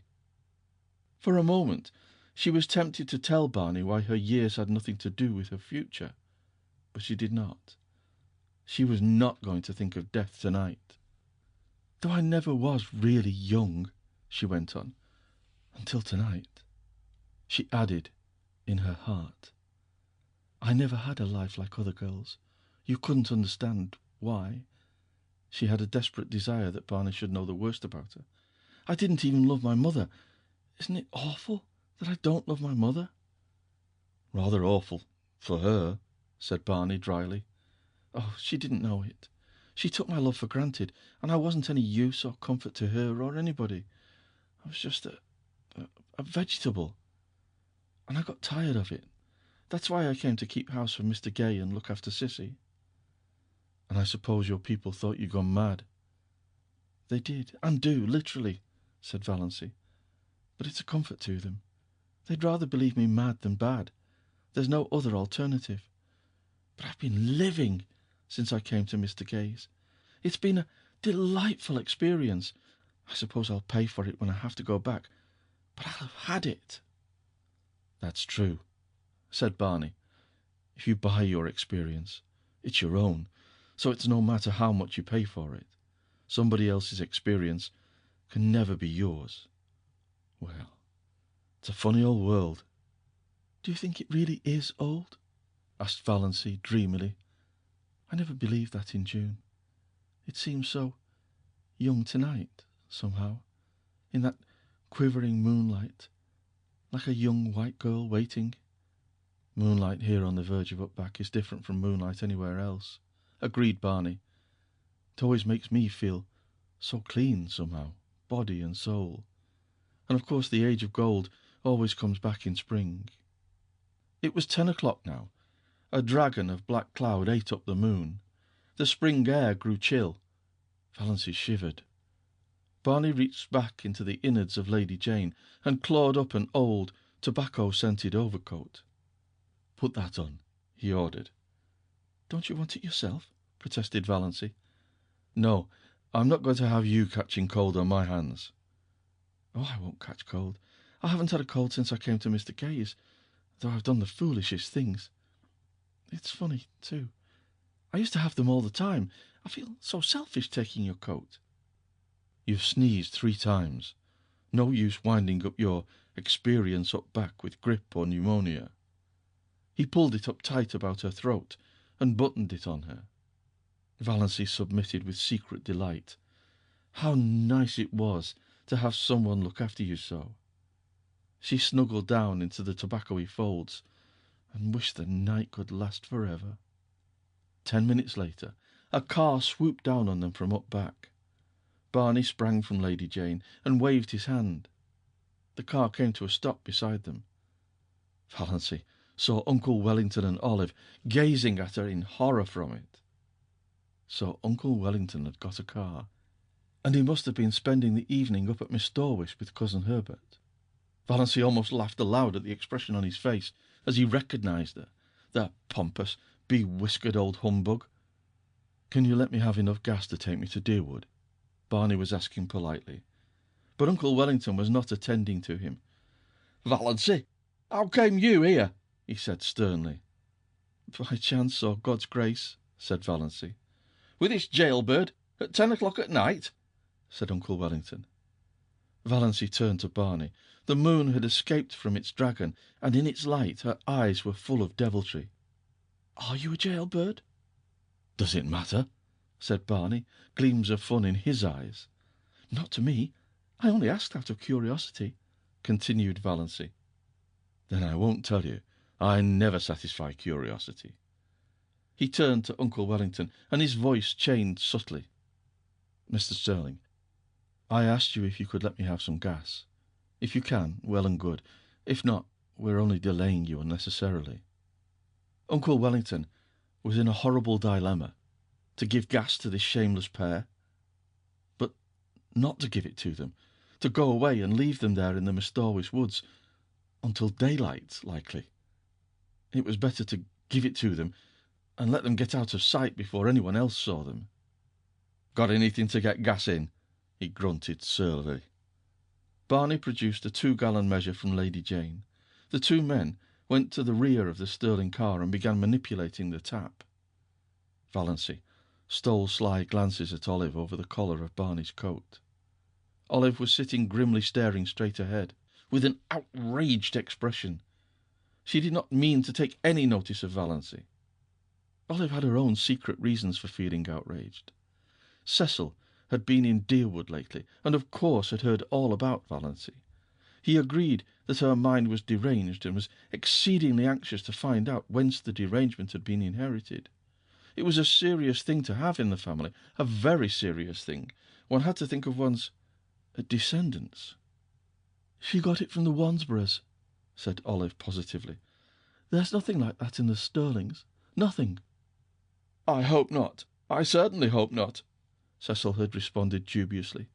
"But then, to go out as a servant, for that is what it practically amounts to, your cousin—" Poor Olive felt the implication.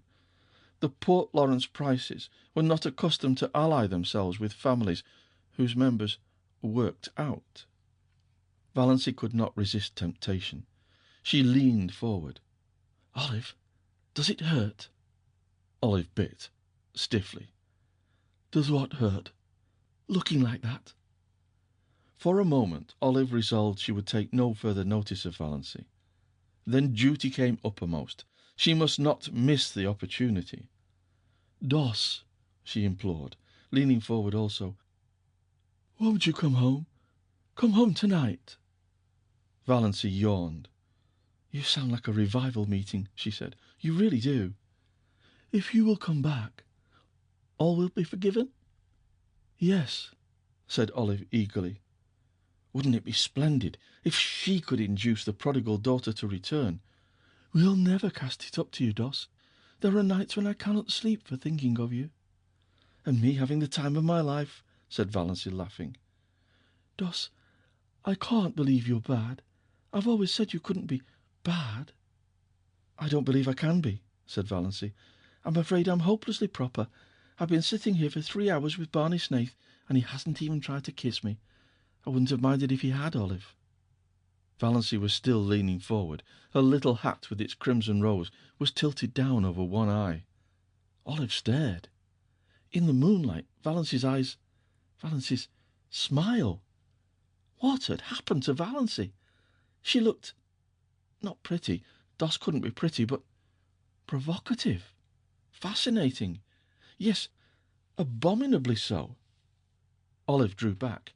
It was beneath her dignity to say more. After all, Valancy must be both mad and bad. "Thanks, that's enough," said Barney behind the car. "Much obliged, Mr. Sterling. 2 gallons, 70 cents, thank you." Uncle Wellington climbed foolishly and feebly into his car. He wanted to give Snaith a piece of his mind, but dared not. Who knew what the creature might do if provoked? No doubt he carried firearms. Uncle Wellington looked indecisively at Valancy, but Valancy had turned her back on him and was watching Barney pour the gas into Lady Jane's maw. "Drive on," said Olive decisively. "There's no use in waiting here. Let me tell you what she said to me." "The little hussy, the shameless little hussy," said Uncle Wellington. Chapter 22. The next thing the Sterlings heard was that Valancy had been seen with Barney Snaith in a movie theatre in Port Lawrence, and after it at supper in a Chinese restaurant there. This was quite true, and no one was more surprised at it than Valancy herself. Barney had come along in Lady Jane one dim twilight and told Valancy unceremoniously, if she wanted a drive, to hop in. "I'm going to the port. Will you go there with me?" His eyes were teasing, and there was a bit of defiance in his voice. Valancy, who did not conceal from herself that she would have gone anywhere with him to any place, hopped in without more ado. They tore into and through Deerwood. Mrs. Frederick and Cousin Stickles, taking a little air on the veranda, saw them whirl by in a cloud of dust, and sought comfort in each other's eyes. Valancy, who in some dim pre-existence had been afraid of a car, was hatless, and her hair was blowing wildly round her face. She would certainly come down with bronchitis and die at Roaring Abel's. She wore a low-necked dress, and her arms were bare. That Snaith creature was in his shirt-sleeves, smoking a pipe. They were going at the rate of 40 miles an hour. 60, Cousin Stickles averred. Lady Jane could hit the pike when she wanted to. Valancy waved her hand gaily to her relatives. As for Mrs. Frederick, she was wishing she knew how to go into hysterics. "Was it for this," she demanded in hollow tones, "that I suffered the pangs of motherhood?" "I will not believe," said Cousin Stickles solemnly, "that our prayers will not yet be answered." Who will protect that unfortunate girl when I am gone?" moaned Mrs. Frederick. As for Valancy, she was wondering if it could really be only a few weeks since she had sat there with them on that veranda, hating the rubber plant, pestered with teasing questions like black flies, always thinking of appearances, cowed because of Aunt Wellington's teaspoons and Uncle Benjamin's money, poverty-stricken, afraid of everybody, envying Olive, a slave to moth-eaten traditions, nothing to hope for or expect. And now every day was a gay adventure. Lady Jane flew over the 15 miles between Deerwood and the port, through the port. The way Barney went past traffic policemen was not holy. The lights were beginning to twinkle out like stars in the clear, lemon-hued twilight air. This was the only time Valancy ever really liked the town, and she was crazy with the delight of speeding. Was it possible she had ever been afraid of a car? She was perfectly happy riding beside Barney. Not that she deluded herself into thinking it had any significance. She knew quite well that Barney had asked her to go on the impulse of the moment, an impulse born of a feeling of pity for her and her starved little dreams. She was looking tired after a wakeful night with a heart attack, followed by a busy day. She had so little fun. He'd give her an outing for once. Besides, Abel was in the kitchen, at the point of drunkenness where he was declaring he did not believe in God and beginning to sing ribald songs. It was just as well she should be out of the way for a while. Barney knew Roaring Abel's repertoire. They went to the movie. Valancy had never been to a movie. And then, finding a nice hunger upon them, they went and had fried chicken, unbelievably delicious, in the Chinese restaurant. After which they rattled home again, leaving a devastating trail of scandal behind them. Mrs. Frederick gave up going to church altogether. She could not endure her friends' pitying glances and questions. But Cousin Stickles went every Sunday. She said they had been given a cross to bear. End of section 12. Read by Bryn Roberts. Her poor little story. They were sitting by the open window. Sissy could not get her breath lying down that night. An inglorious gibbous moon was hanging over the wooded hills, and in its spectral light Sissy looked frail and lovely and incredibly young. A child. It did not seem possible that she could have lived through all the passion and pain and shame of her story. He was stopping at the hotel across the lake. He used to come over in his canoe at night. We met in the pines down the shore. He was a young college student. His father was a rich man in Toronto. Oh, Valency, I didn't mean to be bad. I didn't, indeed, but I loved him so. I love him yet. I'll always love him. And I didn't know some things. I didn't understand. Then his father came and took him away. And after a little, I found out. Oh, Valency, I was so frightened. I didn't know what to do. I wrote him. He came. He said he would marry me, Valency. And why? And why? Oh, Valency, he didn't love me any more. I saw that at a glance. He was just offering to marry me because he thought he ought to, because he was sorry for me. He wasn't bad, but he was so young. And what was I, that he should keep on loving me? Never mind making excuses for him, said Valency a bit shortly. So you wouldn't marry him? I couldn't. Not when he didn't love me any more. Somehow, I can't explain. It seemed a worse thing to do than the other. He argued a little, but he went away. Do you think I did right, Valency? Yes, I do. You did right, but he... don't blame him, dear. Please don't.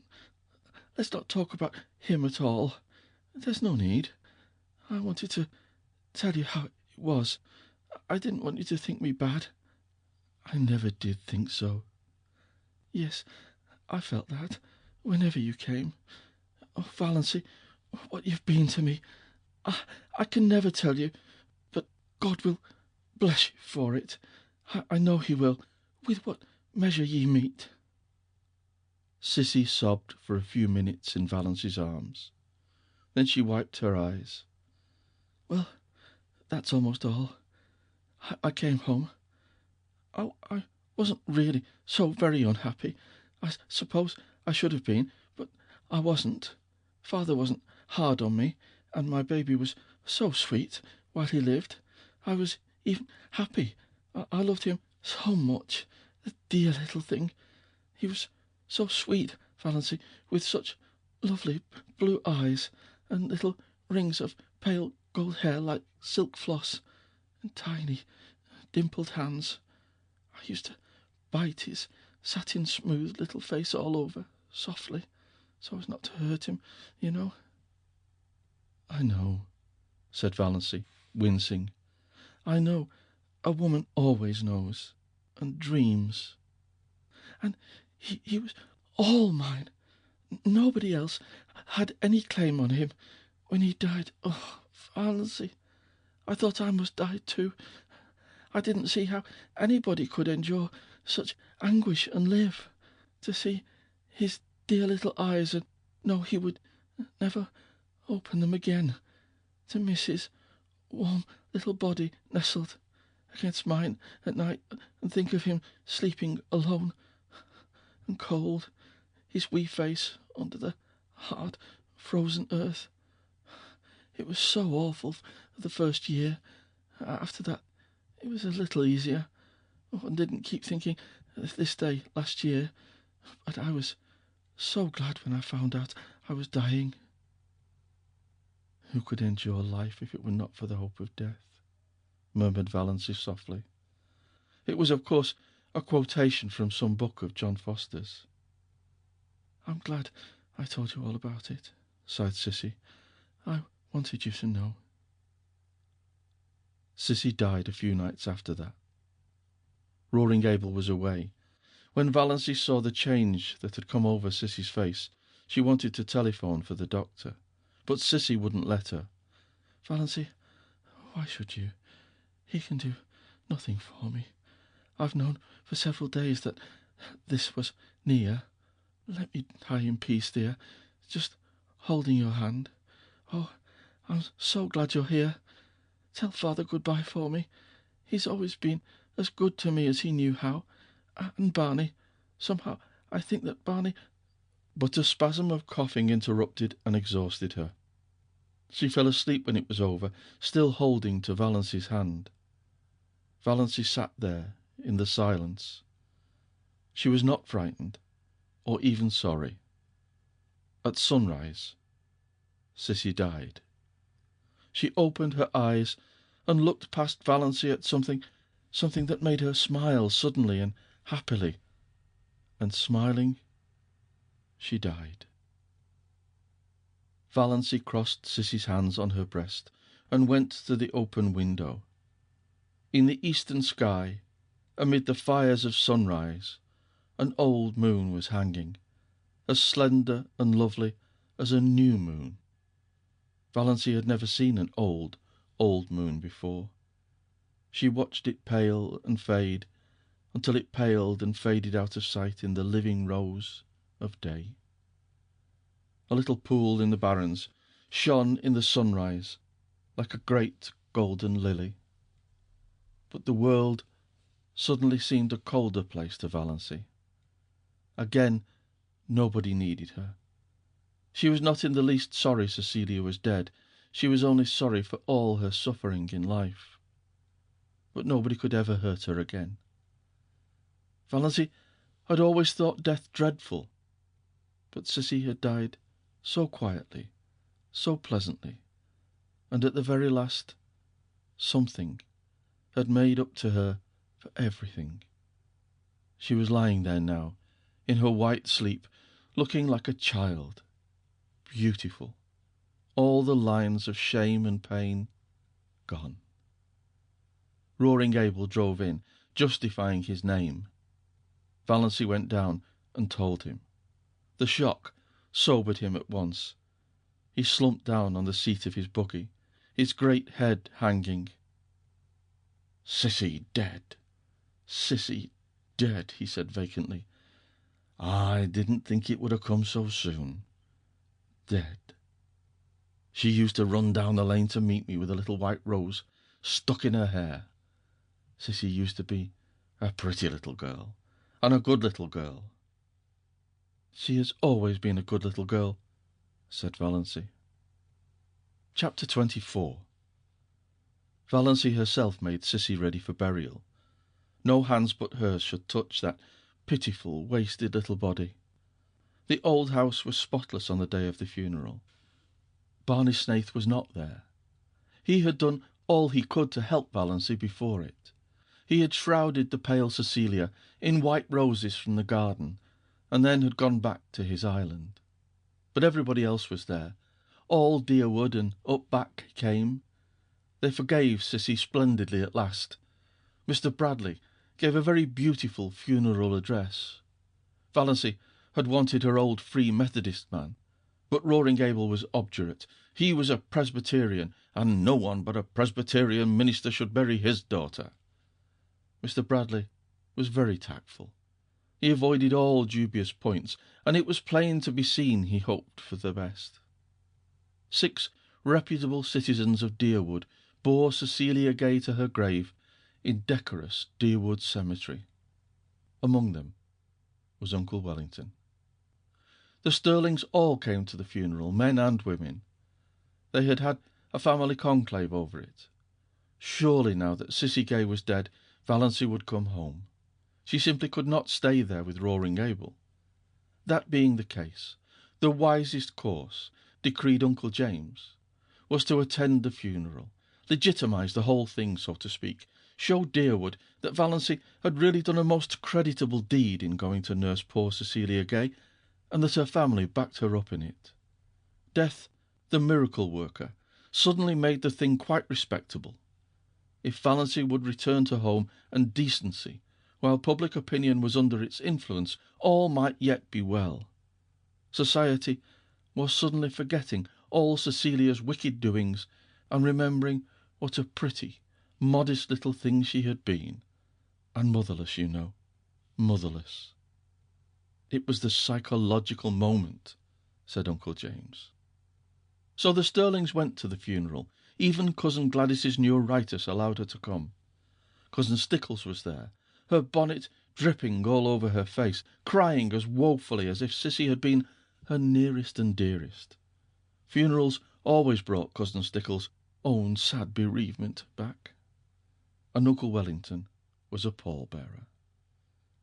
Valancy, pale, subdued-looking, her slanted eyes smudged with purple, in her snuff-brown dress, moving quietly about, finding seats for people, consulting in undertones with minister and undertaker, marshalling the mourners into the parlour, was so decorous and proper and Stirlingish that her family took heart of grace.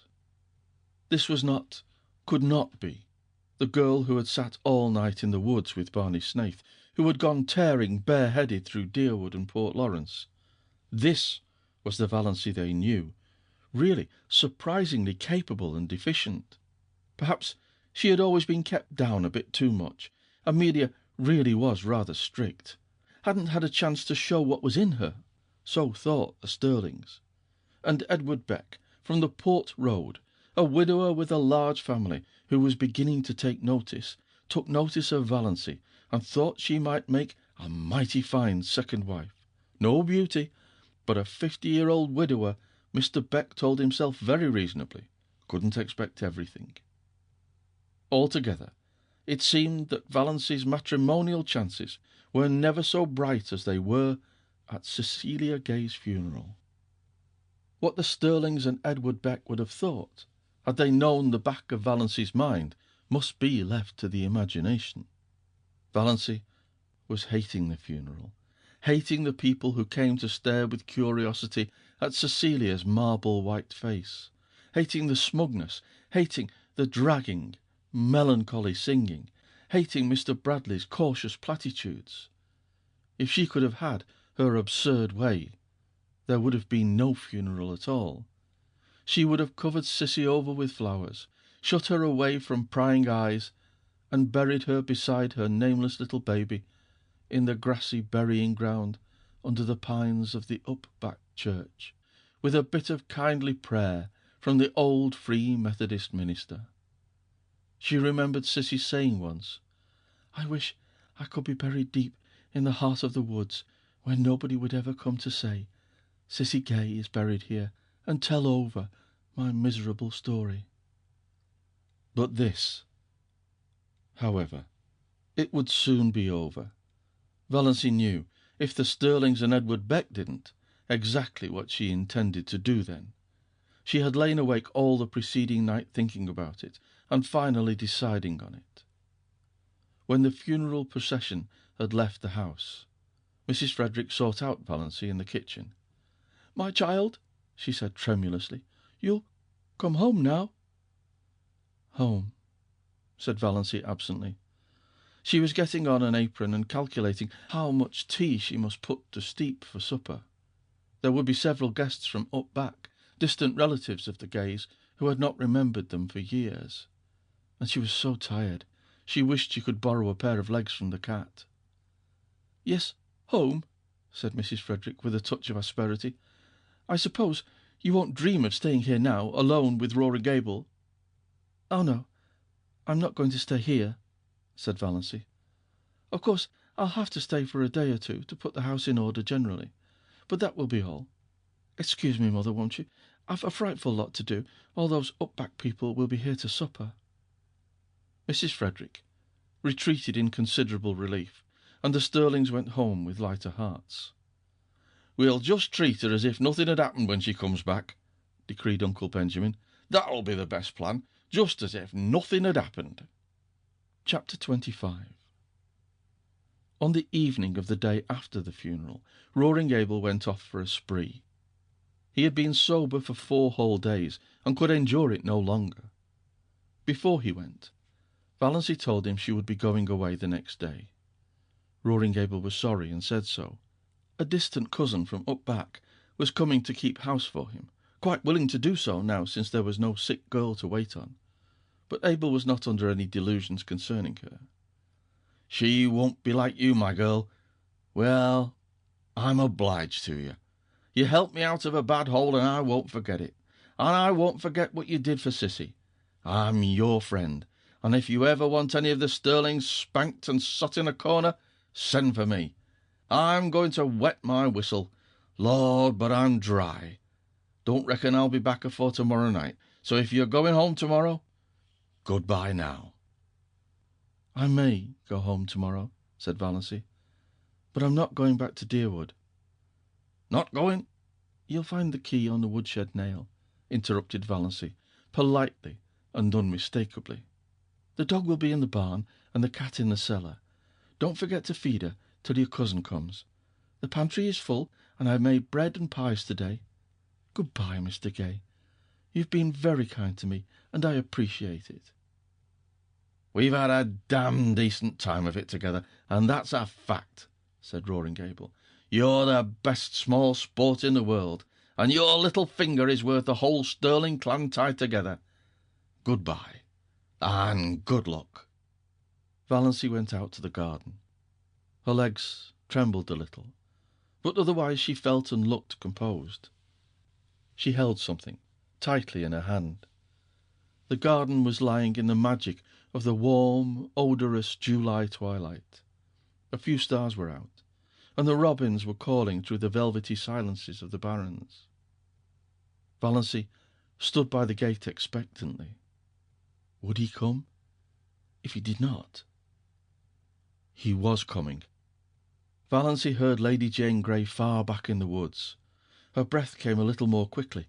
Nearer and nearer. She could see Lady Jane now, bumping down the lane. Nearer, nearer. He was there. He had sprung from the car and was leaning over the gate looking at her. "Going home, Miss Sterling?" "I don't know yet," said Valancy slowly. Her mind was made up, with no shadow of turning, but the moment was very tremendous. "I thought I'd run down and ask if there was anything I could do for you," said Barney.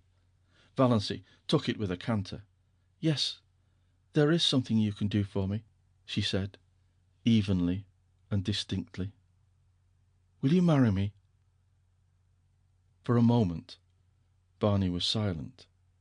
There was no particular expression on his face.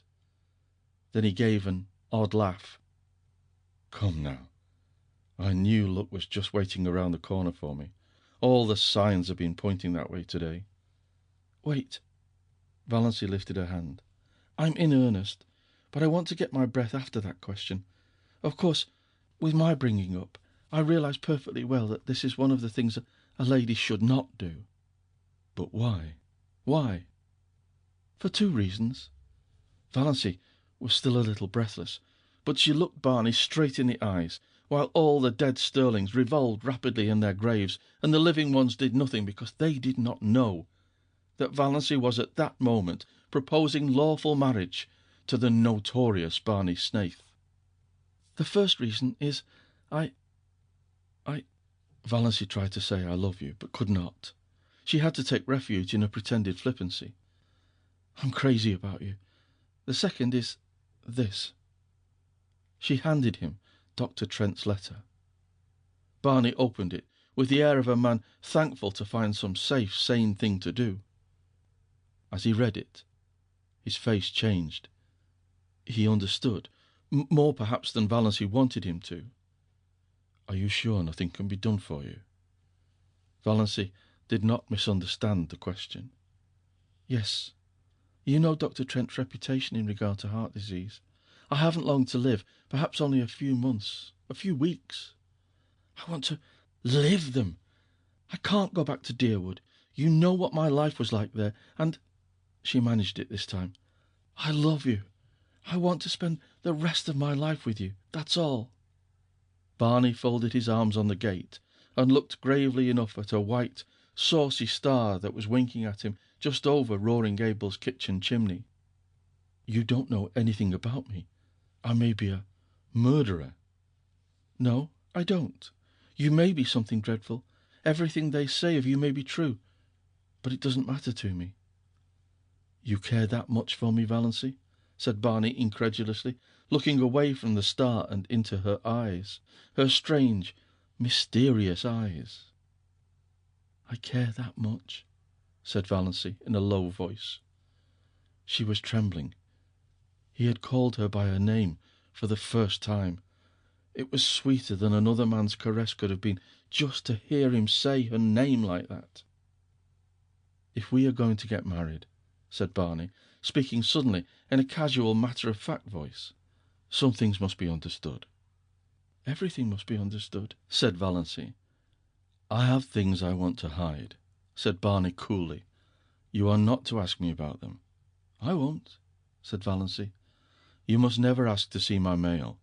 Never. And we are never to pretend anything to each other. We won't, said Valancy. You won't even have to pretend you like me. If you marry me, I know you're only doing it out of pity. And we'll never tell a lie to each other about anything, a big lie or a petty lie. Especially a petty lie, agreed Valancy. And you'll have to live back on my island. I won't live anywhere else. That's partly why I want to marry you, said Valancy. Barney peered at her. I believe you mean it. Well, let's get married then. Thank you, said Valancy, with a sudden return of primness. She would have been much less embarrassed if he had refused her. I suppose I haven't any right to make conditions, but I'm going to make one. You are never to refer to my heart or my liability to sudden death. You are never to urge me to be careful.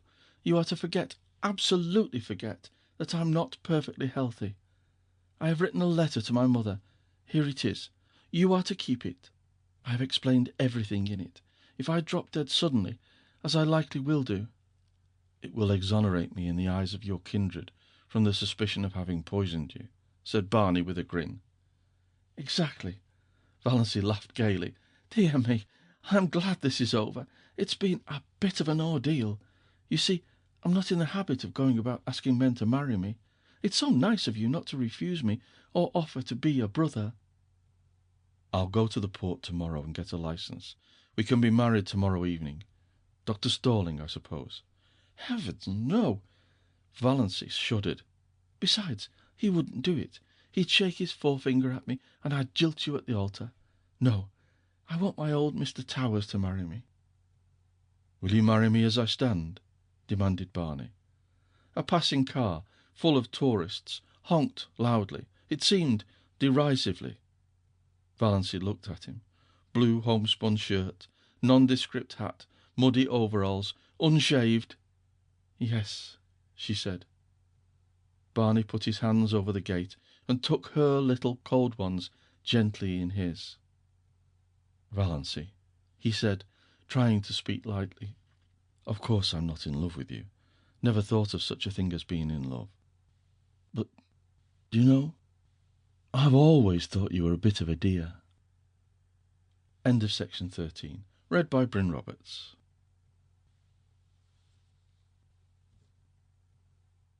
The next day passed for Valancy like a dream.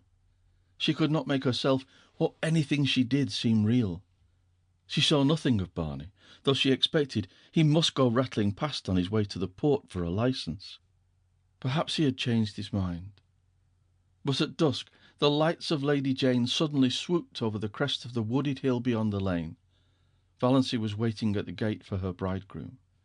She wore her green dress and her green hat because she had nothing else to wear. She did not look or feel at all bride-like. She really looked like a wild elf strayed out of the greenwood. But that did not matter. Nothing at all mattered, except that Barney was coming for her. "Ready?" said Barney, stopping Lady Jane with some new, horrible noises. "Yes." Valancy stepped in and sat down. Barney was in his blue shirt and overalls, but they were clean overalls. He was smoking a villainous-looking pipe, and he was bareheaded, but he had a pair of oddly smart boots on under his shabby overalls, and he was shaved. They clattered into Deerwood and through Deerwood, and hit the long, wooded road to the port. "Haven't changed your mind?" said Barney. "No. Have you?" "No." That was their whole conversation on the 15 miles. Everything was more dreamlike than ever. Valancy didn't know whether she felt happy or terrified or just plain fool. Then the lights of Port Lawrence were about them. Valancy felt as if she were surrounded by the gleaming, hungry eyes of hundreds of great, stealthy panthers. Barney briefly asked where Mr. Towers lived, and Valancy as briefly told him. They stopped before the shabby little house in an unfashionable street. They went in to the small, shabby parlour. Barney produced his licence. So he had got it. Also a ring. This thing was real. She, Valancy Sterling, was actually on the point of being married. They were standing up together before Mr. Towers. Valancy heard Mr. Towers and Barney saying things. She heard some other person saying things. She herself was thinking of the way she had once planned to be married, away back in her early teens, when such a thing had not seemed impossible. White silk and tulle veil and orange blossoms, no bridesmaid, but one flower girl in a frock of cream shadow lace over pale pink, with a wreath of flowers in her hair, carrying a basket of roses and lilies of the valley, and the groom, a noble-looking creature, irreproachably clad in whatever the fashion of the day decreed. Valancy lifted her eyes and saw herself and Barney in the little, slanting, distorting mirror over the mantelpiece. She in her odd, unbridled green hat and dress, Barney in shirt and overalls. But it was Barney. That was all that mattered. No veil, no flowers, no guests, no presents, no wedding cake. But just Barney. For all the rest of her life there would be Barney. "Mrs. Snaith, I hope you will be very happy," Mr. Towers was saying. He had not seemed surprised at their appearance, not even at Barney's overalls. He'd seen plenty of queer weddings up back. He did not know Valancy was one of the Deerwood Sterlings. He did not even know there were Deerwood Sterlings. He did not know Barney Snaith was a fugitive from justice. Really, he was an incredibly ignorant old man. Therefore he married them, and gave them his blessing very gently and solemnly, and prayed for them that night after they had gone away. His conscience did not trouble him at all. "What a nice way to get married," Barney was saying, as he put Lady Jane in gear. "No fuss and flub-dub. I never supposed it was half so easy." "For heaven's sake," said Valancy suddenly, "let's forget we are married, and talk as if we weren't. I can't stand another drive like the one we had coming in." Barney howled and threw Lady Jane into high with an infernal noise.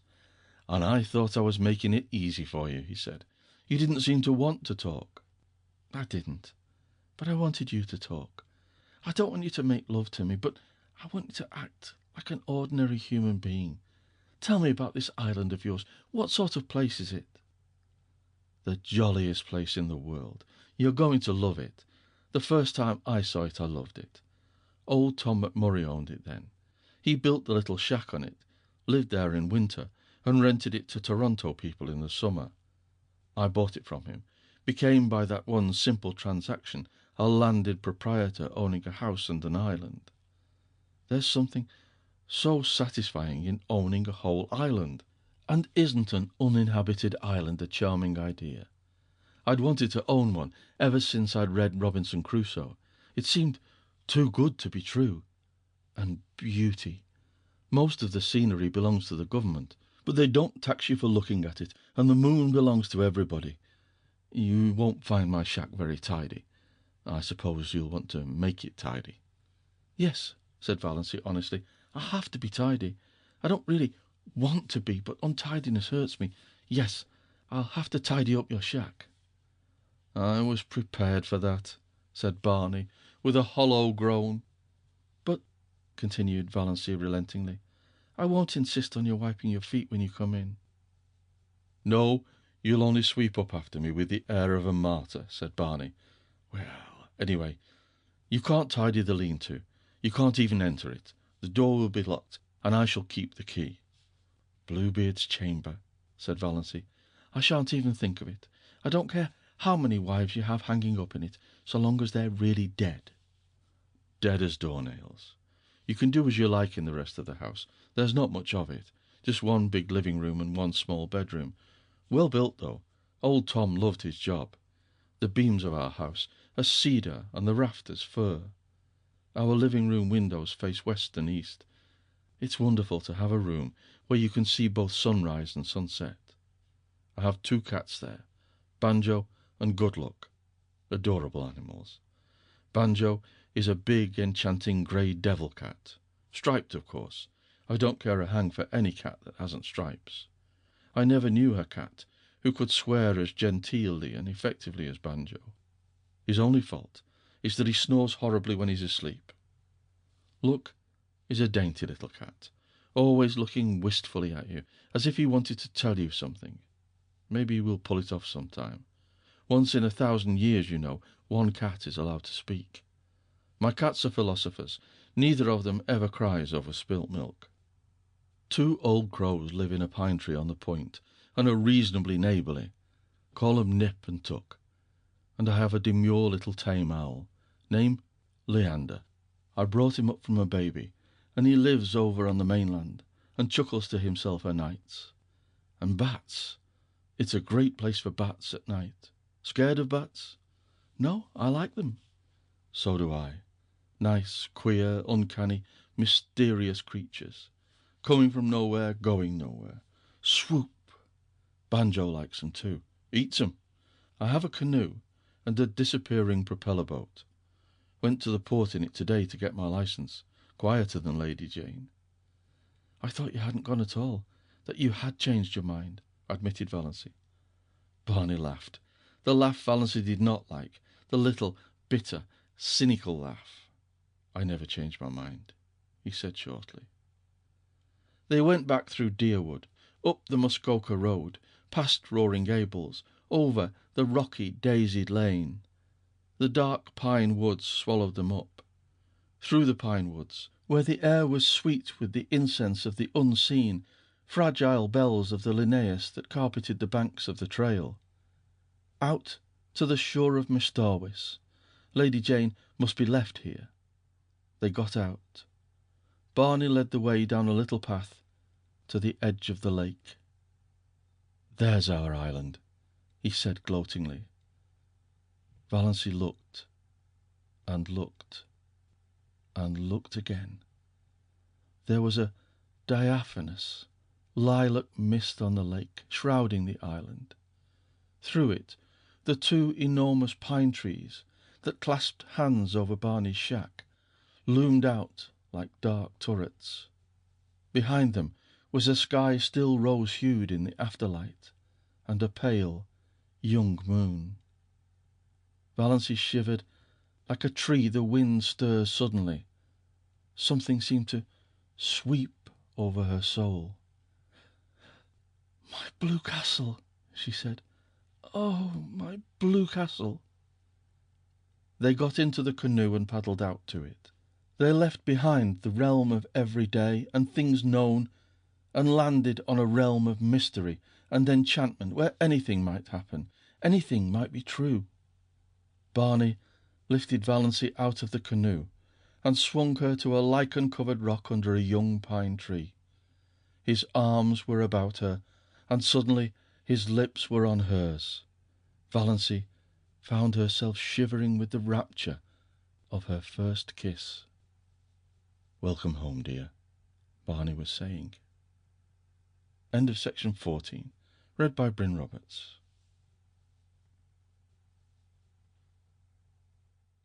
Cousin Georgiana came down the lane leading up to her little house. She lived half a mile out of Deerwood, and she wanted to go into Amelia's and find out if Doss had come home yet. Cousin Georgiana was anxious to see Doss.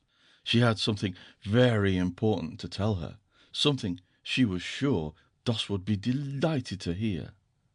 Poor Doss. She had had rather a dull life of it. Cousin Georgiana owned to herself that she would not like to live under Amelia's thumb. But that would be all changed now. Cousin Georgiana felt tremendously important. For the time being, she quite forgot to wonder which of them would go next. And here was Doss herself, coming along the road from Roaring Gables, in such a queer green dress and hat. Talk about luck! Cousin Georgiana would have a chance to impart her wonderful secret right away, with nobody else about to interrupt. It was, you might say, a providence. Valancy, who had been living for 4 days on her enchanted island, had decided that she might as well go into Deerwood and tell her relatives that she was married. Otherwise, finding that she had disappeared from Roaring Gables, they might get out a search warrant for her. Barney had offered to drive her in, but she had preferred to go alone. She smiled very radiantly at Cousin Georgiana, who she remembered as of someone known a long time ago, had really been not a bad little creature. Valancy was so happy that she could have smiled at anybody, even Uncle James. She was not averse to Cousin Georgiana's company. Already, since the houses along the road were becoming numerous, she was conscious that curious eyes were looking at her from every window. "I suppose you're going home, dear Doss," said Cousin Georgiana, as she shook hands, furtively eyeing Valancy's dress and wondering if she had any petticoat on at all. "Sooner or later," said Valancy, cryptically. "Then I'll go along with you. I've been wanting to see you very especially, Doss, dear. I've something quite wonderful to tell you." "Yes?" said Valancy absently. What on earth was Cousin Georgiana looking so mysterious and important about? But did it matter? No, nothing mattered but Barney and the Blue Castle up back in Miss Dorwith's. "Who do you suppose called to see me the other day?" asked Cousin Georgiana archly. Valancy couldn't guess. "Edward Beck." Cousin Georgiana lowered her voice almost to a whisper. "Edward Beck." Why the italics? Was Cousin Georgiana blushing? "Who on earth is Edward Beck?" asked Valancy indifferently. Cousin Georgiana stared. "Surely you remember Edward Beck," she said reproachfully. "He lives in that lovely house on the Port Lawrence road, and he comes to our church regularly. You must remember him." "Oh, I think I do now," said Valancy, with an effort of memory. "He's that old man with a wen on his forehead and dozens of children, who always sits in the pew by the door, isn't he?" "Well, not dozens of children, dear. Oh, no, not dozens. Not even 1 dozen. Only 9. At least, only 9 that count. The rest are dead. He isn't old. He's only about 48. The prime of life, Doss. And what does it matter about a wen?" "Nothing, of course," agreed Valancy quite sincerely. It certainly did not matter to her whether Edward Beck had a wen or a dozen wens, or no wen at all. But Valancy was getting vaguely suspicious. There was certainly an air of suppressed triumph about Cousin Georgiana. Could it be possible that Cousin Georgiana was thinking of marrying again? Marrying Edward Beck? Absurd. Cousin Georgiana was 65 if she were a day, and her little anxious face was as closely covered with fine wrinkles as if she had been 100. But still. "My dear," said Cousin Georgiana, "Edward Beck wants to marry you." Valancy stared at Cousin Georgiana for a moment. Then she wanted to go off into a peal of laughter, but she only said, "Me?" "Yes, you. He fell in love with you at the funeral, and he came to consult me about it. I was such a friend of his first wife, you know. He's very much in earnest, Dossie, and it's a wonderful chance for you. He's very well off, and you know, you... "I'm not so young as I once was," agreed Valancy. "To her that hath shall be given. Do you really think I would make a good stepmother, Cousin Georgiana?" "I'm sure you would. You were always so fond of children." "But 9 is such a family to start with," objected Valancy gravely. "The 2 oldest are grown up, and the 3rd almost.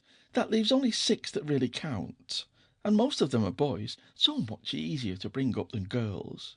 There's an excellent book, Health Care of the Growing Child. Gladys has a copy, I think. It would be such a help to you. And there are books about morals. You'd manage nicely. Of course, I told Mr. Beck that I thought you would... "Jump at him?" supplied Valancy. "Oh, no, dear. I wouldn't use such an indelicate expression. I told him I thought you would consider his proposal favourably, and you will, won't you, dearie?" "There's only one obstacle," said Valancy dreamily. "You see, I'm married already." "Married?" Cousin Georgiana stopped stock still and stared at Valancy. Married? Yes, I was married to Barney Snaith last Tuesday evening in Port Lawrence. There was a convenient gatepost hard by. Cousin Georgiana took firm hold of it. Doss, dear, I'm an old woman. Are you trying to make fun of me? Not at all. I'm only telling you the truth. For heaven's sake, Cousin Georgiana. Valancy was alarmed by certain symptoms. Don't go crying here on the public road. Cousin Georgiana choked back the tears and gave a little moan of despair instead. Oh, Doss, what have you done? What have you done? I've just been telling you.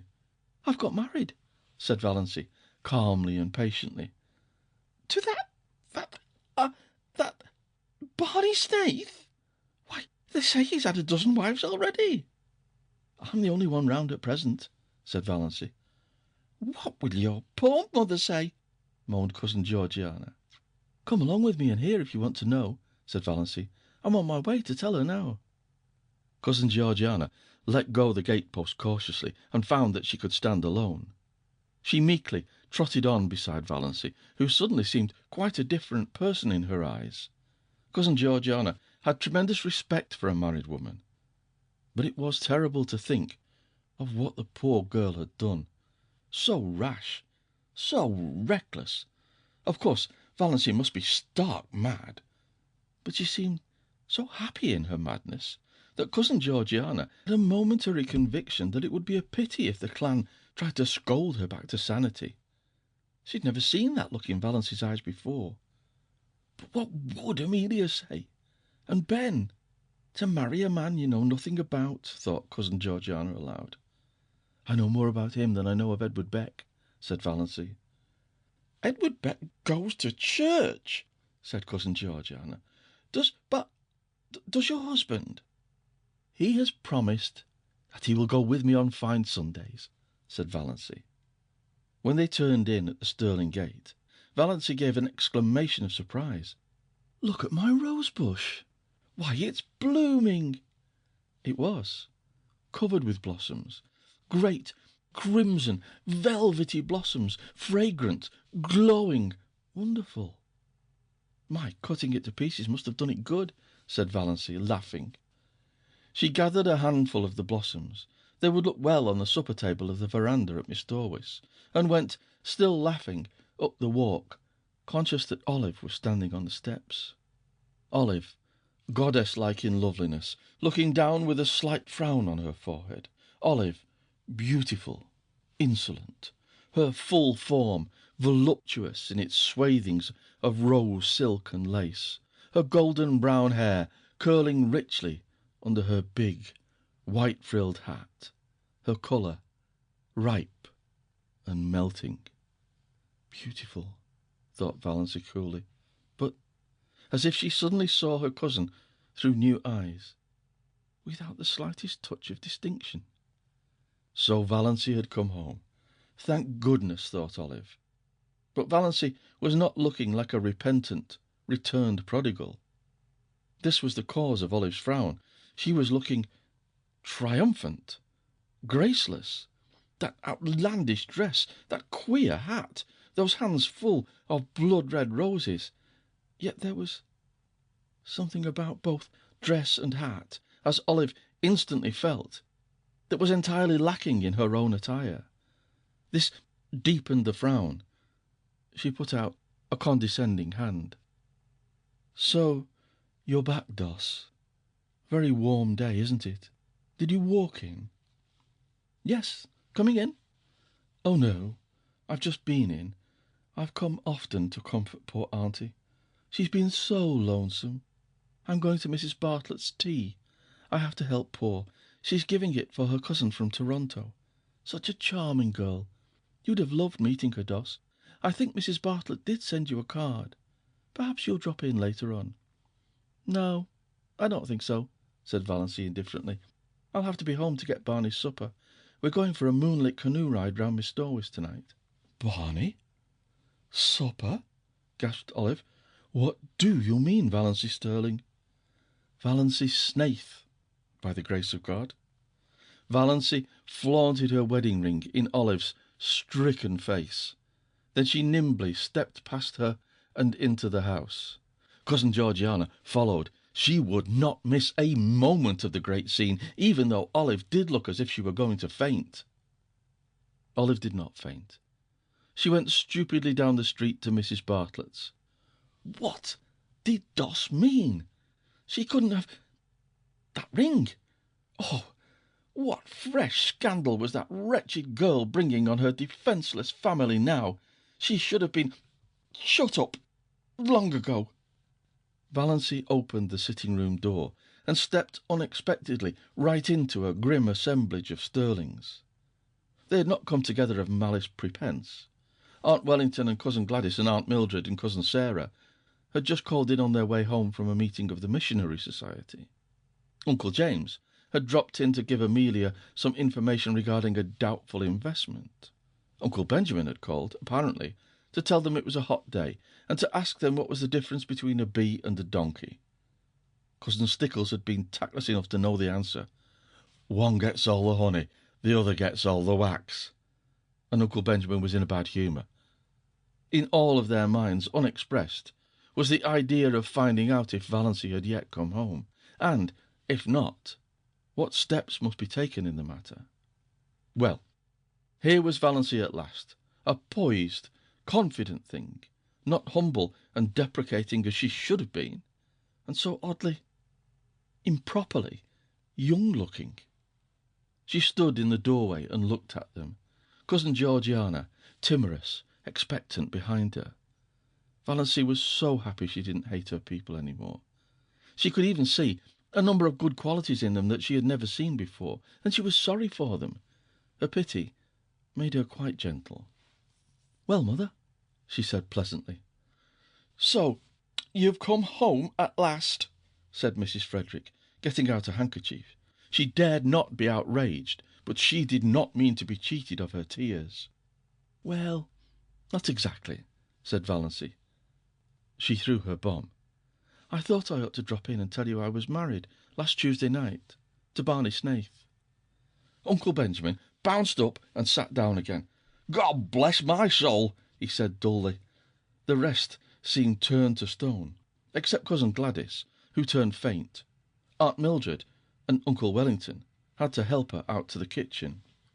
"She would have to keep up the Victorian traditions," said Valancy with a grin. She sat down uninvited on a chair. Cousin Stickles had begun to sob. "Is there one day in your life that you haven't cried?" asked Valancy curiously. "Valancy," said Uncle James, being the first to recover the power of utterance, "did you mean what you said just now?" "I did." "Do you mean to say that you have actually gone and married that notorious Barney Snaith, that criminal, that—" "I have." "Then," said Uncle James violently, "you are a shameless creature, lost to all sense of propriety and virtue, and I wash my hands entirely of you. I do not want ever to see your face again." "What have you left to say when I commit murder?" asked Valancy. Uncle Benjamin again appealed to God to bless his soul. "That drunken outlaw, that—" A dangerous spark appeared in Valancy's eyes. They might say what they liked to and of her, but they should not abuse Barney. "Say damn, and you'll feel better," she suggested. "I can express my feelings without blasphemy, and I tell you, you have covered yourself with eternal disgrace and infamy by marrying that drunkard." "You would be more endurable if you got drunk occasionally. Barney is not a drunkard." "He was seen drunk in Port Lawrence, pickled to the gills," said Uncle Benjamin. "If that is true, and I don't believe it, he had a good reason for it. Now I suggest that you all stop looking tragic and accept the situation. I'm married. You can't undo that, and I'm perfectly happy." "I suppose we ought to be thankful he has really married her," said Cousin Sarah, by way of trying to look on the bright side. "If he really has," said Uncle James, who had just washed his hands of Valancy. "Who married you?" "Mr. Towers, of Port Lawrence." "By a Free Methodist," groaned Mrs. Frederick, as if to have been married by an imprisoned Methodist would have been a shade less disgraceful. It was the first thing she had said. Mrs. Frederick didn't know what to say. The whole thing was too horrible, too nightmarish. She was sure she must wake up soon. After all their bright hopes at the funeral. "It makes me think of those what-you-call-ems," said Uncle Benjamin helplessly. "Those yarns, of fairies taking babies out of their cradles." "Valency could hardly be a changeling at 29, said Aunt Wellington satirically. "She was the oddest-looking baby I ever saw, anyway," averred Uncle Benjamin. "I said so at the time. You remember, Amelia? I said I'd never seen such eyes in a human head." "I'm glad I never had any children," said Cousin Sarah. "If they don't break your heart in one way, they do it in another." "Isn't it better to have your heart broken than to have it wither up?" queried Valency. "Before it could be broken, it must have felt something splendid. That would be worth the pain." "Dippy, clean dippy," muttered Uncle Benjamin, with a vague, unsatisfactory feeling that somebody had said something like that before. "Valency," said Mrs. Frederick solemnly, "do you ever pray to be forgiven for disobeying your mother?" "I should pray to be forgiven for obeying you so long," said Valency stubbornly. "But I don't pray about that at all. I just thank God every day for my happiness." "I would rather," said Mrs. Frederick, beginning to cry rather belatedly, "see you dead before me than listen to what you have told me today." Valency looked at her mother and aunts, and wondered if they could ever have known anything of the real meaning of love. She felt sorrier for them than ever. They were so very pitiable, and they never suspected it. "Barney Snaith is a scoundrel to have deluded you into marrying him," said Uncle James violently. "Oh, I did the deluding. I asked him to marry me," said Valency with a wicked smile. "Have you no pride?" demanded Aunt Wellington. "Lots of it. I am proud that I have achieved a husband by my own unaided efforts. Cousin Georgiana here wanted to help me to Edward Beck." "Edward Beck is worth $20,000 and has the finest house between here and Port Lawrence," said Uncle Benjamin. "That sounds very fine," said Valency scornfully, "but it isn't worth that." She snapped her fingers, compared to feeling Barney's arms around me and his cheek against mine. "Oh, Doss!" said Cousin Stickles. Cousin Sarah said, "Oh, Doss!" Aunt Wellington said, "Valency, you need not be indecent." "Why, it surely isn't indecent to like to have your husband put his arm around you. I should think it would be indecent if you didn't." "Why expect decency from her?" inquired Uncle James sarcastically. "She has cut herself off from decency for evermore.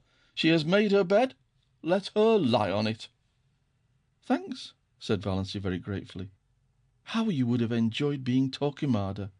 Now, I must really be getting back. Mother, may I have those 3 woolen cushions I worked last winter?" "Take them. Take everything," said Mrs. Frederick. "Oh, I don't want everything, or much. I don't want my blue castle cluttered. Just the cushions. I'll call for them some day when we motor in." Valency rose and went to the door. There she turned. She was sorrier than ever for them all. They had no blue castle in the purple solitudes of Miss Dorwis. "The trouble with you people is that you don't laugh enough," she said. "Doss, dear," said Cousin Georgiana mournfully, "some day you will discover that blood is thicker than water." "Of course it is. But who wants water to be thick?" parried Valency.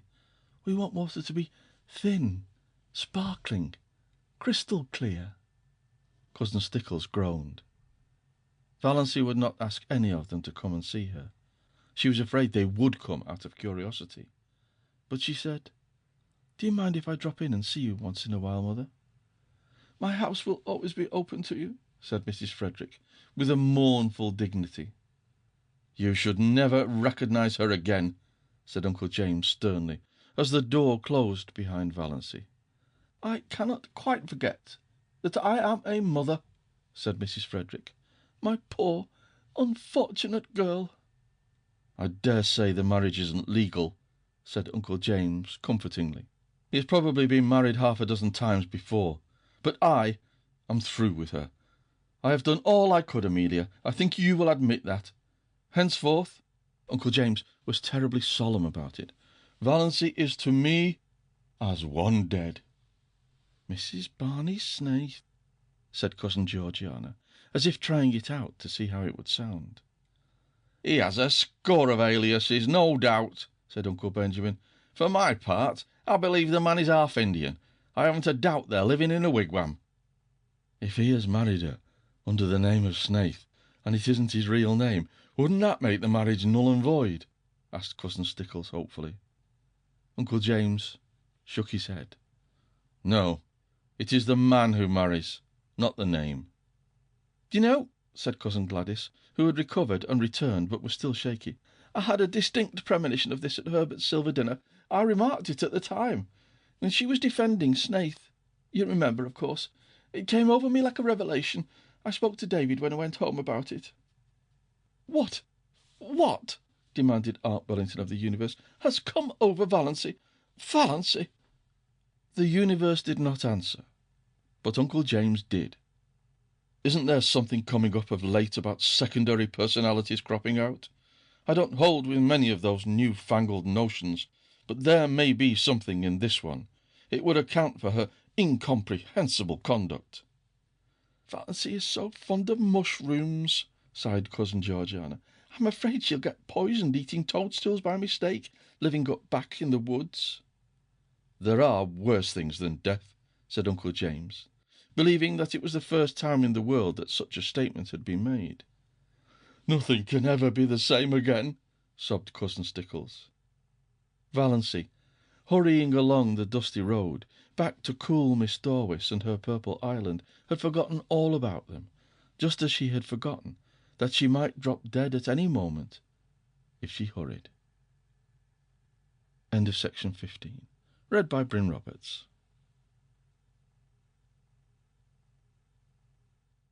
The Sterling clan, with the insignificant exception of Cousin Georgiana, had tacitly agreed to follow Uncle James's example and look upon Valency as one dead.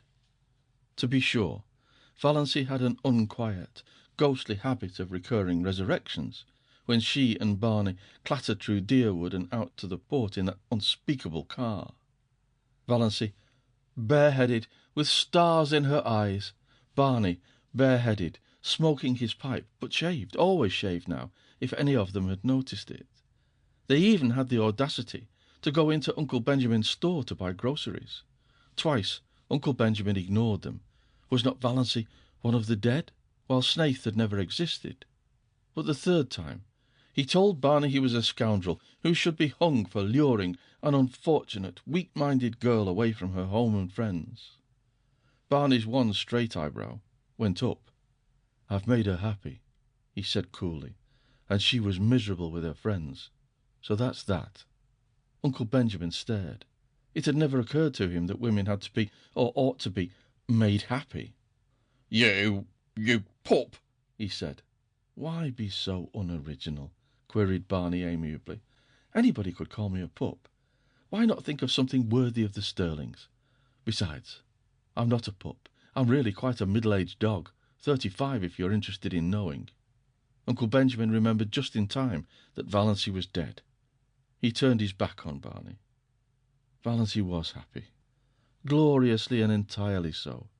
She seemed to be living in a wonderful house of life, and every day opened a new, mysterious room. It was in a world which had nothing in common with the one she had left behind, a world where time was not, which was young with immortal youth, where there was neither past nor future, but only the present. She surrendered herself utterly to the charm of it. The absolute freedom of it all was unbelievable. They could do exactly as they liked. No Mrs. Grundy, no traditions, no relatives or in-laws. Peace, perfect peace, with loved ones far away, as Barney quoted shamelessly. Valency had gone home once and got her cushions, and Cousin Georgiana had given her one of her famous candlewick spreads of most elaborate design. "For your spare room bed, dear," she said. "But I haven't got any spare room," said Valancy. Cousin Georgiana looked horrified. A house without a spare room was monstrous to her. "But it's a lovely spread," said Valancy with a kiss, "and I'm so glad to have it. I'll put it on my own bed. Barney's old patchwork quilt is getting ragged." "I don't see how you can be contented to live up back," sighed Cousin Georgiana. "It's so out of the world."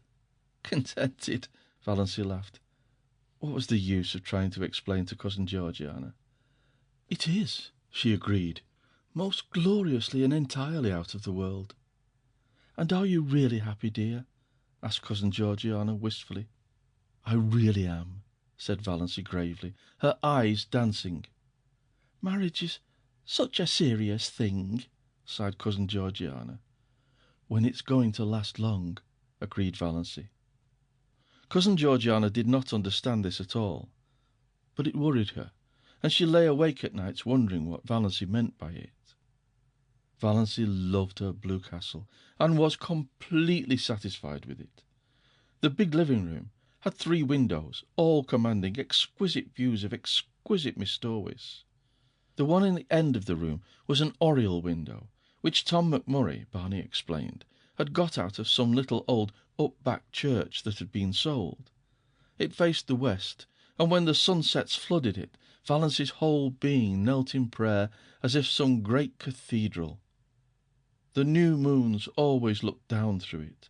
The lower pine boughs swayed about the top of it, and all through the nights the soft, dim silver of the lake dreamed through it. There was a stone fireplace on the other side.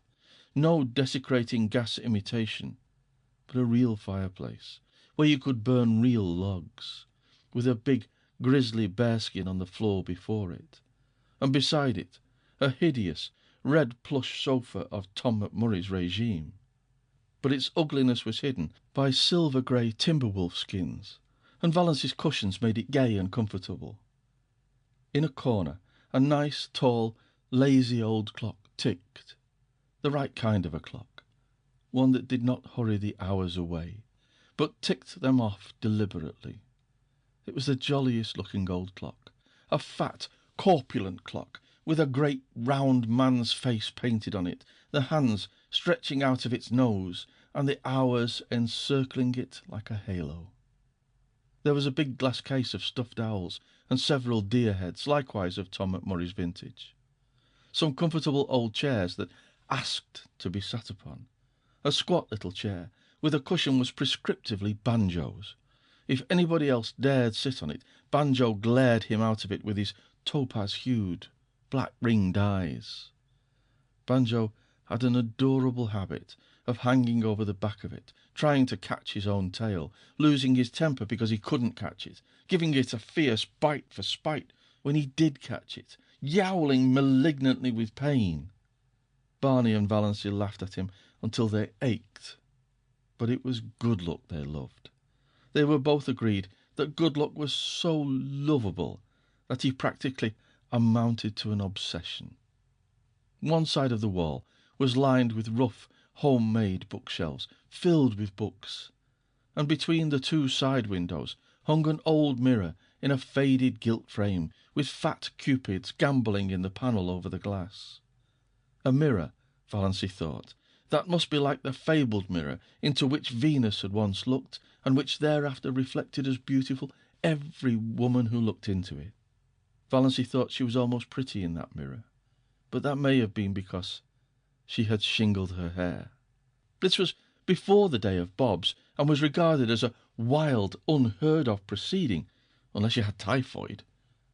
When Mrs. Frederick heard of it, she almost decided to erase Valancy's name from the family Bible. Barney cut the hair square off at the back of Valancy's neck, bringing it down in a short black fringe over her forehead. It gave a meaning and a purpose to her little 3-cornered face that it had never possessed before. Even her nose ceased to irritate her. Her eyes were bright, and her sallow skin had cleared to the hue of creamy ivory.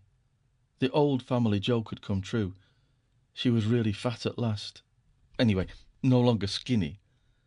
Valency might never be beautiful, but she was of the type that looks its best in the woods, elfin, mocking, alluring. Her heart bothered her very little. When an attack threatened, she was generally able to head it off with Dr. Trent's prescription. The only bad one she had was one night when she was temporarily out of medicine, and it was a bad one. For the time being, Valency realized keenly that death was actually waiting to pounce on her any moment. But the rest of the time, she would not, did not, let herself remember it at all. Chapter 29. Valency toiled not, neither did she spin. There was really very little work to do. She cooked their meals on a coal-oil stove, performing all her little domestic rites carefully and exultingly, and they ate out on the veranda that almost overhung the lake. Before them lay Miss Dorwis, like a scene out of some fairy tale of old time, and Barney smiling his twisted, enigmatical smile at her across the table. "What a view old Tom picked out when he built this shack," Barney would say exultantly. Supper was the meal Valency liked best. The faint laughter of winds was always about them, and the colours of Miss Dorwis, imperial and spiritual under the changing clouds, was something that cannot be expressed in mere words. Shadows, too, clustering in the pines until a wind shook them out and pursued them over Miss Dorwis. They lay all day long along the shores, threaded by ferns and wild blossoms. They stole around the headlands in the glow of the sunset until twilight wove them all into one great web of dusk. The cats, with their wise, innocent little faces, would sit on the veranda railing and eat the titbits Barney flung them. And how good everything tasted! Valency, amid all the romance of Miss Dorwis, never forgot that men had stomachs. Barney paid her no end of compliments on her cooking. "After all," he admitted, "there's something to be said for square meals. I've mostly got along by boiling 2 or 3 dozen eggs hard at once, and eating a few when I got hungry with a slice of bacon once in a while, and a jorum of tea." Valency poured tea out of Barney's little battered old pewter teapot of incredible age. She had not even a set of dishes, only Barney's mismatched, chipped bits, and the dear, big, poppy old jug of robin's egg blue. After the meal was over, they would sit there and talk for hours, or sit and say nothing, in all the languages of the world, Barney pulling away at his pipe, Valency dreaming idly and deliciously, gazing at the far-off hills beyond Miss Dorwis, where the spires of firs came out against the sunset. The moonlight would begin to silver the Miss Dorwis dusk. Bats would begin to swoop darkly against the pale western gold. The little waterfall that came down on the high bank not far away would, by some whim of the wildwood gods, begin to look like a wonderful white woman beckoning through the spicy, fragrant evergreens, and Leander would begin to chuckle diabolically on the mainland shore. How sweet it was to sit there and do nothing, in the beautiful silence, with Barney at the other side of the table smoking. There were plenty of other islands in sight, though none were near enough to be troublesome as neighbours. There was one little group of islets far off to the west, which they called the Fortunate Isles. At sunrise they looked like a cluster of emeralds, at sunset like a cluster of amethysts. They were too small for houses, but the lights on the larger islands would bloom out all over the lake, and bonfires would be lighted on their shores, streaming up into the wood shadows and throwing great blood-red ribbons over the waters. Music would drift to them alluringly from boats here and there, or from the verandas on the big house of the millionaire on the biggest island. "Would you like a house like that, Moonlight?" Barney asked once, waving his hand at it. He had taken to calling her Moonlight, and Valency loved it. "No," said Valency, who had once dreamed of a mountain castle 10 times the size of the rich man's cottage, and now pitied the poor inhabitants of palaces. "No, it's too elegant. I would have to carry it with me everywhere I went, on my back like a snail. It would own me, possess me body and soul. I like a house I can love and cuddle and boss, just like ours here. I don't envy Hamilton Gossard, the finest summer residence in Canada. It is magnificent, but it isn't my blue castle." Away down at the far end of the lake, they got every night a glimpse of a big continental train rushing through a clearing. Valancy liked to watch its lighted windows flash by and wonder who was on it and what hopes and fears it carried. She also amused herself by picturing Barney and herself going to the dances and dinners in the houses on the islands. But she did not want to go in reality. Once they did go to a masquerade dance in the pavilion at one of the hotels up the lake, and had a glorious evening, but slipped away in their canoe before unmasking time, back to the Blue Castle. "It was lovely, but I don't want to go again," said Valancy. So many hours a day, Barney shut himself up in Bluebeard's chamber. Valancy never saw the inside of it. From the smells that filtered through at times, she concluded he must be conducting chemical experiments, or counterfeiting money. Valancy supposed there must be smelly processes in making counterfeit money, but she did not trouble herself about it. She had no desire to peer into the locked chambers of Barney's house of life. His past and his future concerned her not.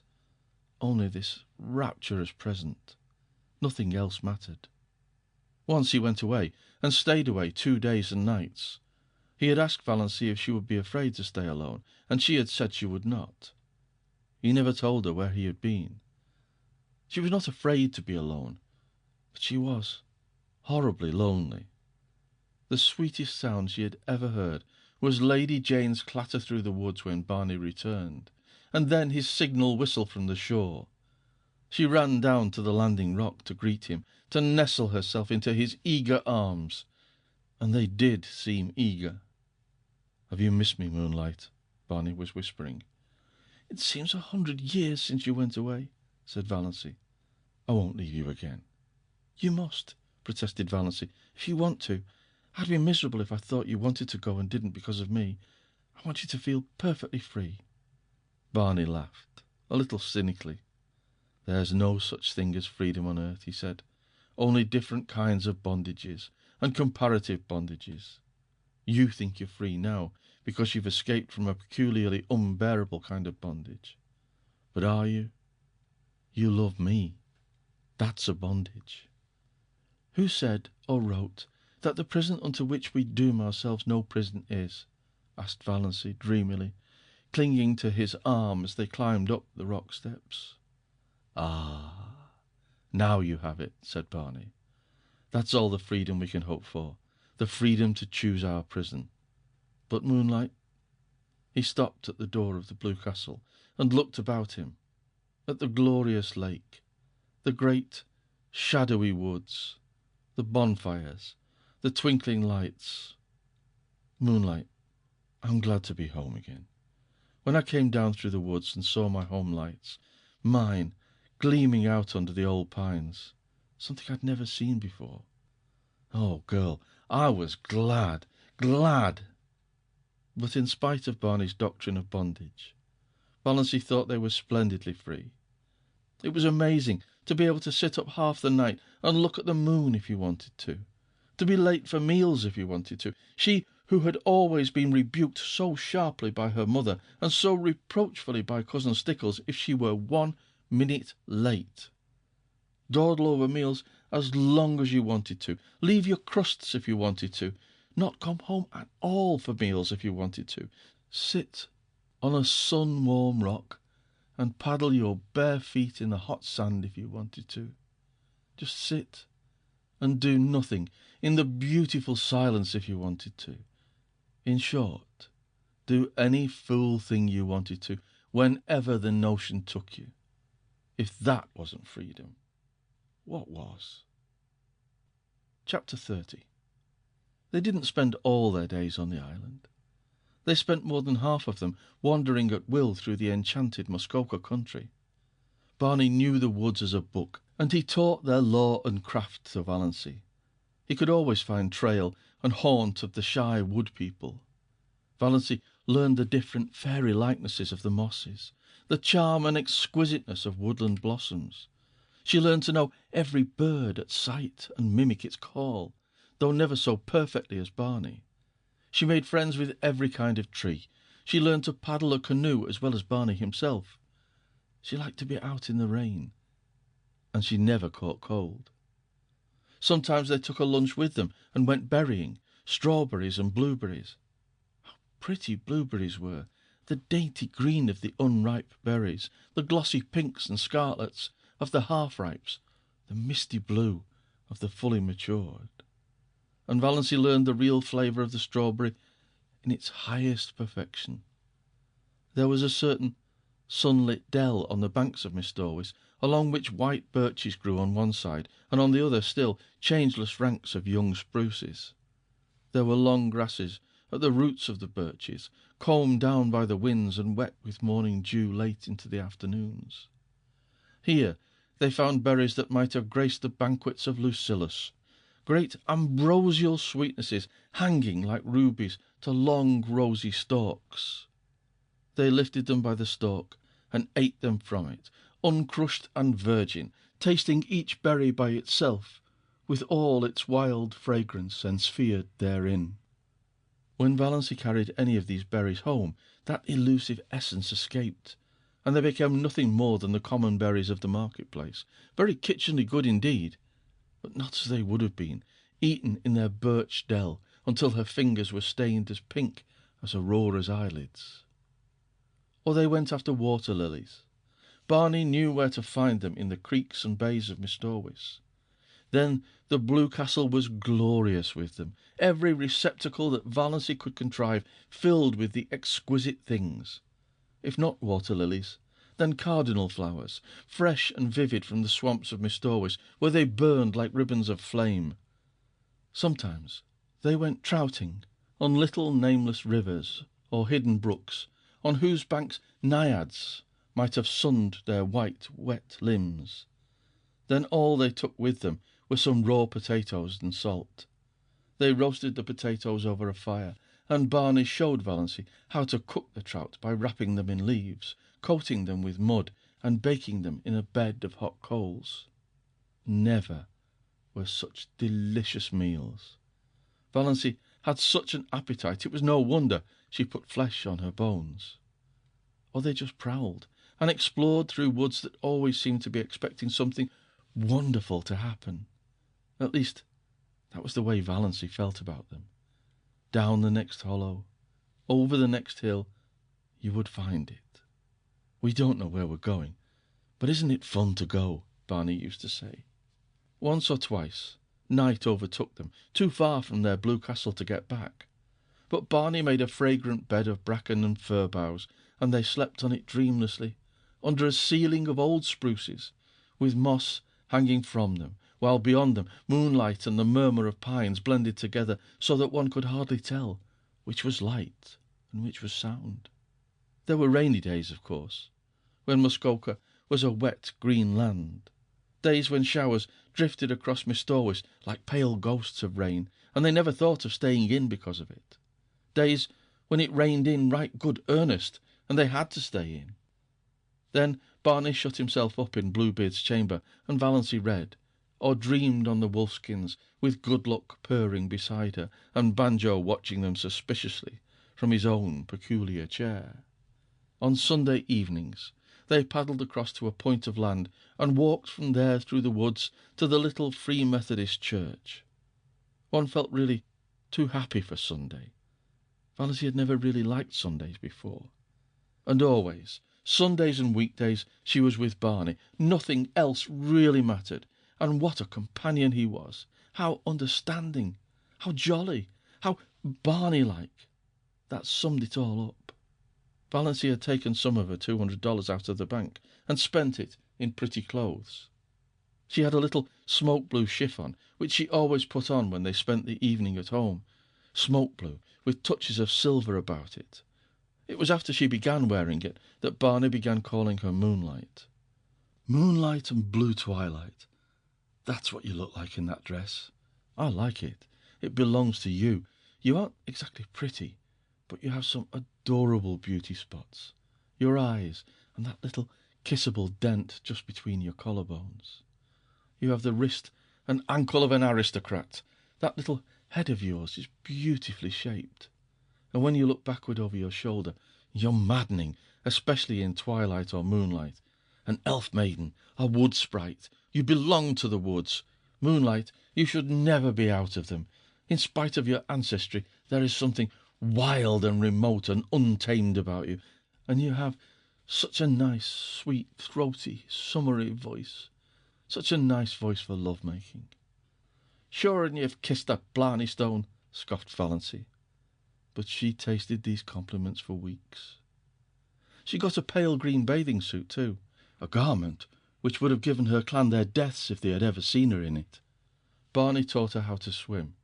Sometimes she put her bathing dress on when she got up and didn't take it off until she went to bed, running down to the water for a plunge whenever she felt like it, and sprawling on the sun-warm rocks to dry. She had forgotten all the old humiliating things that used to come up against her in the night, the injustices and the disappointments. It was as if they had all happened to some other person, not to her, Valancy Snaith, who had always been happy. I understand now what it means to be born again, she told Barney.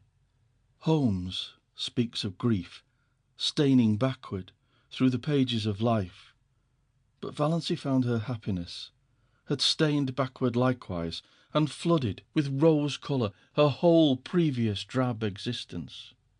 She found it hard to believe that she had ever been lonely and unhappy and afraid. When death comes, I shall have lived, thought Valancy. I shall have had my hour and her dust pile.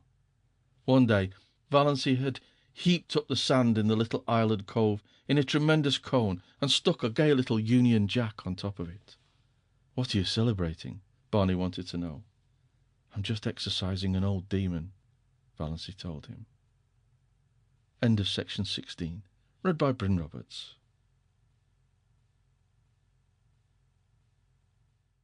They kindled a fire in the big fireplace and sat before it with jest and laughter.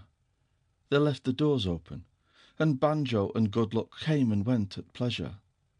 Sometimes they sat gravely on the bearskin rug between Barney and Valancy. Sometimes they slunk off into the mystery of the chill night outside.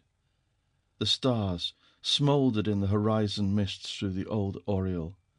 The haunting, persistent croon of the pine trees filled the air. The little waves began to make soft, sobbing splashes on the rocks below them in the rising winds.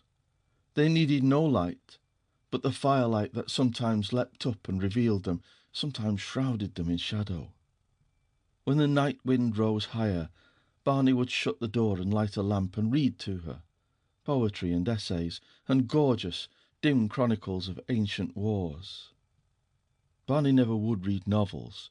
He vowed they bored him, but sometimes she read them herself, curled up on the wolfskins, laughing aloud in peace.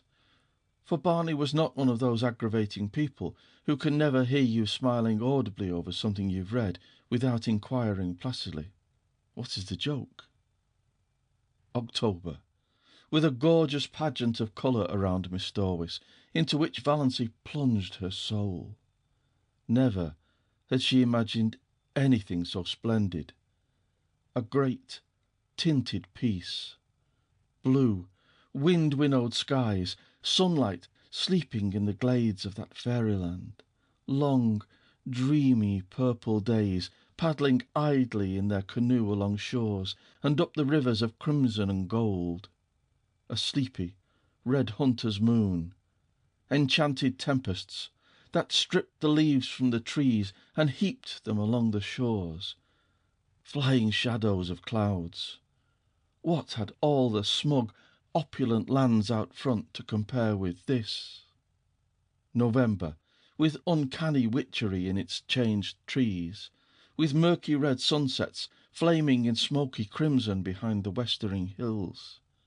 with dear days when the austere woods were beautiful and gracious in a dignified serenity of folded hands and closed eyes. Days full of a fine, pale sunshine that sifted through the late leafless gold of the juniper trees and glimmered among the grey beeches, lighting up evergreen banks of moss and washing the colonnades of the pines. Days with a high-sprung sky of flawless turquoise. Days when an exquisite melancholy seemed to hang over the landscape and dream about the lake. But days, too, of the wild blackness of great autumn storms, followed by dank, wet, streaming nights when there was witch laughter in the pines and fitful moans among the mainland trees. What cared they? Old Tom had built his roof well, and his chimney drew. Warm fire, books, comfort, safety from storm, our cats on the rug. Moonlight, said Barney. Would you be any happier now if you had $1 million? No, nor half so happy. I'd be bored by conventions and obligations then. December. Early snows and Orion. The pale fires of the Milky Way. It was really winter now. Wonderful, cold, starry winter. How Valency had always hated winter. Dull, brief, uneventful days. Long, cold, companionless nights. Cousin Stickles, with her back that had to be rubbed continually. Cousin Stickles making weird noises, gargling her throat in the mornings. Cousin Stickles whining over the price of coal. Her mother probing, questioning, ignoring. Endless colds and bronchitis, or the dread of it. Redfern's liniment and purple pills. But now she loved winter. Winter was beautiful up back, almost intolerably beautiful. Days of clear brilliance, evenings that were like cups of glamour, the purest vintage of winter's wine. Nights with their fire of stars, cold, exquisite winter sunrises, lovely ferns of ice all over the windows of the blue castle, moonlight on birches in a silver thaw, ragged shadows on windy evenings, torn, twisted, fantastic shadows, great silences, austere and searching, jewelled, barbaric hills. The sun suddenly breaking through grey clouds over long white Mistorwis, ice-grey twilights broken by snow squalls when their cosy living room, with its goblins of firelight and inscrutable cats, seemed cosier than ever. Every hour brought a new revelation and wonder. Barney ran Lady Jane into Roaring Gable's barn and taught Valency how to snowshoe. Valency, who ought to be laid up with bronchitis. But Valency had not even a cold. Later on in the winter, Barney had a terrible one, and Valency nursed him through it with a dread of pneumonia in her heart. But Valency's colds seemed to have gone where old moons go, which was luck, for she hadn't even Redfern's liniment. She had thoughtfully bought a bottle at the port, and Barney had hurled it into frozen Mistorwis with a scowl. "Bring no more of that devilish stuff here," he had ordered briefly. It was the first and last time he had spoken harshly to her. They went for long tramps through the exquisite reticence of winter woods and the silver jungles of frosted trees, and found loveliness everywhere. At times they seemed to be walking through a spellbound world of crystal and pearl, so white and radiant were the clearings and lakes and sky. The air was so crisp and clear that it was half intoxicating. Once they stood in a hesitation of ecstasy at the entrance of a narrow path between ranks of birches. Every twig and spray was outlined in snow. The undergrowth along its sides was a little fairy forest cut out of marble. The shadows cast by the pale sunshine were fine and spiritual. "Come away," said Barney, turning.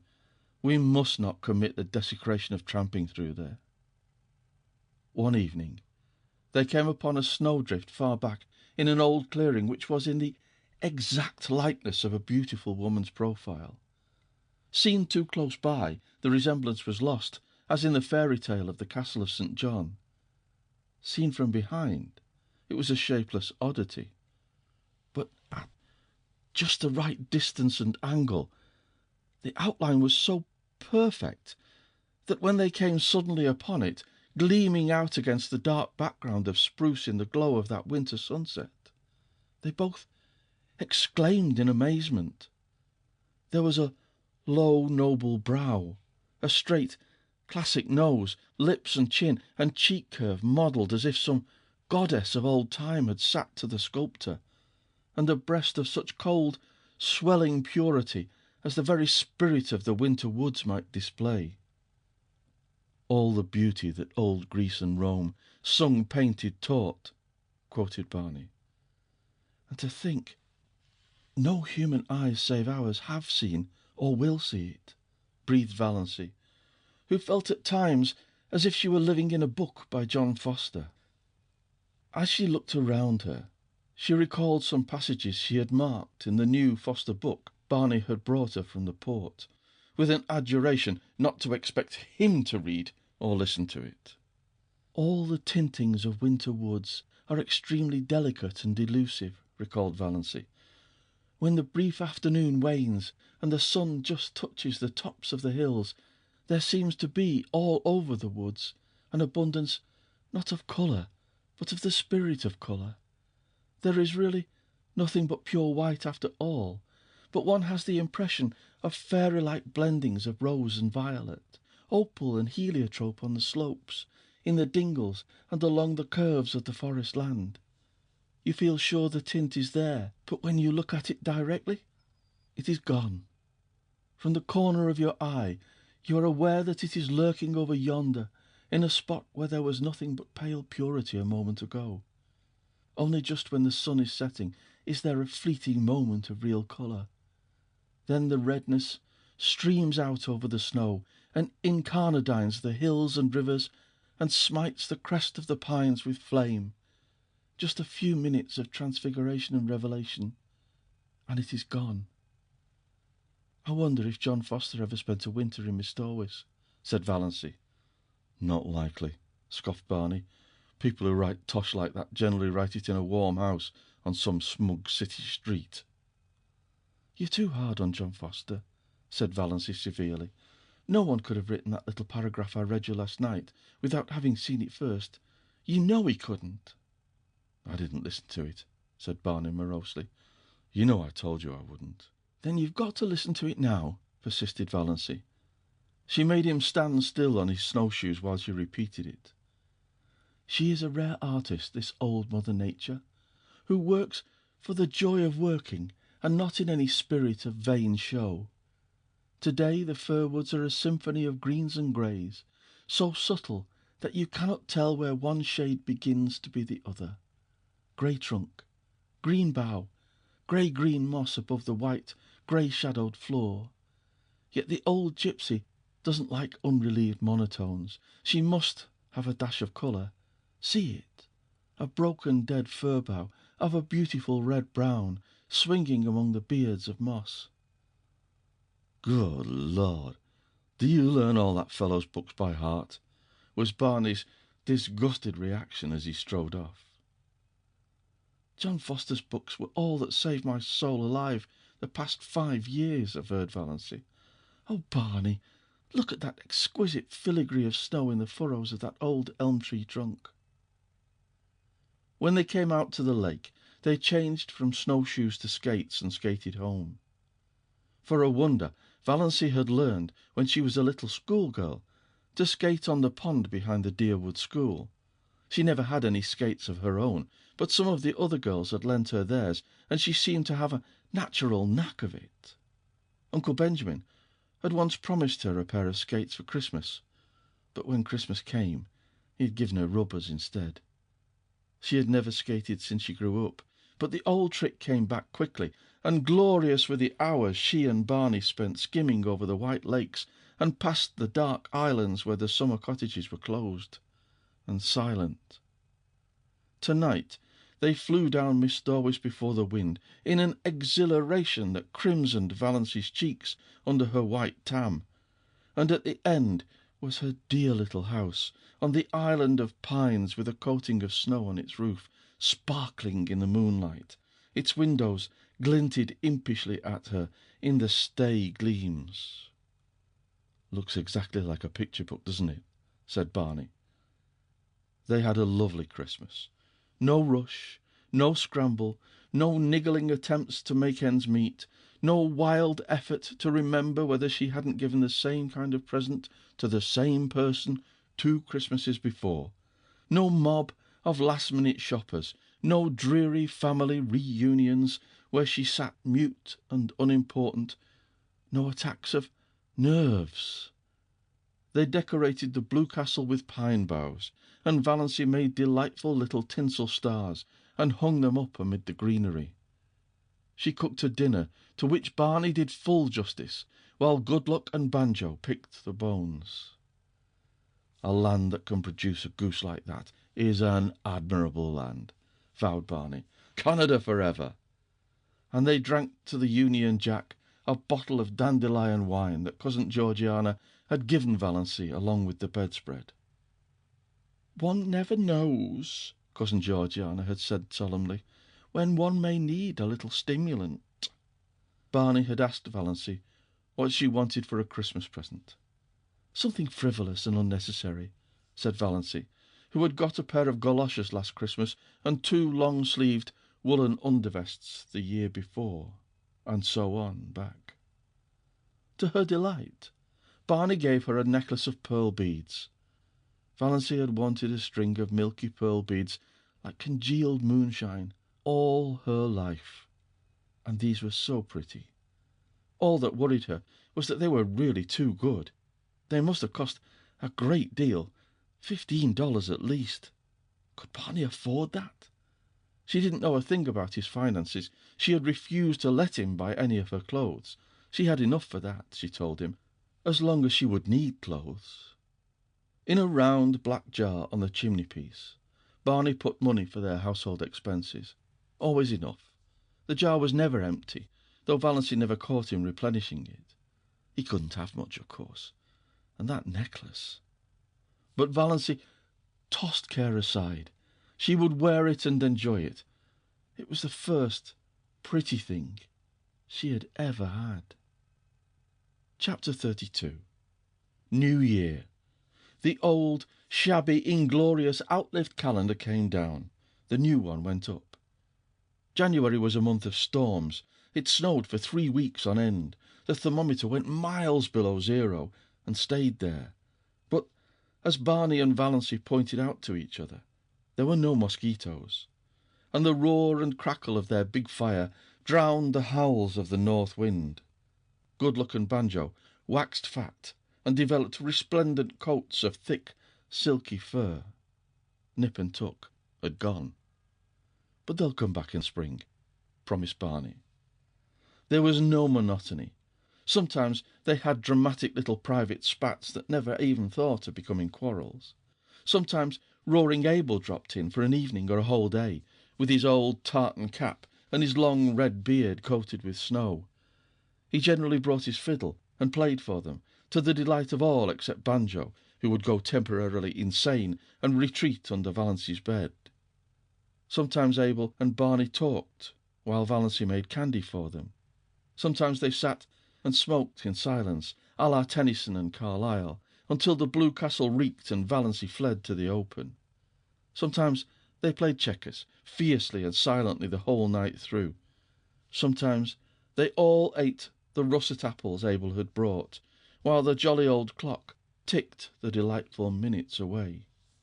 A plate of apples, an open fire, and a jolly good book whereon to look are a fair substitute for heaven, vowed Barney. Anyone can have the streets of gold. Let's have another whack at Carmen. It was easier now for the Stirlings to believe Valency of the dead. Not even dim rumours of her having been over at the port came to trouble them, though she and Barney used to skate there occasionally to see a movie and eat hot dogs shamelessly at the corner stand afterwards. Presumably none of the Stirlings ever thought about her. except cousin Georgiana, who used to lie awake, worrying about poor Doss. Did she have enough to eat? Was that dreadful creature good to her? Was she warm enough at nights? Valancy was quite warm at nights. She used to wake up and revel silently in the coziness of those winter nights on that little island in the frozen lake. The nights of other winters had been so cold and long. Valancy hated to wake up in them and think about the bleakness and emptiness of the day that had passed, and the bleakness and emptiness of the day that would come. Now she almost counted that night lost on which she didn't wake up and lie awake for half an hour, just being happy, while Barney's regular breathing went on beside her. And through the open door the smouldering brands in the fireplace winked at her in the gloom. It was very nice to feel a little lucky cat jump up on your bed in the darkness and snuggle down at your feet, purring. But Banjo would be sitting dourly by himself out in front of the fire, like a brooding demon. At such moments Banjo was anything but canny, but Valancy loved his uncanniness. The side of the bed had to be right against the window. There was no other place for it in the tiny room. Valancy, lying there, could look out of the window through the big pine boughs that actually touched it, away up Mistorwis, white and lustrous as a pavement of pearl, or dark and terrible in the storm. Sometimes the pine boughs tapped against the panes with friendly signals. Sometimes she heard the little hissing whisper of snow against them right at her side. Some nights the whole outer world seemed given over to the empery of silence. Then came nights when there would be a majestic sweep of wind in the pines, nights of dear starlight when it whistled freakishly and joyously around the blue castle, brooding nights before storm when it crept along the floor of the lake with a low, wailing cry of boding and mystery. Valancy wasted many perfectly good sleeping hours in these delightful communings. But she could sleep as long in the morning as she wanted to. Nobody cared.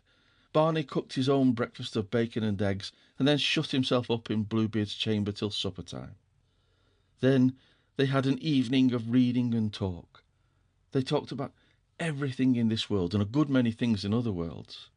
They laughed over their own jokes until the blue castles re-echoed. "You do laugh beautifully," Barney told her once. "It makes me want to laugh just to hear you laugh.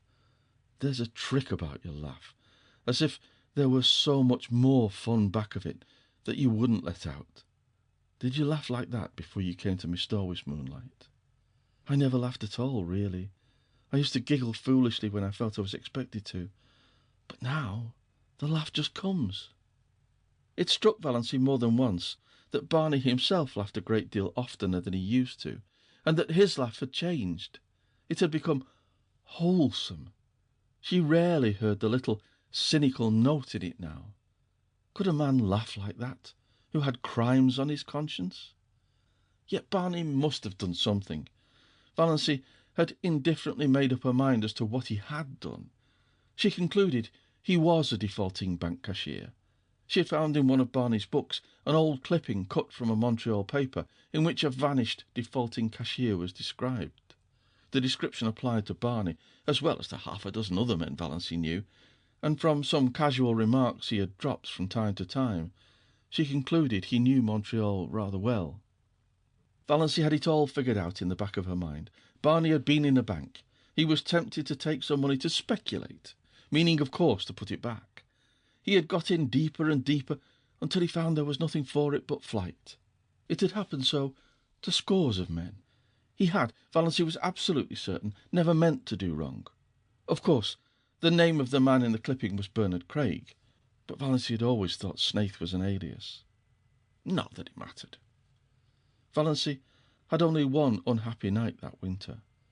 It came in late March, when most of the snow had gone and Nip and Tuck had returned.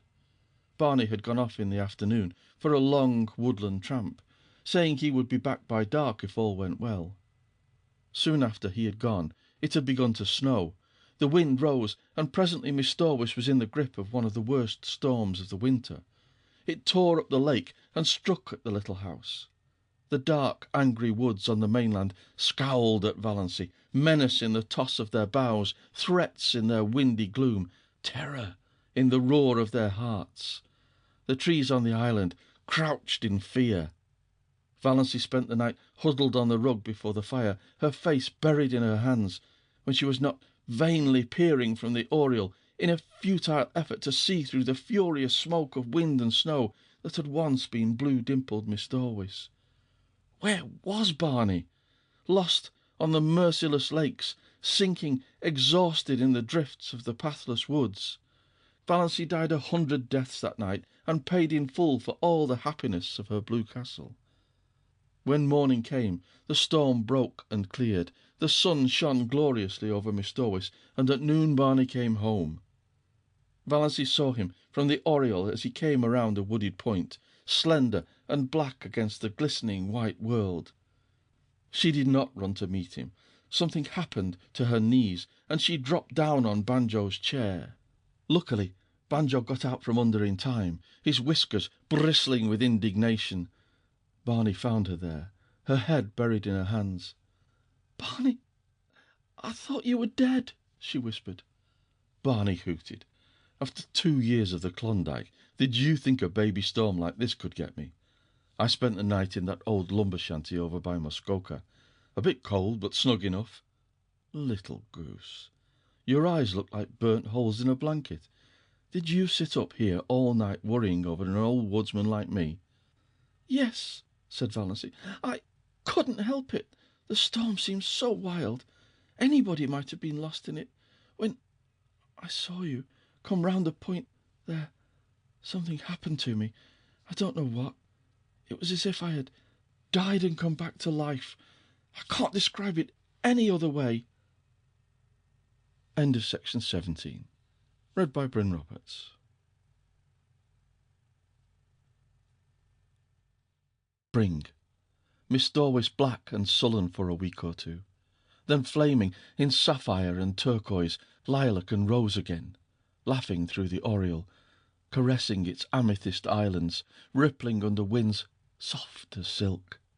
Frogs, little green wizards of swamp and pool, singing everywhere in the long twilights and long into the nights. Islands, fairy-like in a green haze, the evanescent beauty of wild young trees in early leaf. Frost-like loveliness of the new foliage of juniper trees, the woods putting on a fashion of spring flowers.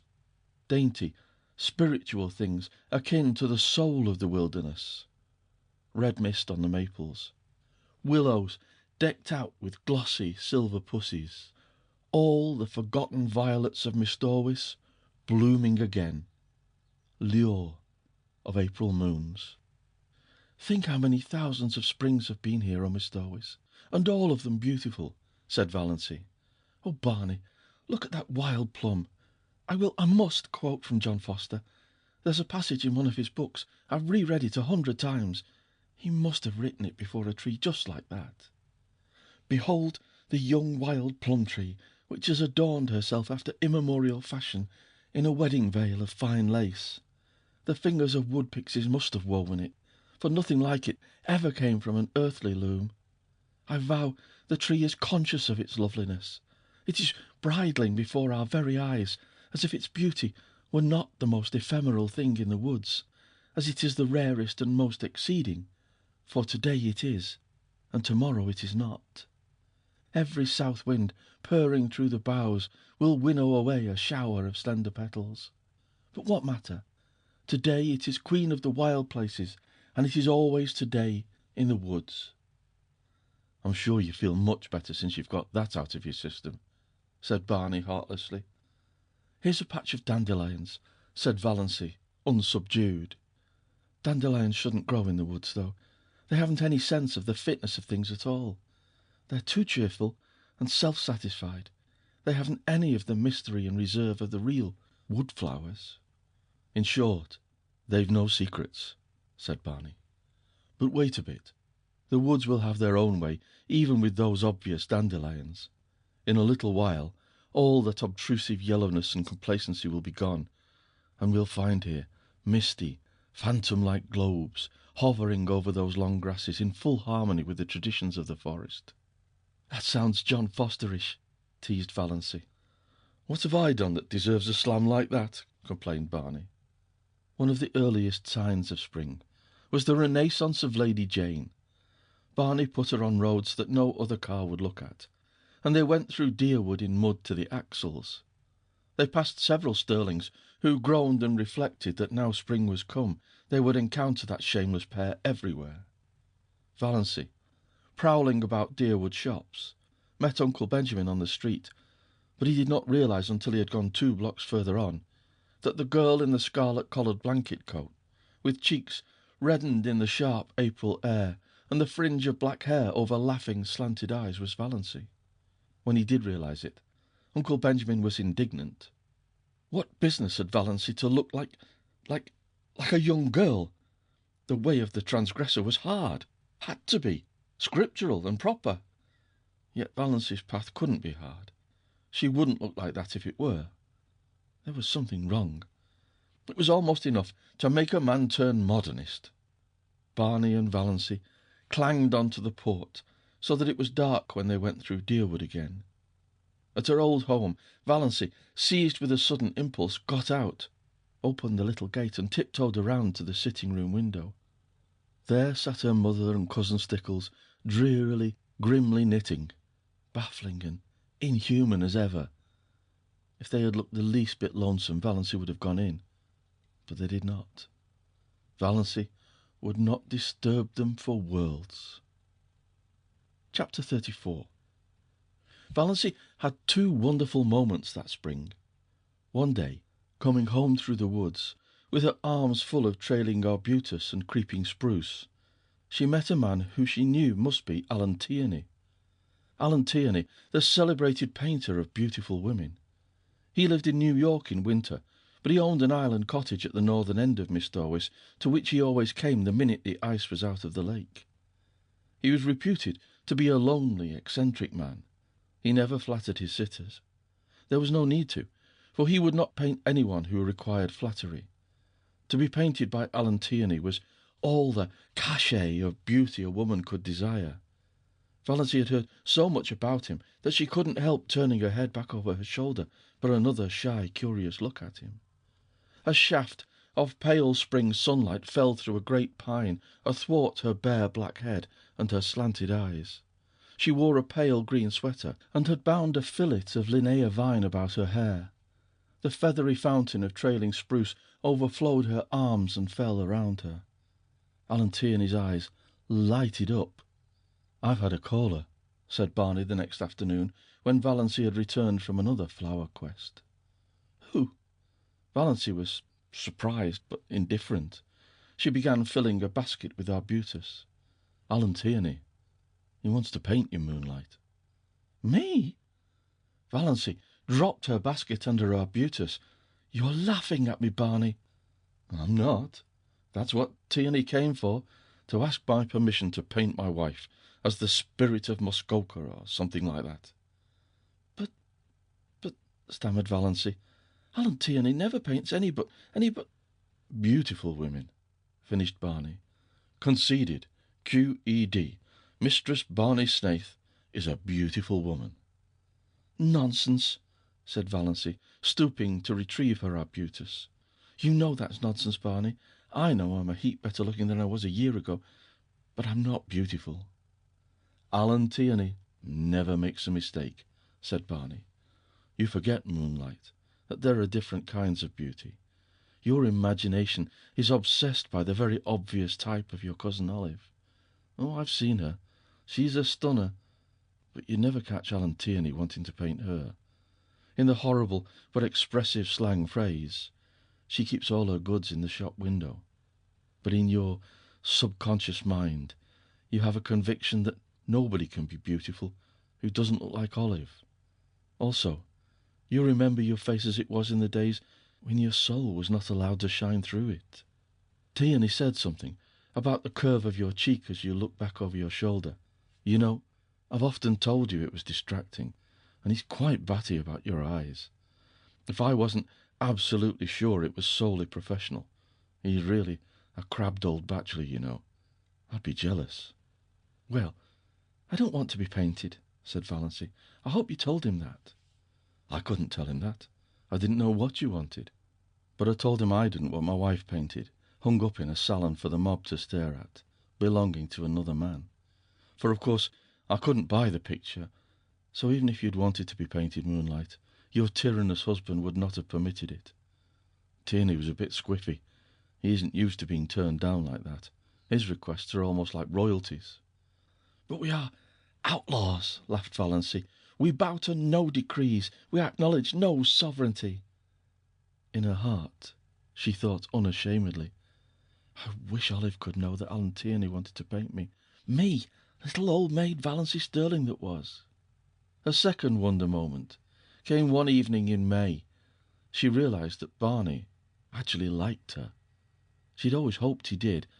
Sometimes she had a little disagreeable, haunting dread that he was just kind and nice and chummy, out of pity, knowing that she hadn't long to live and determined she should have a good time as long as she did live. But away back in his mind, rather looking forward to freedom again, with no intrusive woman creature in his island fastness, and no chattering thing beside him in his woodland prowls. She knew he could never love her. She'd not even want him to. If he loved her, he would be unhappy when she died. Valancy never flinched from the plain word. No passing away for her. She did not want him to be the least unhappy. But neither did she want him to be glad or relieved. She wanted him to like her and miss her as a good chum, but she had never been sure until this night that he did. They had walked over the hills in the sunset. They had the delight of discovering a virgin spring in a ferny hollow, and had drunk together from it out of a birch-bark cup. They had come to an old tumble-down rail fence, and sat on it for a long time. They didn't talk much, but Valancy had a curious sense of oneness. She knew that she couldn't have felt that if he hadn't liked her. You nice little thing, said Barney suddenly. Oh, you nice little thing. Sometimes I feel you're too nice to be real, that I'm just dreaming you. Why can't I die now, this very minute when I'm so happy, thought Valancy. Well, it couldn't be so very long now. Somehow, Valancy had always felt she would live out the year Dr. Trent had allotted. She'd not been careful. She'd never tried to be. But somehow she had always counted on living out her year. She had not let herself think about it at all. But now, sitting here beside Barney, with her hand in his, a sudden realization came to her. She had not had a heart attack for a long while. 2 months at least. The last one she had had was 2 or 3 nights before Barney was out in the storm. Since then, she had not remembered she had a heart. Well, no doubt, it betokened the nearness of the end. Nature had given up the struggle. There would be no more pain. I'm afraid heaven will be very dull after this past year, thought Valancy. But perhaps one will not remember. Would that be nice? No, no, I don't want to forget Barney. I'd rather be miserable in heaven remembering him than happy forgetting him. And I'll always remember through all eternity that he really, really liked me. Chapter 35. 30 seconds can be very long sometimes. Long enough to work a miracle or a revolution. In 30 seconds, life changed wholly for Barney and Valancy Snaith. They had gone around the lake one June evening in their disappearing propeller, fished for an hour in a little creek, left their boat there, and walked up through the woods to Port Lawrence 2 miles away. Valancy prowled a bit in the shops and got herself a new pair of sensible shoes. Her old pair had suddenly and completely given out, and this evening she had been compelled to put on the little fancy pair of patent leather with rather high, slender heels, which she had bought in a fit of folly one day in the winter because of their beauty, and because she wanted to make one foolish, extravagant purchase in her life. She sometimes put them on of an evening in the Blue Castle, but this was the first time she had worn them outside. She had not found it any too easy walking up through the woods in them, and Barney guyed her unmercifully about them. But in spite of the inconvenience, Valancy secretly rather liked the look of her trim ankles and high instep above those pretty, foolish shoes, and did not change them in the shop as she might have done. The sun was hanging low above the pines when they left Port Lawrence. To the north of it, the woods closed around the town quite suddenly. Valancy always had a sense of stepping from one world to another, from reality to fairyland, when she went out of Port Lawrence, and in a twinkling found it shut off behind her by armies of the pines. 1.5 miles from Port Lawrence there was a small railroad station with a little station house, which at this hour of the day was deserted, since no local train was due. Not a soul was in sight when Barney and Valancy emerged from the woods. Off to the left, a sudden curve in the track hid it from view, but over the tree-tops beyond, the long plume of smoke betokened the approach of a through train. The rails were vibrating to its thunder as Barney stepped across the switch. Valancy was a few steps behind him, loitering to gather June bells along the little, winding path, but there was plenty of time to get across before the train came. She stepped unconcernedly over the first rail. She could never tell how it happened. The ensuing 30 seconds always seemed in her recollection like a chaotic nightmare in which she endured the agony of 1,000 lifetimes.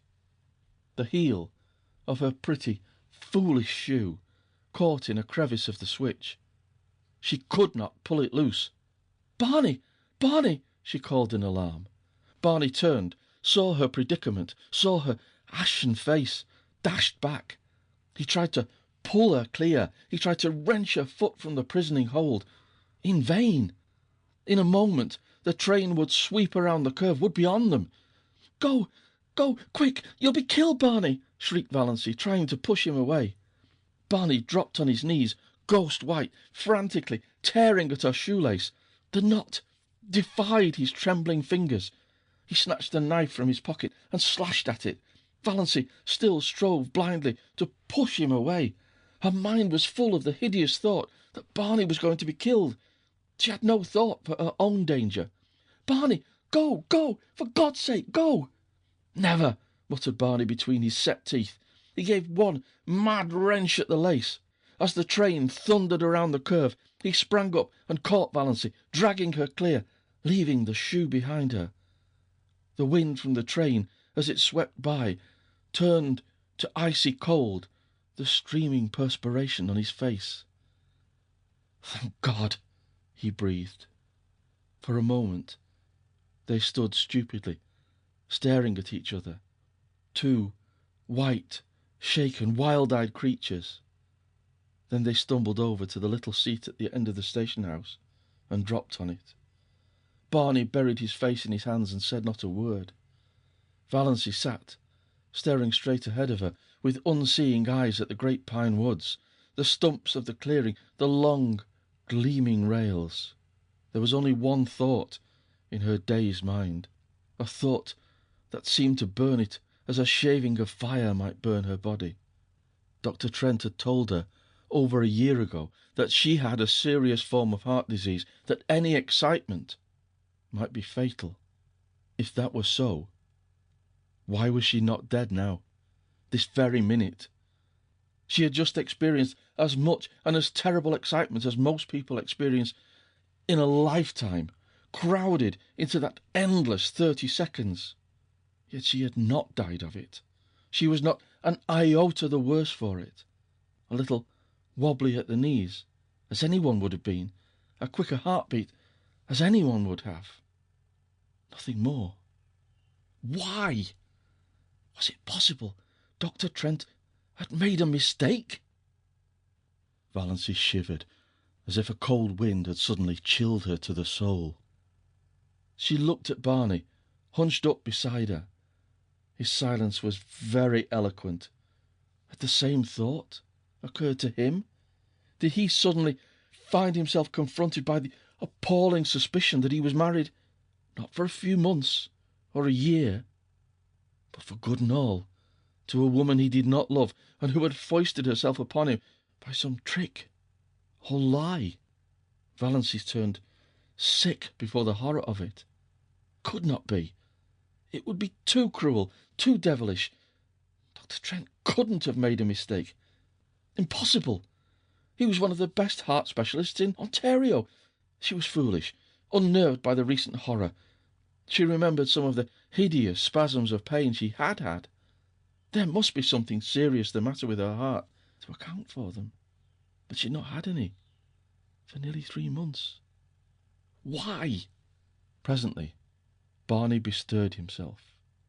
He stood up, without looking at Valancy, and said casually, "I suppose we'd better be hiking back. Sun's getting low. Are you good for the rest of the road?" "I think so," said Valancy miserably. Barney went across the clearing and picked up the parcel he had dropped, the parcel containing her new shoes. He brought it to her and let her take out the shoes and put them on without any assistance, while he stood with his back to her and looked out over the pines. They walked in silence down the shadowy trail to the lake. In silence, Barney steered his boat into the sunset miracle that was Mistorwis. In silence, they went around feathery headlands and across coral bays and silver rivers, where canoes were slipping up and down in the afterglow. In silence, they went past cottages, echoing with music and laughter. In silence, drew up at the landing place below the Blue Castle. Valancy went up the rock steps and into the house.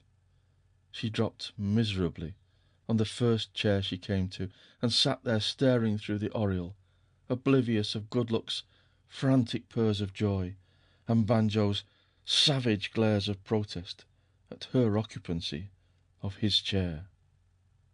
Barney came in a few minutes later.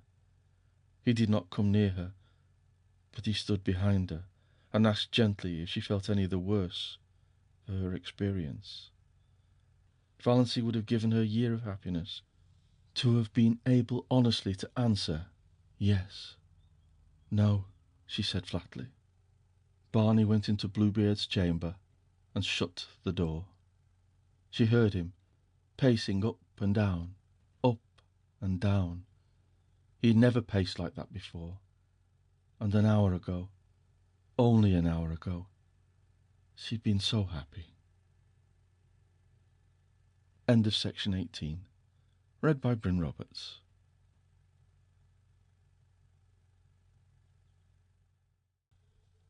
Finally, Valancy went to bed. Before she went, she reread Dr. Trent's letter. It comforted her a little.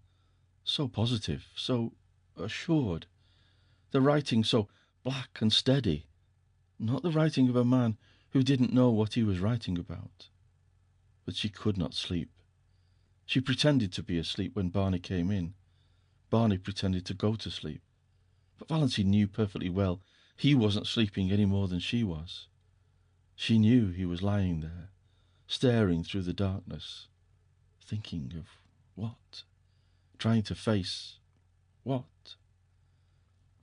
Valancy, who had spent so many happy wakeful hours of night lying by that window, now paid the price of them all in this one night of misery.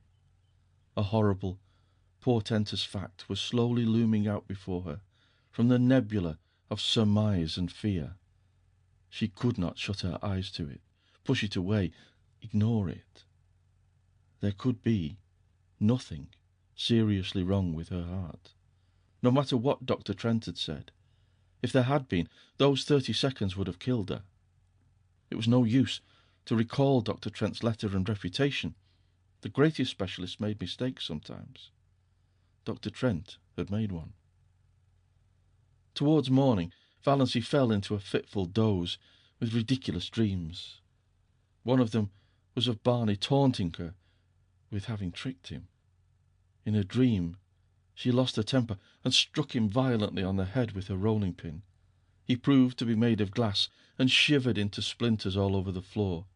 She woke with a cry of horror, a gasp of relief, a short laugh, over the absurdity of her dream, a miserable, sickening recollection of what had happened. Barney was gone. Valency knew, as people sometimes know things, inescapably, without being told, that he was not in the house or in Bluebeard's chamber either.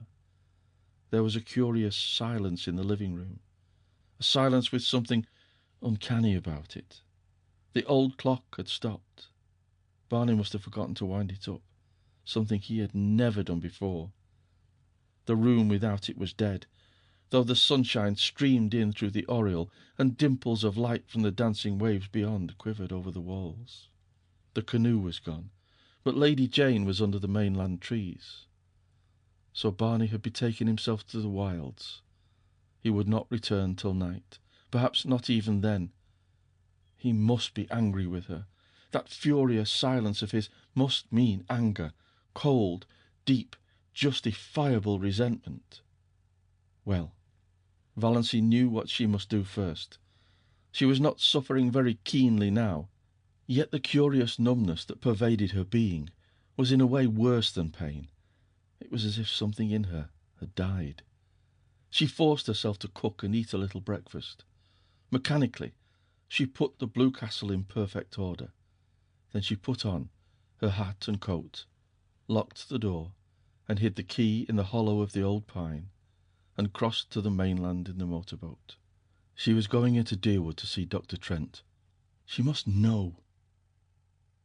Chapter 37. Dr. Trent looked at her blankly and fumbled among his recollections. Mrs. Snaith, said Valency quietly. I was Miss Valency Sterling when I came to you last May, over a year ago. I wanted to consult you about my heart. Dr. Trent's face cleared. Ah, of course. I remember now. I'm really not to blame for not knowing you. You've changed splendidly, and married. Well, well, it has agreed with you. You don't look much like an invalid now, eh? I remember that day. I was badly upset. Hearing about poor Ned bowled me over. But Ned's as good as new now, and you too, evidently. I told you so, you know. Told you there was nothing to worry over. Valency looked at him. You told me in your letter, she said slowly, with a curious feeling that someone else was talking through her lips, that I had angina pectoris in the last stages, complicated with an aneurysm, that I might die any minute, that I couldn't live longer than a year. Dr. Trent stared at her. Impossible, he said blankly. I couldn't have told you that. Valency took his letter from her bag and handed it to him. Miss Valency Sterling, he read. Yes, of course, I wrote to you on the train that night, but I told you there was nothing serious. Read your letter, insisted Valency. Dr. Trent took it out, unfolded it, glanced over it. A dismayed look came into his face. He jumped to his feet and strode agitatedly about the room. Good heavens! This is the letter I meant for old Miss Jane Sterling from Port Lawrence. She was here that day too. I sent you the wrong letter. What unpardonable carelessness! But I was beside myself that night. My God! And you believed that? You believed... But you didn't. You went to another doctor. Valency stood up, turned round, looked foolishly about her and sat down again. I believed it, she said faintly. I didn't go to any other doctor. It would take too long to explain, but I believed I was going to die soon. Dr. Trent halted before her. I can never forgive myself. What a year you must have had. But you don't look... I can't understand. Never mind, said Valency dully. And so there's nothing the matter with my heart? Well, nothing serious. You had what's called pseudo-angina. It's never fatal. Passes away completely with proper treatment, or sometimes with a shock of joy. Have you been troubled much with it? Not at all since March, answered Valency. She remembered the marvellous feeling of recreation she had had when she saw Barney coming home safe after the storm. Had that shock of joy cured her? Then likely you're all right. I told you what to do in the letter you should have got, And, of course, I supposed you'd go to another doctor. Child, why didn't you? I didn't want anybody to know. Idiot, said Dr. Trent bluntly. I can't understand such folly. And poor old Miss Sterling. She must have got your letter, telling her there was nothing serious the matter. Well, it couldn't have made any difference. Her case was hopeless. Nothing that she could have done or left undone could have made any difference. I was surprised she lived as long as she did. 2 months. She was here that day, not long before you. I hated to tell her the truth. You think I'm a blunt old curmudgeon, and my letters are blunt enough. I can't soften things, but I'm a snivelling coward when it comes to telling a woman face to face that she's got to die soon. I told her I'd look up some features of the case I wasn't quite sure of, and let her know the next day. But you got her letter. Look here. Dear Miss Sterling. Yes, I noticed that, but I thought it a mistake. I didn't know there were any Sterlings in Port Lawrence. She was the only one. A lonely old soul, lived by herself with only a little home girl. She died 2 months after she was here, died in her sleep. My mistake couldn't have made any difference to her. But you, I can't forgive myself for inflicting a year's misery on you. It's time I retired, all right, when I do things like that, even if my son was supposed to be fatally injured. Can you ever forgive me? A year of misery. Valancy smiled a tortured smile as she thought of all the happiness Dr. Trent's mistake had brought her. But she was paying for it now. Oh, she was paying. If to feel was to live, she was living with a vengeance. She let Dr. Trent examine her and answered all his questions. When he told her she was fit as a fiddle and would probably live to be 100, she got up and went away silently. She knew that there were a great many horrible things outside waiting to be thought over. Dr. Trent thought she was odd. Anybody would have thought, from her hopeless eyes and woe-begone face, that he had given her a sentence of death instead of life. Snaith? Snaith? Who the devil had she married? He'd never heard of Snaiths in Deerwood. And she'd been such a sallow, faded little old maid. Gad, but marriage had made a difference in her anyhow, whoever Snaith was. Snaith? Dr. Trent remembered. That rapscallion up back. Had Valancy Sterling married him? And her clan letter? Well, probably that solved the mystery. She had married in haste and repented at leisure, and that was why she wasn't overjoyed at learning she was a good insurance prospect. After all, married. To God knew whom, or what. Jailbird, defaulter, fugitive from justice. It must be pretty bad if she had looked to death as a release, poor girl. But why were women such fools? Dr. Trent dismissed Valancy from his mind, though to the day of his death he was ashamed of putting those letters into the wrong envelopes. End of section 19. Read by Bryn Roberts. She did not want to meet anyone she knew. She didn't want to meet even people she didn't know. She hated to be seen. Her mind was so confused, so torn, so messy. She felt that her appearance must be the same. She drew a sobbing breath of relief as she left the village behind and found herself on the up-back road. There was little fear of meeting anyone she knew here. The cars that fled by her with raucous shrieks were filled with strangers. One of them was packed with young people who whirled past her, singing uproariously. My wife has a fever, oh then. My wife has a fever, oh then. My wife has a fever, I hope it won't leave her, for I want to be single again. Valancy flinched as if one of them had leaned from the car and cut her across the face with a whip. She had made a covenant with death, and death had cheated her. Now life stood mocking her. She had trapped Barney, trapped him into marrying her, and divorce was so hard to get in Ontario, so expensive, and Barney was poor. With life, fear had come back into her heart. Sickening fear, fear of what Barney would think, would say, Fear of the future that must be lived without him. Fear of her insulted, repudiated clan. She had had one draught from a divine cup, and now it was dashed from her lips, with no kind, friendly death to rescue her. She must go on living and longing for it. Everything was spoiled, smirched, defaced. Even that year in the Blue Castle, even her unashamed love for Barney. It had been beautiful because death waited. Now it was only sordid because death was gone. How could anyone bear an unbearable thing? She must go back and tell him, make him believe she had not meant to trick him. She must make him believe that. She must say goodbye to her Blue Castle and return to the brick house on Elm Street. Back to everything she had thought left behind forever. The old bondage, the old fears. But that did not matter.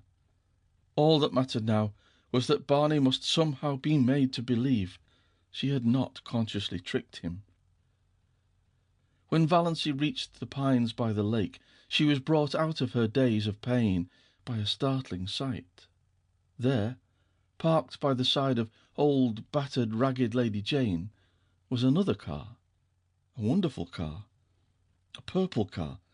Not a dark, royal purple, but a blatant, screaming purple. It shone like a mirror, and its interior plainly indicated the car cast of Vere de Vere. On the driver's seat sat a haughty chauffeur in livery, and in the tonneau sat a man who opened the door and bounced out nimbly as Valancy came down the path to the landing place. He stood under the pines waiting for her, and Valancy took in every detail of him.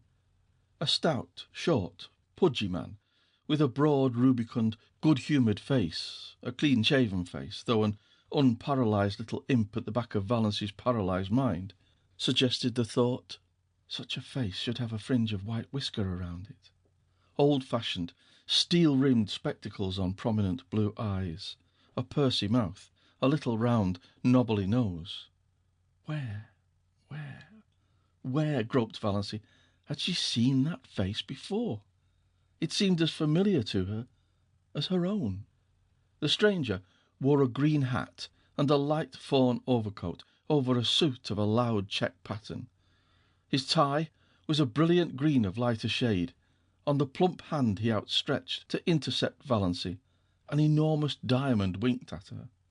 But he had a pleasant, fatherly smile, and in his hearty, unmodulated voice was a ring of something that attracted her. "Can you tell me, miss, if that house yonder belongs to a Mr. Redfern? And if so, how can I get to it?" Redfern. A vision of bottles seemed to dance before Valancy's eyes. Long bottles of bitters, round bottles of hair tonic, square bottles of liniment, short, corpulent little bottles of purple pills, and all of them bearing that very prosperous, beaming, moon face and steel-rimmed spectacles on the label. Dr. Redfern. "No," said Valancy faintly. "No, that house belongs to Mr. Snaith." Dr. Redfern nodded. "Yes, I understand Bernie's been calling himself Snaith. Well, it's his middle name. Was his poor mother's. Bernard Snaith Redfern, that's him. And now, miss, you can tell me how to get over to that island. Nobody seems to be home there. I've done some waving and yelling. Henry there wouldn't yell. He's a one-job man. But old Doc Redfern can yell with the best of 'em yet, and I ain't above doing it. Raised nothing but a couple of crows. Guess Bernie's out for the day." "He was away when I left this morning," said Valancy. "I suppose he hasn't come home yet." She spoke flatly and tonelessly. This last shock had temporarily bereft her of whatever little power of reasoning had been left her by Dr. Trent's revelation. In the back of her mind, the aforesaid little imp was jeeringly repeating a silly old proverb, "It never rains, but it pours." But she was not trying to think. What was the use? Dr. Redfern was gazing at her in perplexity. "When you left this morning? Do you live over there?" He waved his diamond at the Blue Castle. "Of course," said Valancy stupidly. "I'm his wife." Dr. Redfern took out a yellow silk handkerchief, removed his hat and mopped his brow. He was very bald, and Valency's imp whispered, "Why be bald? Why lose your manly beauty? Try Redfern's hair vigour. It keeps you young." "Excuse me," said Dr. Redfern, "this is a bit of a shock." Shock seemed to be in the air this morning. The imp said this out loud before Valency could prevent it. "I didn't know Bernie was married. I didn't think he would have got married without telling his old dad." Were Dr. Redfern's eyes misty? Amid her own dull ache of misery and fear and dread, Valency felt a pang of pity for him. "Don't blame him," she said hurriedly. It wasn't his fault. It was all my doing." "You didn't ask him to marry you, I suppose," twinkled Dr. Redfern. "He might have let me know. I'd have got acquainted with my daughter-in-law before this if he had. But I'm glad to meet you now, my dear, very glad. You look like a sensible young woman. I used to sort of fear Barney'd pick out some pretty bit of fluff just because she was good-looking. They were all after him, of course. Wanted his money, eh? Didn't like the pills and the bitters, but liked their dollars, eh? Wanted to dip their pretty little fingers in old Doc's millions, eh?" "Millions?" said Valency faintly. She wished she could sit down somewhere. She wished she could have a chance to think. She wished she and the Blue Castle could sink to the bottom of Miss Dorwis and vanish from human sight for evermore. "Millions," said Dr. Redfern complacently. "And Bernie chucks them for that." Again he shook the diamond contemptuously at the Blue Castle. "Wouldn't you think he'd have more sense? And all on account of a white bit of a girl. He must have got over that feeling anyhow since he's married. You must persuade him to come back to civilization. All nonsense wasting his life like this. Ain't you going to take me over to your house, my dear? I suppose you've some way of getting there." "Of course," said Valency stupidly. She led the way down to the little cove where the disappearing propeller boat was snuggled. "Does your man want to come too?" "Who, Henry? Naughty. Look at him sitting there disapproving. Disapproves of the whole expedition. The trail up from the road nearly gave him a conniption. Well, it was a devilish road to put a car on. Whose old bus is that up there?" "Barney's." "Good Lord! Does Bernie Redfern ride in a thing like that? It looks like the great-great-grandmother of all the Fords." "It isn't a Ford. It's a grey Slosson," said Valency spiritedly. For some occult reason, Dr. Redfern's good-humoured ridicule of dear old Lady Jane stung her to life. A life that was all pain, but still life. Better than the horrible half-dead and half-aliveness of the past few minutes, or years. She waved Dr. Redfern curtly into the boat and took him over to the Blue Castle. The key was still in the old pine, the house still silent and deserted. Valency took the doctor through the living room to the western veranda. She must at least be out where there was air. It was still sunny, but in the southwest a great thundercloud, with white crests and gorges of purple shadow, was slowly rising over Miss Dorwis. The doctor dropped with a gasp on a rustic chair and mopped his brow again. "Warm, eh? Lord, what a view! Wonder if it would soften Henry if he could see it." "Have you had any dinner?" asked Valency. "Yes, my dear. Had it before we left Port Lawrence. Didn't know what sort of wild hermit's hollow we were coming to, you see. Hadn't any idea I was going to find a nice little daughter-in-law here, all ready to toss me up a meal. Cats, eh? Puss, puss. See that? Cats love me. Bernie was always fond of cats. It's about the only thing he took from me. He's his poor mother's boy." Valency had been thinking idly that Barney must resemble his mother. She had remained standing by the steps, but Dr. Redfern waved her to the swing seat.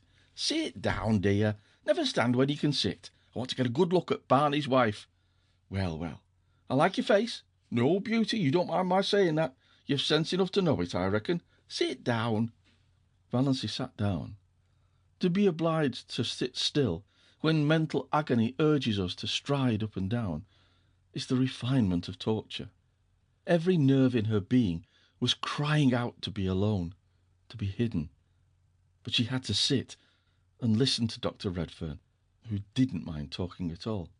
"When do you think Bernie will be back?" "I don't know. Not before night, probably." "Where did he go?" "I don't know that either. Likely to the woods up back." So he doesn't tell you his comings and goings either.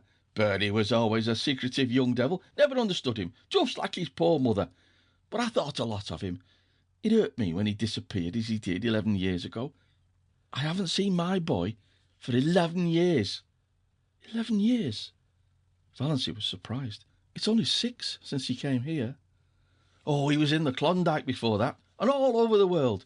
He used to drop me a line now and then, never give any clue to where he was, but just a line to say he was all right. I suppose he's told you all about it. No, I know nothing of his past life, said Valancy with sudden eagerness. She wanted to know. She must know now. It hadn't mattered before.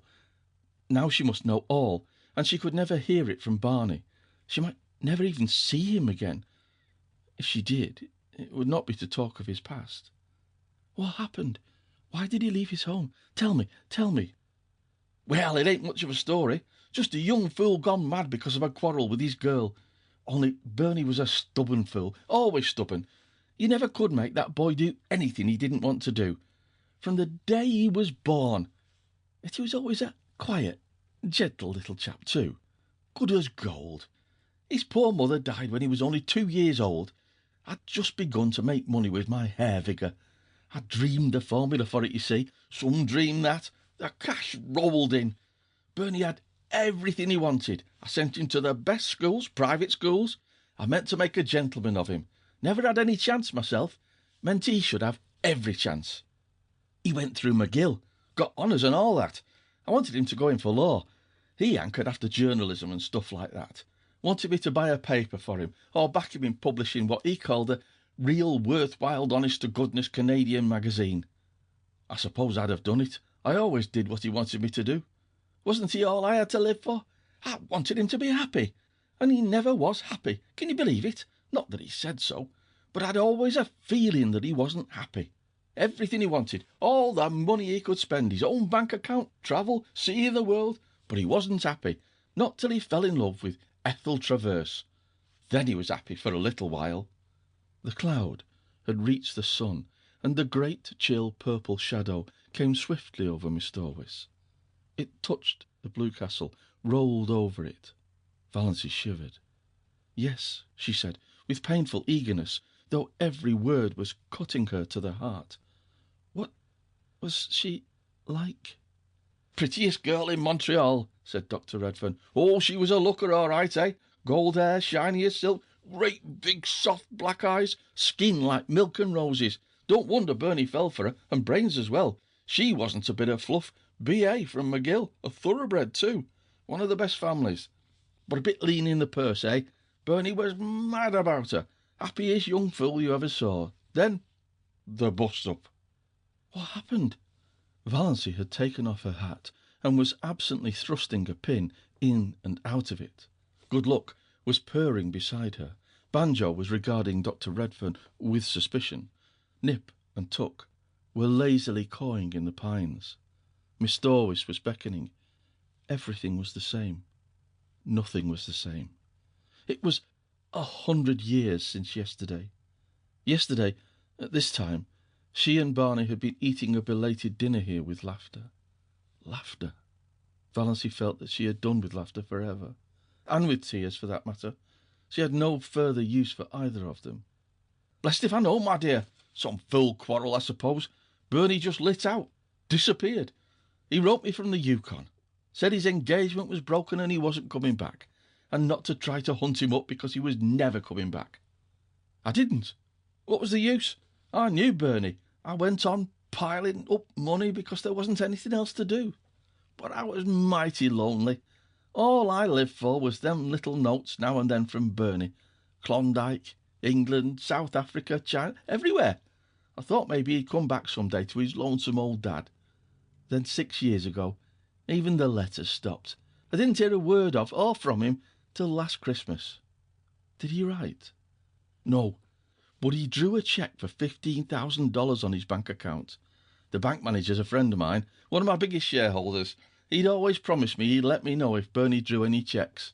Bernie had 50,000 there, and he'd never touched a cent of it till last Christmas. The cheque was made out to Ainsley's, Toronto. Ainsley's? Valancy heard herself saying Ainsley's. She had a box on her dressing table with the Ainsley trademark. "Yes, the big jewellery house there. After I'd thought it over a while, I got brisk. I wanted to locate Bernie. I had a special reason for it. It was time he gave up his fool hoboing and come to his senses. Drawing that 15 told me there was something in the wind. The manager communicated with the Ainsleys. His wife was an Ainsley, and found out that Bernard Redfern had bought a pearl necklace there. His address was given as Box 444, Port Lawrence, Muskoka, Ontario. First I thought I'd write. Then I thought I'd wait till the open season for cars and come down myself. Ain't no hand at writing. I've motored from Montreal, got to Port Lawrence yesterday, inquired at the post office, told me they knew nothing of any Bernard Snaith Redfern, but there was a Barney Snaith had a P.O. box there, lived on an island out here, they said, so here I am. And where's Barney?" Valancy was fingering her necklace. She was wearing $15,000 around her neck, and she had worried lest Barney had paid $15 for it and couldn't afford it. Suddenly, she laughed in Dr. Redfern's face. "Excuse me, it's so amusing," said poor Valancy. "Isn't it?" said Dr. Redfern, seeing a joke, but not exactly hers. "Now, you seem like a sensible young woman, and I dare say you've lots of influence over Bernie. Can't you get him to come back to civilization and live like other people? Have a house up there, big as a castle, furnished like a palace. I want company in it. Bernie's wife, Bernie's children." "Did Ethel Traverse ever marry?" queried Valancy irrelevantly. "Bless you, yes. 2 years after Bernie levanted, but she's a widow now, pretty as ever. To be frank, that was my special reason for wanting to find Bernie. I thought they'd make it up, maybe. But of course, that's all off now. Doesn't matter. Bernie's choice of a wife is good enough for me. It's my boy I want." "Think he'll soon be back?" "I don't know, but I don't think he'll come before night. Quite late, perhaps, and perhaps not till tomorrow. But I can put you up comfortably. He'll certainly be back tomorrow." Dr. Redfern shook his head. "Too damp. I'll take no chances with rheumatism." "Why suffer that ceaseless anguish? Why not try Redfern's liniment?" quoted the imp in the back of Valancy's mind. "I must get back to Port Lawrence before rain starts. Henry goes quite mad when he gets mud on the car. But I'll come back tomorrow. Meanwhile, you talk Bernie into reason." He shook her hand and patted her kindly on the shoulder. He looked as if he would have kissed her with a little encouragement, but Valancy did not give it. Not that she would have minded. He was rather dreadful and loud and dreadful, but there was something about him she liked. She thought dully that she might have liked being his daughter-in-law if he had not been a millionaire, a score of times over, and Barney was his son and heir. She took him over in the motorboat and watched the lordly purple car roll away through the woods with Henry at the wheel, looking things not lawful to be uttered. Then she went back to the Blue Castle. What she had to do must be done quickly. Barney might return at any moment, and it was certainly going to rain. She was thankful she no longer felt very bad. When you are bludgeoned on the head repeatedly, you naturally and mercifully become more or less insensible and stupid. She stood briefly, like a faded flower bitten by frost, by the hearth, looking down on the white ashes of the last fire that had blazed in the Blue Castle. At any rate, she thought wearily, Barney isn't poor.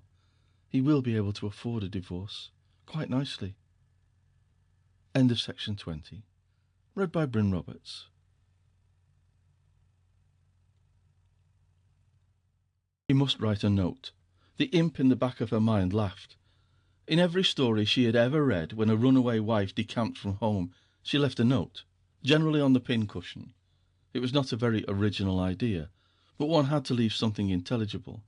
What was there to do but write a note? She looked vaguely about her for something to write with. Ink. There was none.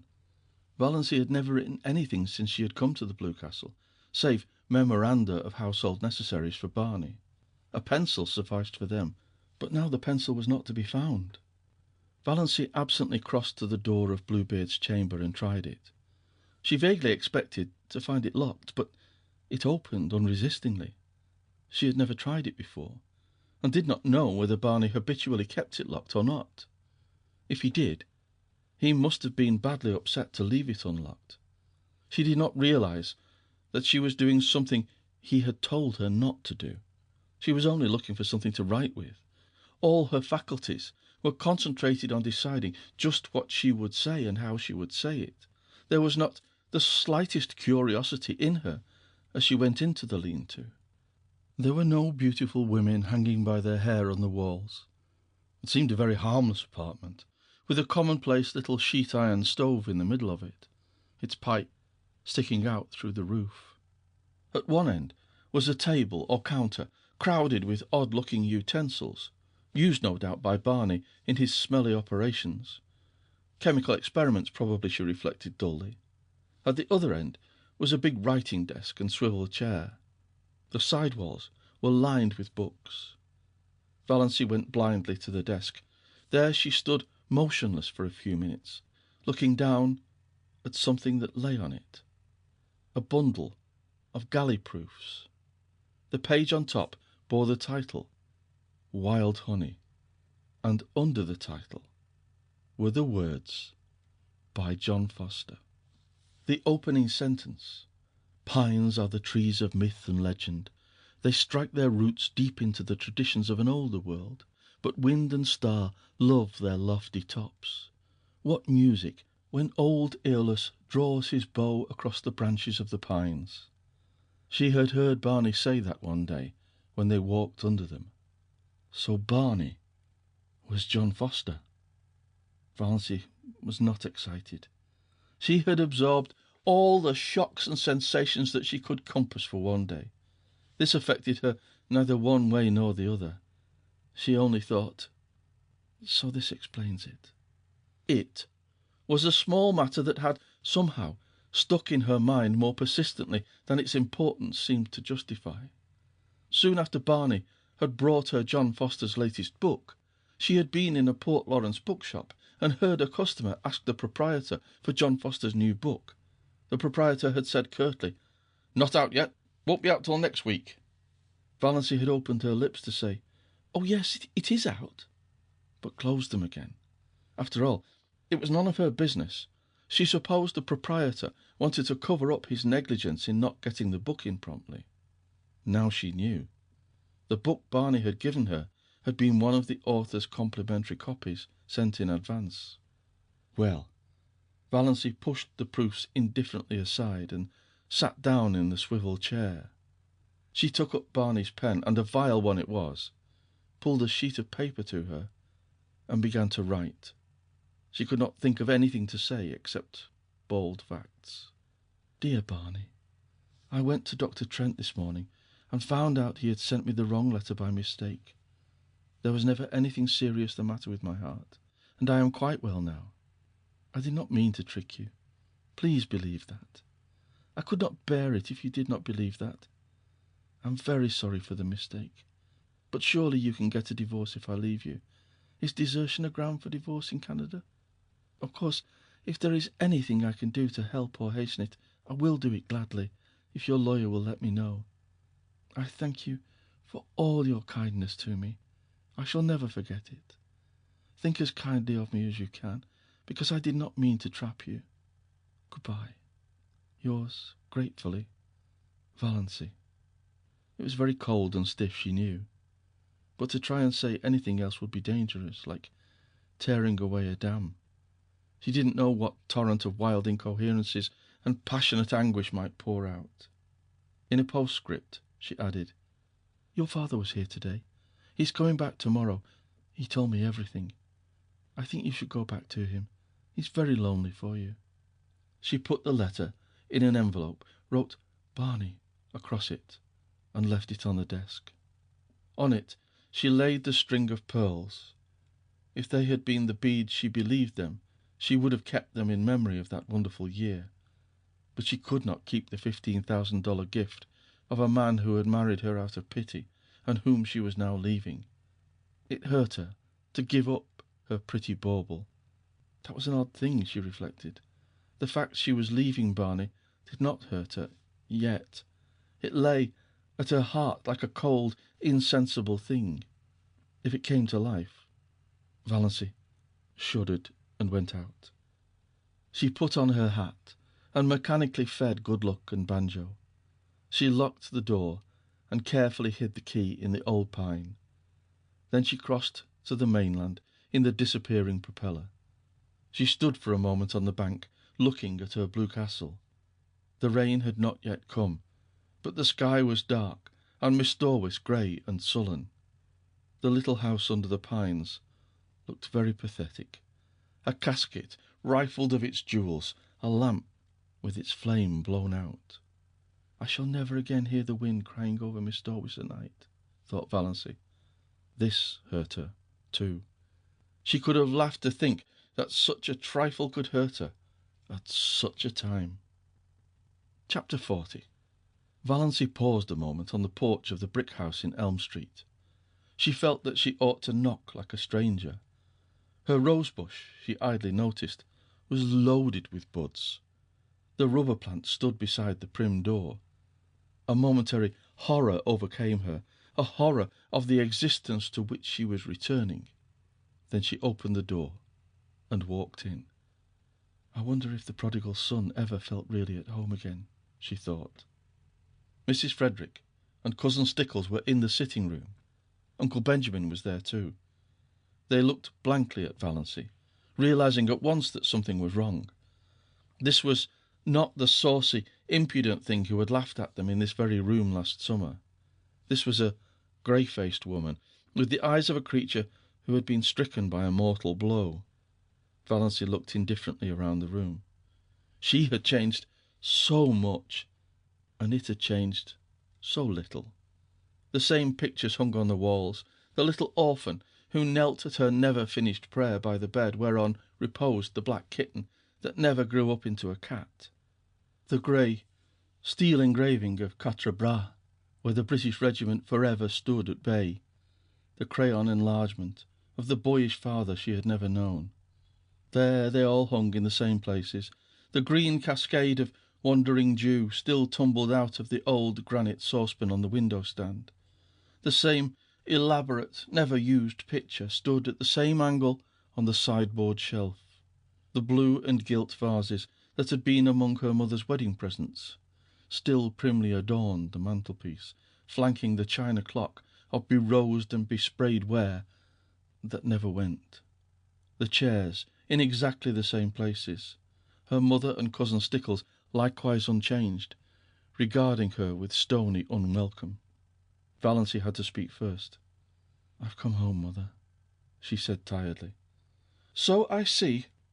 Mrs. Frederick's voice was very icy.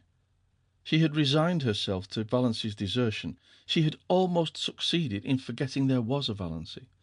She had rearranged and organized her systematic life without any reference to an ungrateful, rebellious child. She had taken her place again in a society which ignored the fact that she had ever had a daughter, and pitied her, if it pitied her at all, only in discreet whispers and asides. The plain truth was that, by this time, Mrs. Frederick did not want Valancy to come back, did not want ever to see or hear of her again. And now, of course, Valancy was here, with tragedy and disgrace and scandal trailing after her visibly. "So I see," said Mrs. Frederick. "May I ask why?" "Because I'm not going to die," said Valancy huskily. "God bless my soul," said Uncle Benjamin. "Who said you were going to die?" "I suppose," said Cousin Stickles shrewishly. Cousin Stickles did not want Valancy back either. "I suppose you found out he has another wife, as we've been sure all along." "No, I only wish he had," said Valancy. She was not suffering particularly, but she was very tired. If only the explanations were all over, and she were upstairs in her old ugly room, alone, just alone. The rattle of the beads on her mother's sleeves, as they swung on the arms of the reed chair, almost drove her crazy. Nothing else was worrying her, but all at once it seemed that she simply could not endure that thin, insistent rattle. "My home, as I told you, is always open to you," said Mrs. Frederick stonily. but I can never forgive you." Valancy gave a mirthless laugh. "I'd care very little for that if I could only forgive myself," she said. "Come, come," said Uncle Benjamin testily, but rather enjoying himself. He felt he had Valancy under his thumb again. "We've had enough of mystery. What's happened? Why have you left that fella? No doubt there's reason enough, but what particular reason is it?" Valancy began to speak mechanically. She told her tale bluntly and barely. "A year ago, Dr. Trent told me I had angina pectoris and could not live long. I wanted to have some life before I died. That's why I went away, why I married Barney. And now I've found it is all a mistake. There is nothing wrong with my heart. I've got to live, and Barney only married me out of pity, so I have to leave him, free."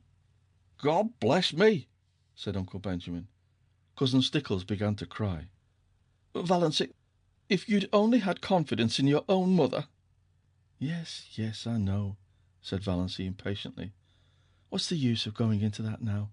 I can't undo this year. God knows I wish I could. I've tricked Barney into marrying me, and he's really Bernard Redfern, Dr. Redfern's son of Montreal, and his father wants him to go back to him." Uncle Benjamin made a queer sound. Cousin Stickles took her black bordered handkerchief away from her eyes and stared at Valancy.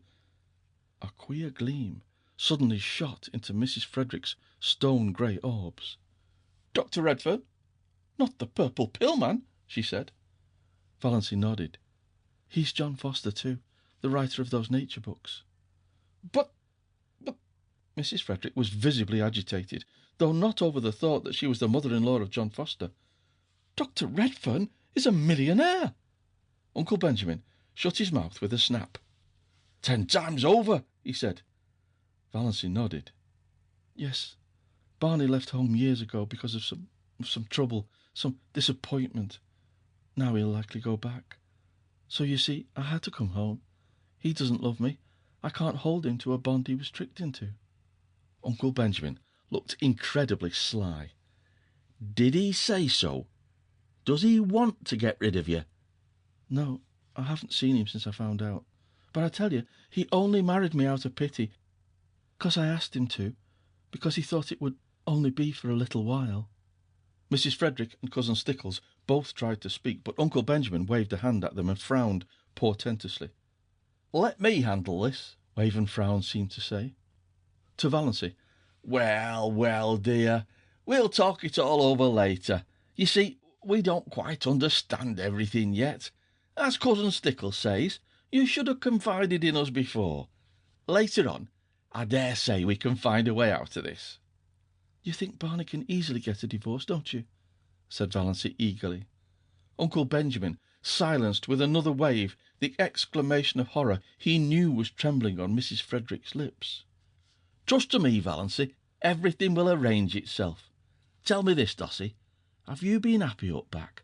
Was Mr. Redfern good to you?" "I've been very happy, and Barney was very good to me," said Valancy, as if reciting a lesson. She remembered when she studied grammar at school, she had disliked the past and perfect tenses. They always seemed so pathetic. "I have been. It was all over and done with." "Then don't worry, little girl." How amazingly paternal Uncle Benjamin was. "Your family will stand behind you. We'll see what can be done." "Thank you," said Valancy dully. Really, it was quite decent of Uncle Benjamin. "Can I go and lie down a little while? I'm tired." "Of course you're tired." Uncle Benjamin patted her hand gently. Very gently. "All worn out and nervous. Go and lie down by all means. You'll see things in quite a different light after you've had a good sleep." He held the door open. As she went through, he whispered, "What's the best way to keep a man's love?" Valancy smiled wanly. But she had come back to the old life, the old shackles. "What?" she asked, as meekly as of yore. "Not to return it," said Uncle Benjamin with a chuckle. He shut the door and rubbed his hands, nodded and smiled mysteriously round the room. "Poor little Doss," he said pathetically. "Do you really suppose that Snaith can actually be Dr. Redfern's son?" gasped Mrs. Frederick. "I see no reason for doubting it. She says Dr. Redfern's been there. Why, the man's as rich as wedding cake, Amelia. I've always believed there was more in Doss than most people thought. You kept her down too much, repressed her. She never had a chance to show what was in her. And now she's landed a millionaire for a husband." "But," hesitated Mrs. Frederick, they told terrible tales about him." "All gossip and invention, all gossip and invention. It's always been a mystery to me why people should be so ready to invent and circulate slanders about other people they know absolutely nothing about.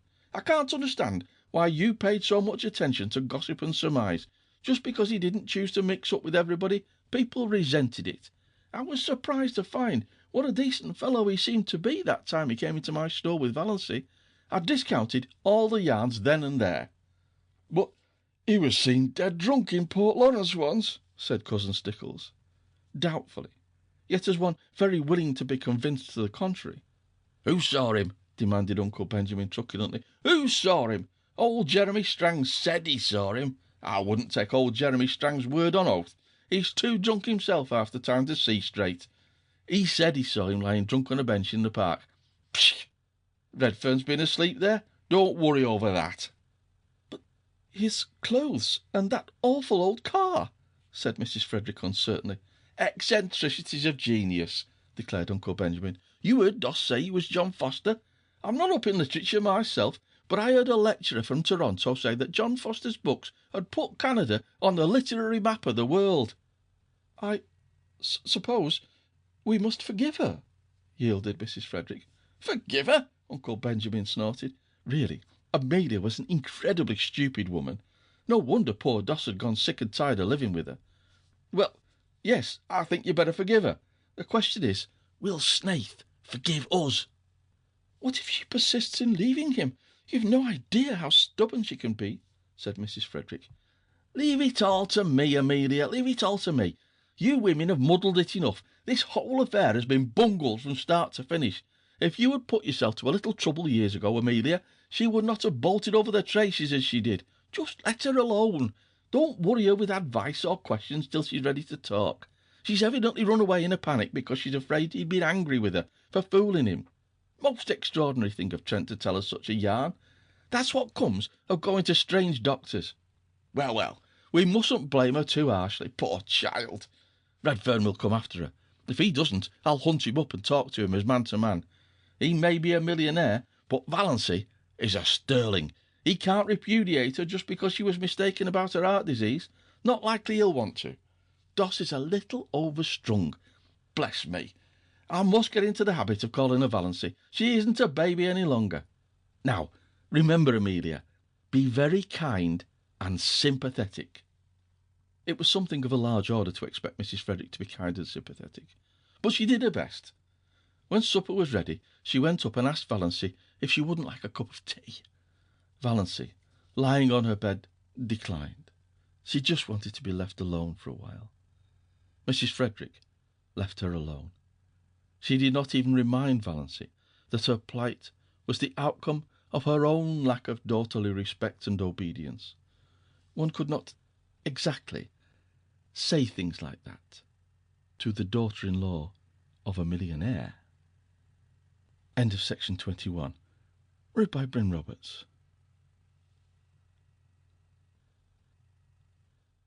The same that it seemed almost impossible to believe in the changes that had come to her since she last slept in it. It seemed somehow indecent that it should be so much the same. There was Queen Louise, everlastingly coming down the stairway, and nobody had let the forlorn puppy in out of the rain. Here was the purple paper blind and the greenish mirror. Outside, the old carriage shop with its blatant advertisements. Beyond it, the station with the same derelicts and flirtatious flappers. Here the old life waited for her, like some grim ogre that bided his time and licked his chops. A monstrous horror of it suddenly possessed her. When night fell, and she had undressed and got into bed, the merciful numbness passed away, and she lay in anguish and thought of her island under the stars. The campfires, all their little household jokes and phrases and catchwords, their furry, beautiful cats, the lights agleam on the fairy islands, canoes skimming over Mistorwis in the magic of morning, white birches shining among the dark spruces like beautiful women's bodies, winter snows and rose-red sunset fires, lakes drunken with moonshine, all the delights of her lost paradise. She would not let herself think of Barney, only of these lesser things. She could not endure to think of Barney. Then she thought of him inescapably. She ached for him. She wanted his arms around her, his face against hers, his whispers in her ear. She recalled all his friendly looks and quips and jests, his little compliments, his caresses.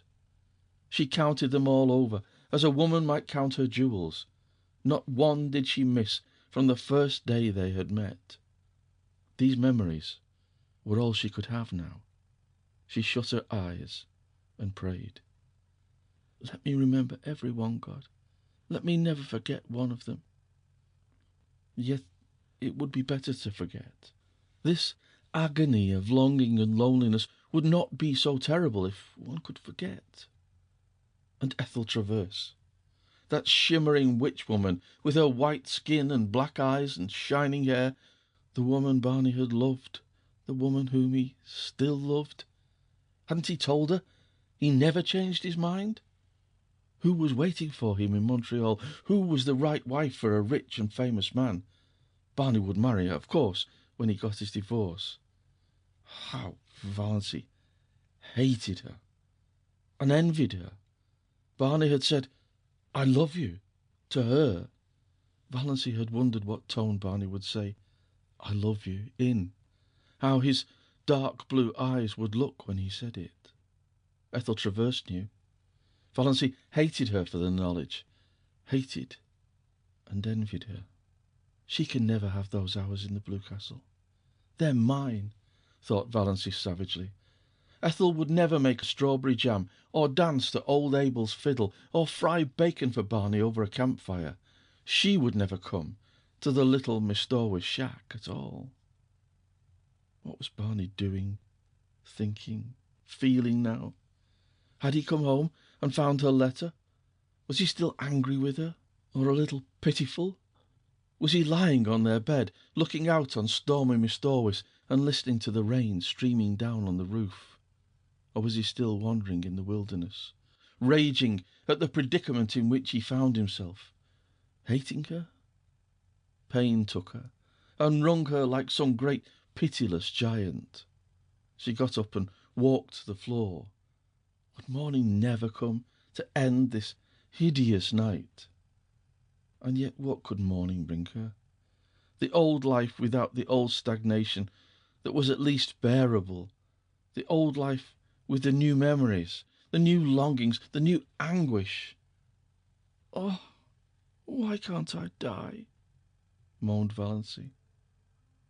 Chapter 42. It was not until early afternoon the next day that a dreadful old car clanked up Elm Street and stopped in front of the brick house. A hatless man sprang from it and rushed up the steps. The bell was rung as it had never been rung before, vehemently, intensely. The ringer was demanding entrance, not asking it. Uncle Benjamin chuckled as he hurried to the door. Uncle Benjamin had just dropped in to inquire how Deardos Valency was. Deardos Valency, he had been informed, was just the same. She had come down for breakfast, which she didn't eat, gone back to her room, come down for dinner, which she didn't eat, gone back to her room. That was all. She had not talked, and she had been let kindly, considerately, alone. "Very good. Redfern will be here today," said Uncle Benjamin. And now Uncle Benjamin's reputation as a prophet was made. Redfern was here, unmistakably so. "Is my wife here?" he demanded of Uncle Benjamin without preface.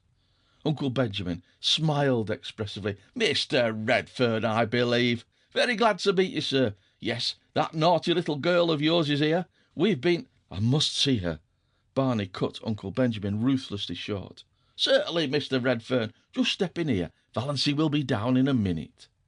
He ushered Barney into the parlour and betook himself to the sitting-room and Mrs. Frederick. "Go up and tell Valency to come down. Her husband's here."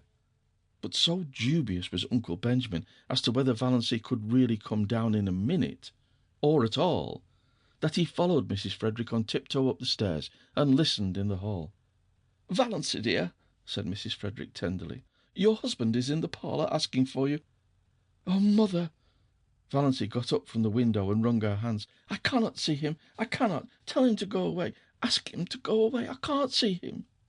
"Tell her," hissed Uncle Benjamin through the keyhole, "that Redfern says he won't go away until he has seen her." Redfern had not said anything of the kind, but Uncle Benjamin thought he was that sort of a fellow. Valency knew he was. She understood that she might as well go down first as last. She did not even look at Uncle Benjamin as she passed him on the landing. Uncle Benjamin did not mind. Rubbing his hands and chuckling, he retreated to the kitchen, where he genially demanded of Cousin Stickles, "Why are good husbands like bread?" Cousin Stickles asked why. "Because women need them," beamed Uncle Benjamin. Valency was looking anything but beautiful when she entered the parlour. Her white night had played fearful havoc with her face. She wore an ugly old brown and blue gingham, having left all her pretty dresses in the Blue Castle. But Barney dashed across the room and caught her in his arms. "Valency, darling, oh, you darling little idiot, whatever possessed you to run away like that? When I came home last night and found your letter, I went quite mad. It was 12 o'clock. I knew it was too late to come here then. I walked the floor all night. Then this morning Dad came. I couldn't get away till now. Valency, whatever got into you? Divorce, forsooth. Don't you know?" "I know you only married me out of pity," said Valency, brushing him away feebly. "I know you don't love me. I know—" "You've been lying awake at 3 o'clock too long," said Barney, shaking her. "That's all that's the matter with you.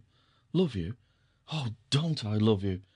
My girl, when I saw that train coming down on you, I knew whether I loved you or not." "Oh, I was afraid you'd try to make me think you cared," cried Valency passionately. Don't, I know all about Ethel Traverse. Your father told me everything. Oh, Barney, don't torture me. I can never go back to you." Barney released her and looked at her for a moment.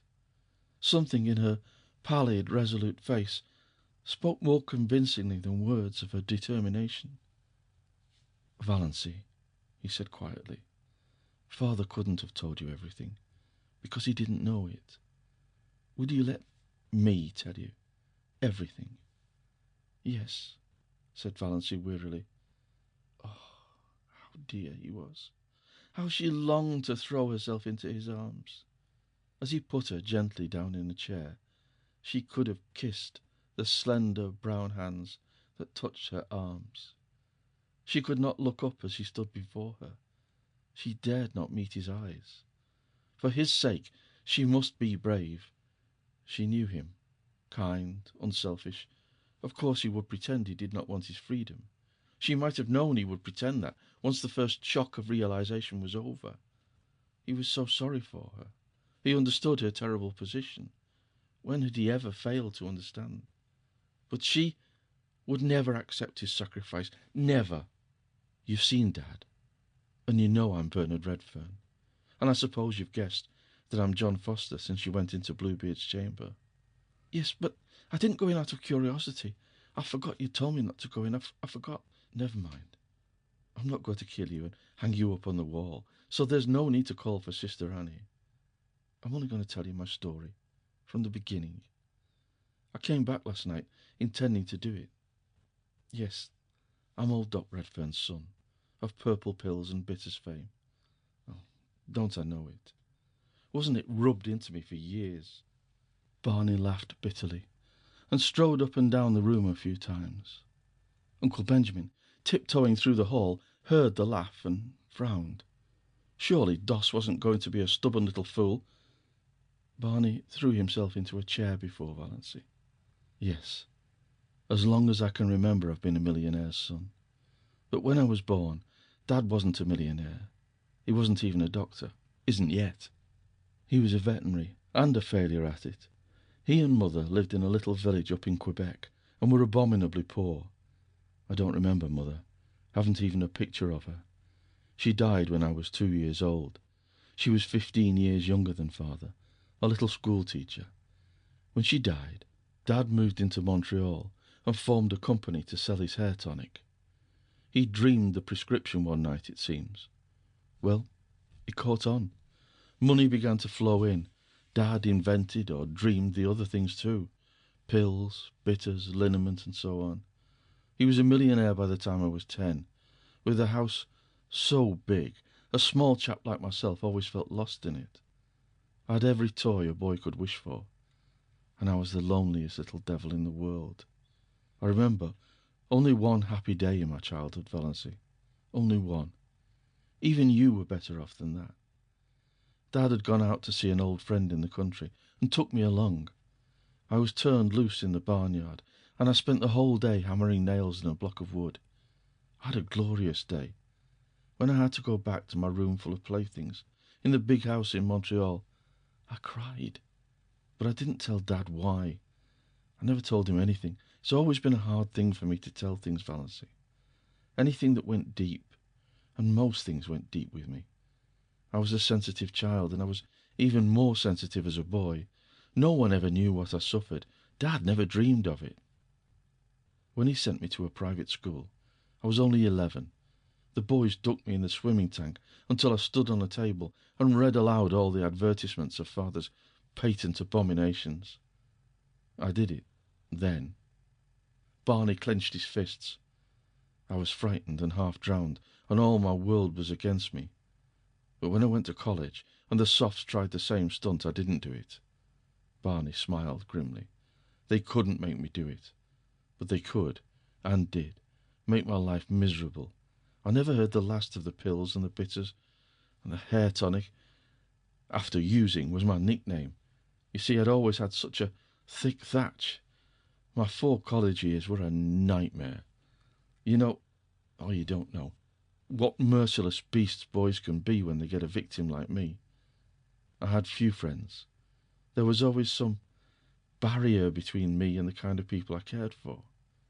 And the other kind, who would have been very willing to be intimate with rich old Doc Redfern's son, I didn't care for.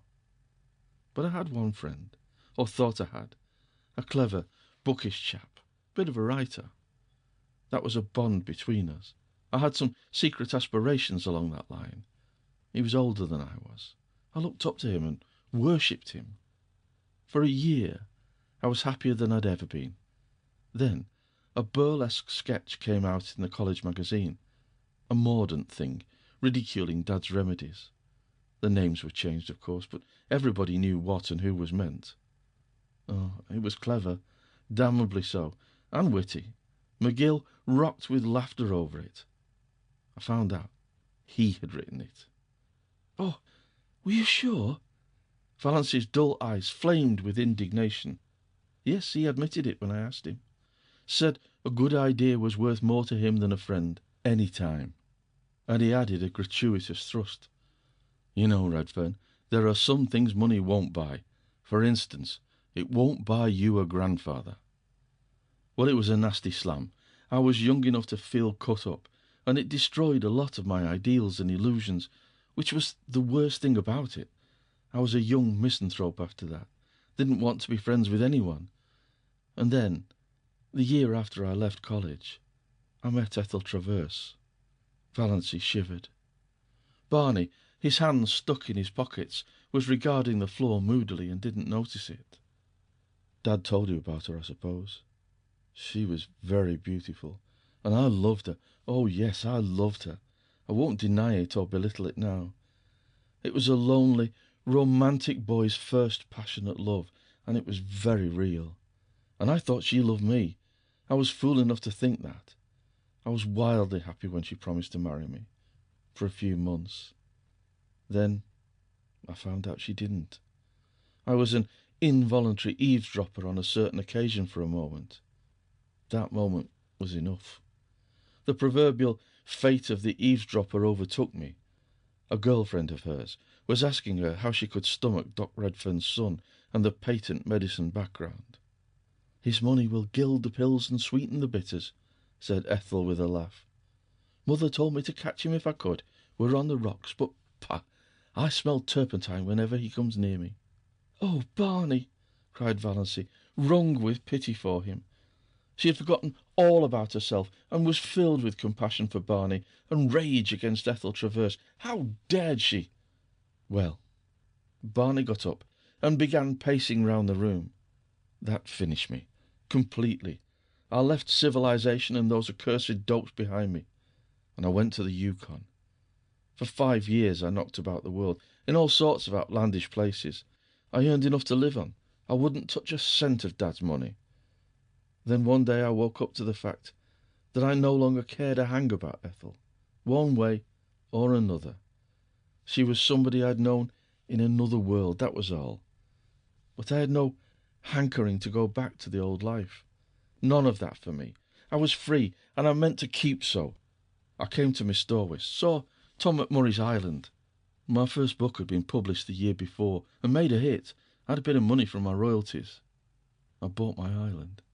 But I kept away from people. I had no faith in anybody. I didn't believe there was such a thing as real friendship or true love in the world. Not for me, anyhow, the son of purple pills. I used to revel in all the wild yarns they told of me.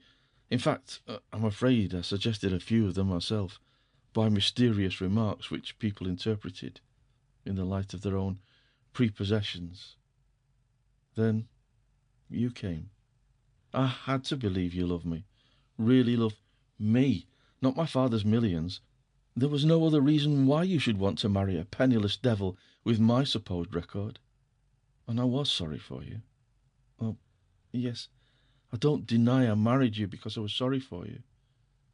And then I found you, the best and jolliest and dearest little pal and chum a fellow ever had. Witty, loyal, sweet, you made me believe again in the reality of friendship and love. The world seemed good again just because you were in it, honey. I'd have been willing to go on forever, just as we were. I knew that the night I came home and saw my home light shining out from the island for the first time. I knew you were there waiting for me. After being homeless all my life, it was beautiful to have a home. To come home hungry at night and know there was a good supper and a cheery fire. And you.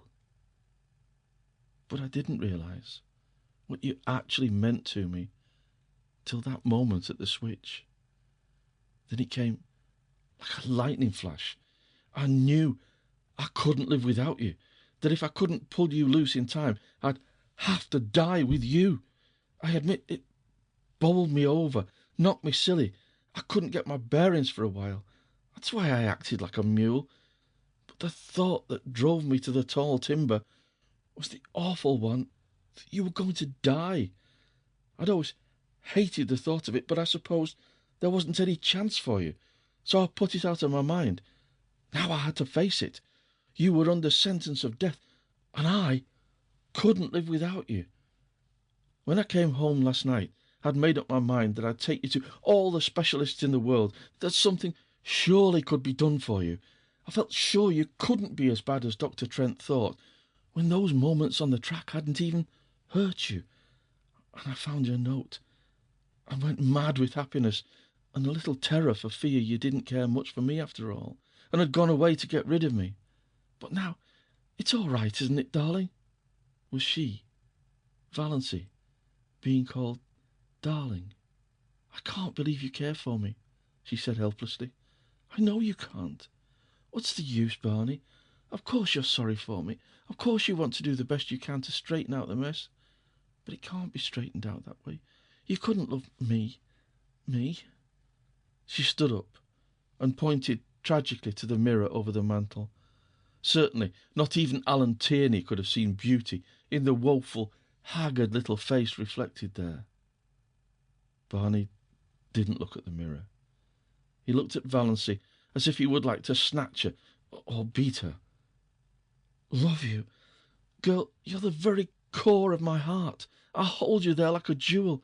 Didn't I promise you I'd never tell you a lie? Love you? I love you with all there is of me to love. Heart, soul, brain, every fibre of body and spirit, thrilling to the sweetness of you. There's nobody in the world for me but you, Valancy. You're a good actor, Barney, said Valancy, with a wan little smile. Barney looked at her. So, you don't believe me yet? I can't. Damn! Said Barney violently. Valancy looked up startled. She'd never seen this Barney. Scowling, eyes black with anger, sneering lips, dead white face. You don't want to believe it, said Barney, in the silk-smooth voice of ultimate rage. You're tired of me. You want to get out of it, free from me. You're ashamed of the pills and the liniment, just as she was. Your sterling pride can't stomach them. It was all right as long as you thought you hadn't long to live. A good lark. You could put up with me, but a lifetime with old Doc Redfern's son is a different thing. Oh, I understand perfectly. I've been very dense, but I understand at last. Valancy stood up. She stared into his furious face. Then she suddenly laughed. You darling, she said. You do mean it. You do really love me. You wouldn't be so enraged if you didn't. Barney stared at her for a moment. Then he caught her in his arms with the little low laugh of the triumphant lover. Uncle Benjamin, who'd been frozen with horror at the keyhole, suddenly thawed out and tiptoed back to Mrs. Frederick and Cousin Stickles. Everything's all right, he announced jubilantly. Dear little Doss. He would send for his lawyer right away and alter his will again. Doss should be his sole heiress. To her that had should certainly be given. Mrs. Frederick, returning to her comfortable belief in an overruling providence, got out the family Bible and made an entry under marriages. End of section 22. Read by Bryn Roberts.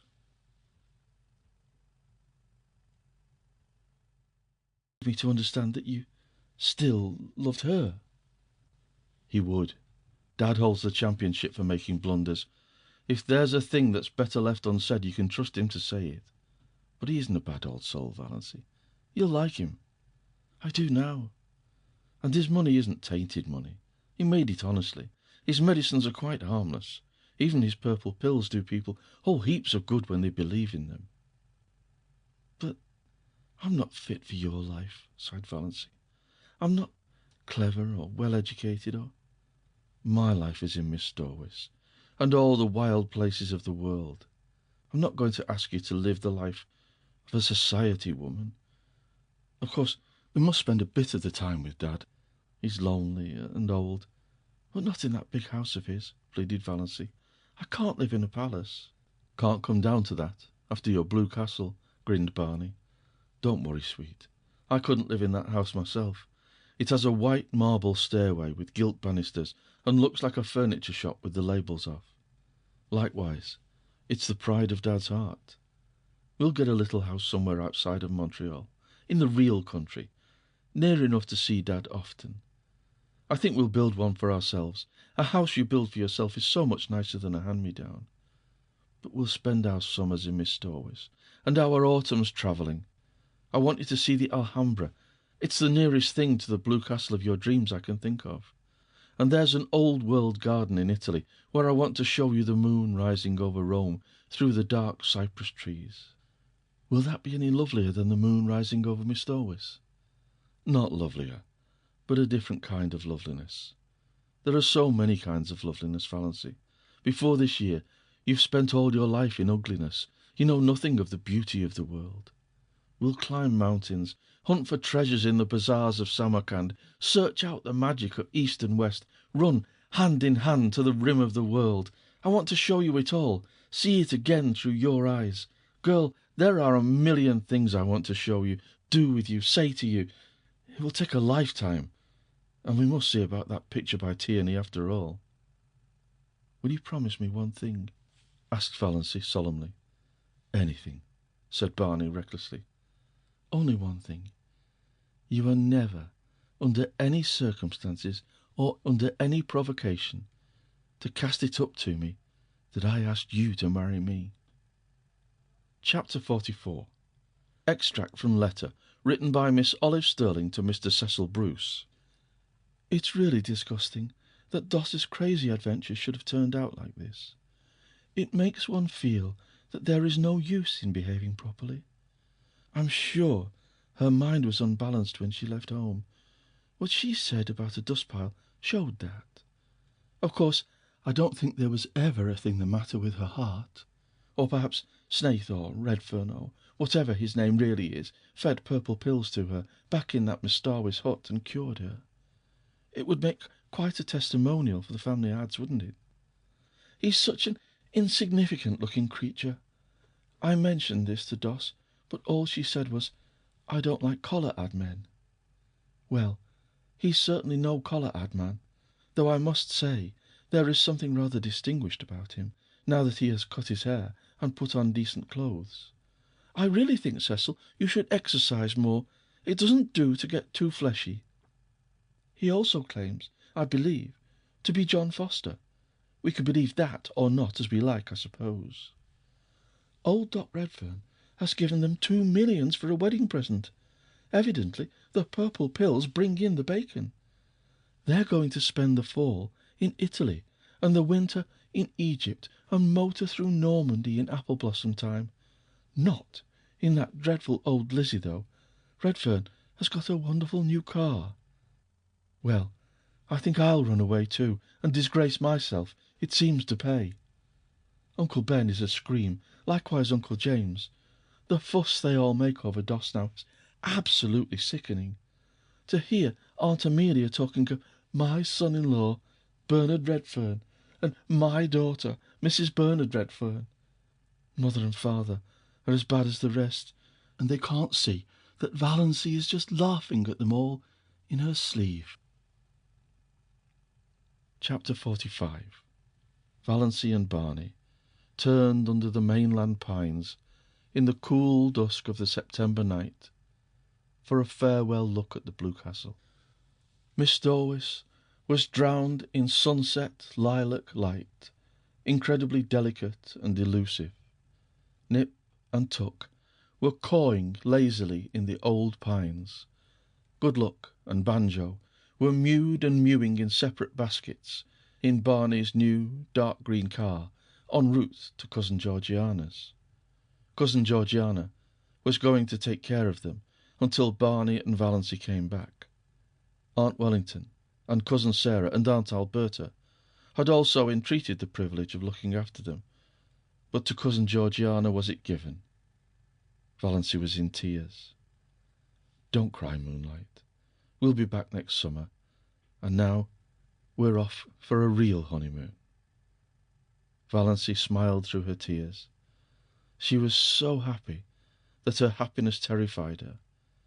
But despite the delights before her, the glory that was Greece, and the grandeur that was Rome, lure of the ageless Nile, glamour of the Riviera, mosque and palace and minaret, she knew perfectly well that no spot or place or home in the world could ever possess the sorcery of her Blue Castle. End of section 23. End of The Blue Castle by Lucy Maud Montgomery.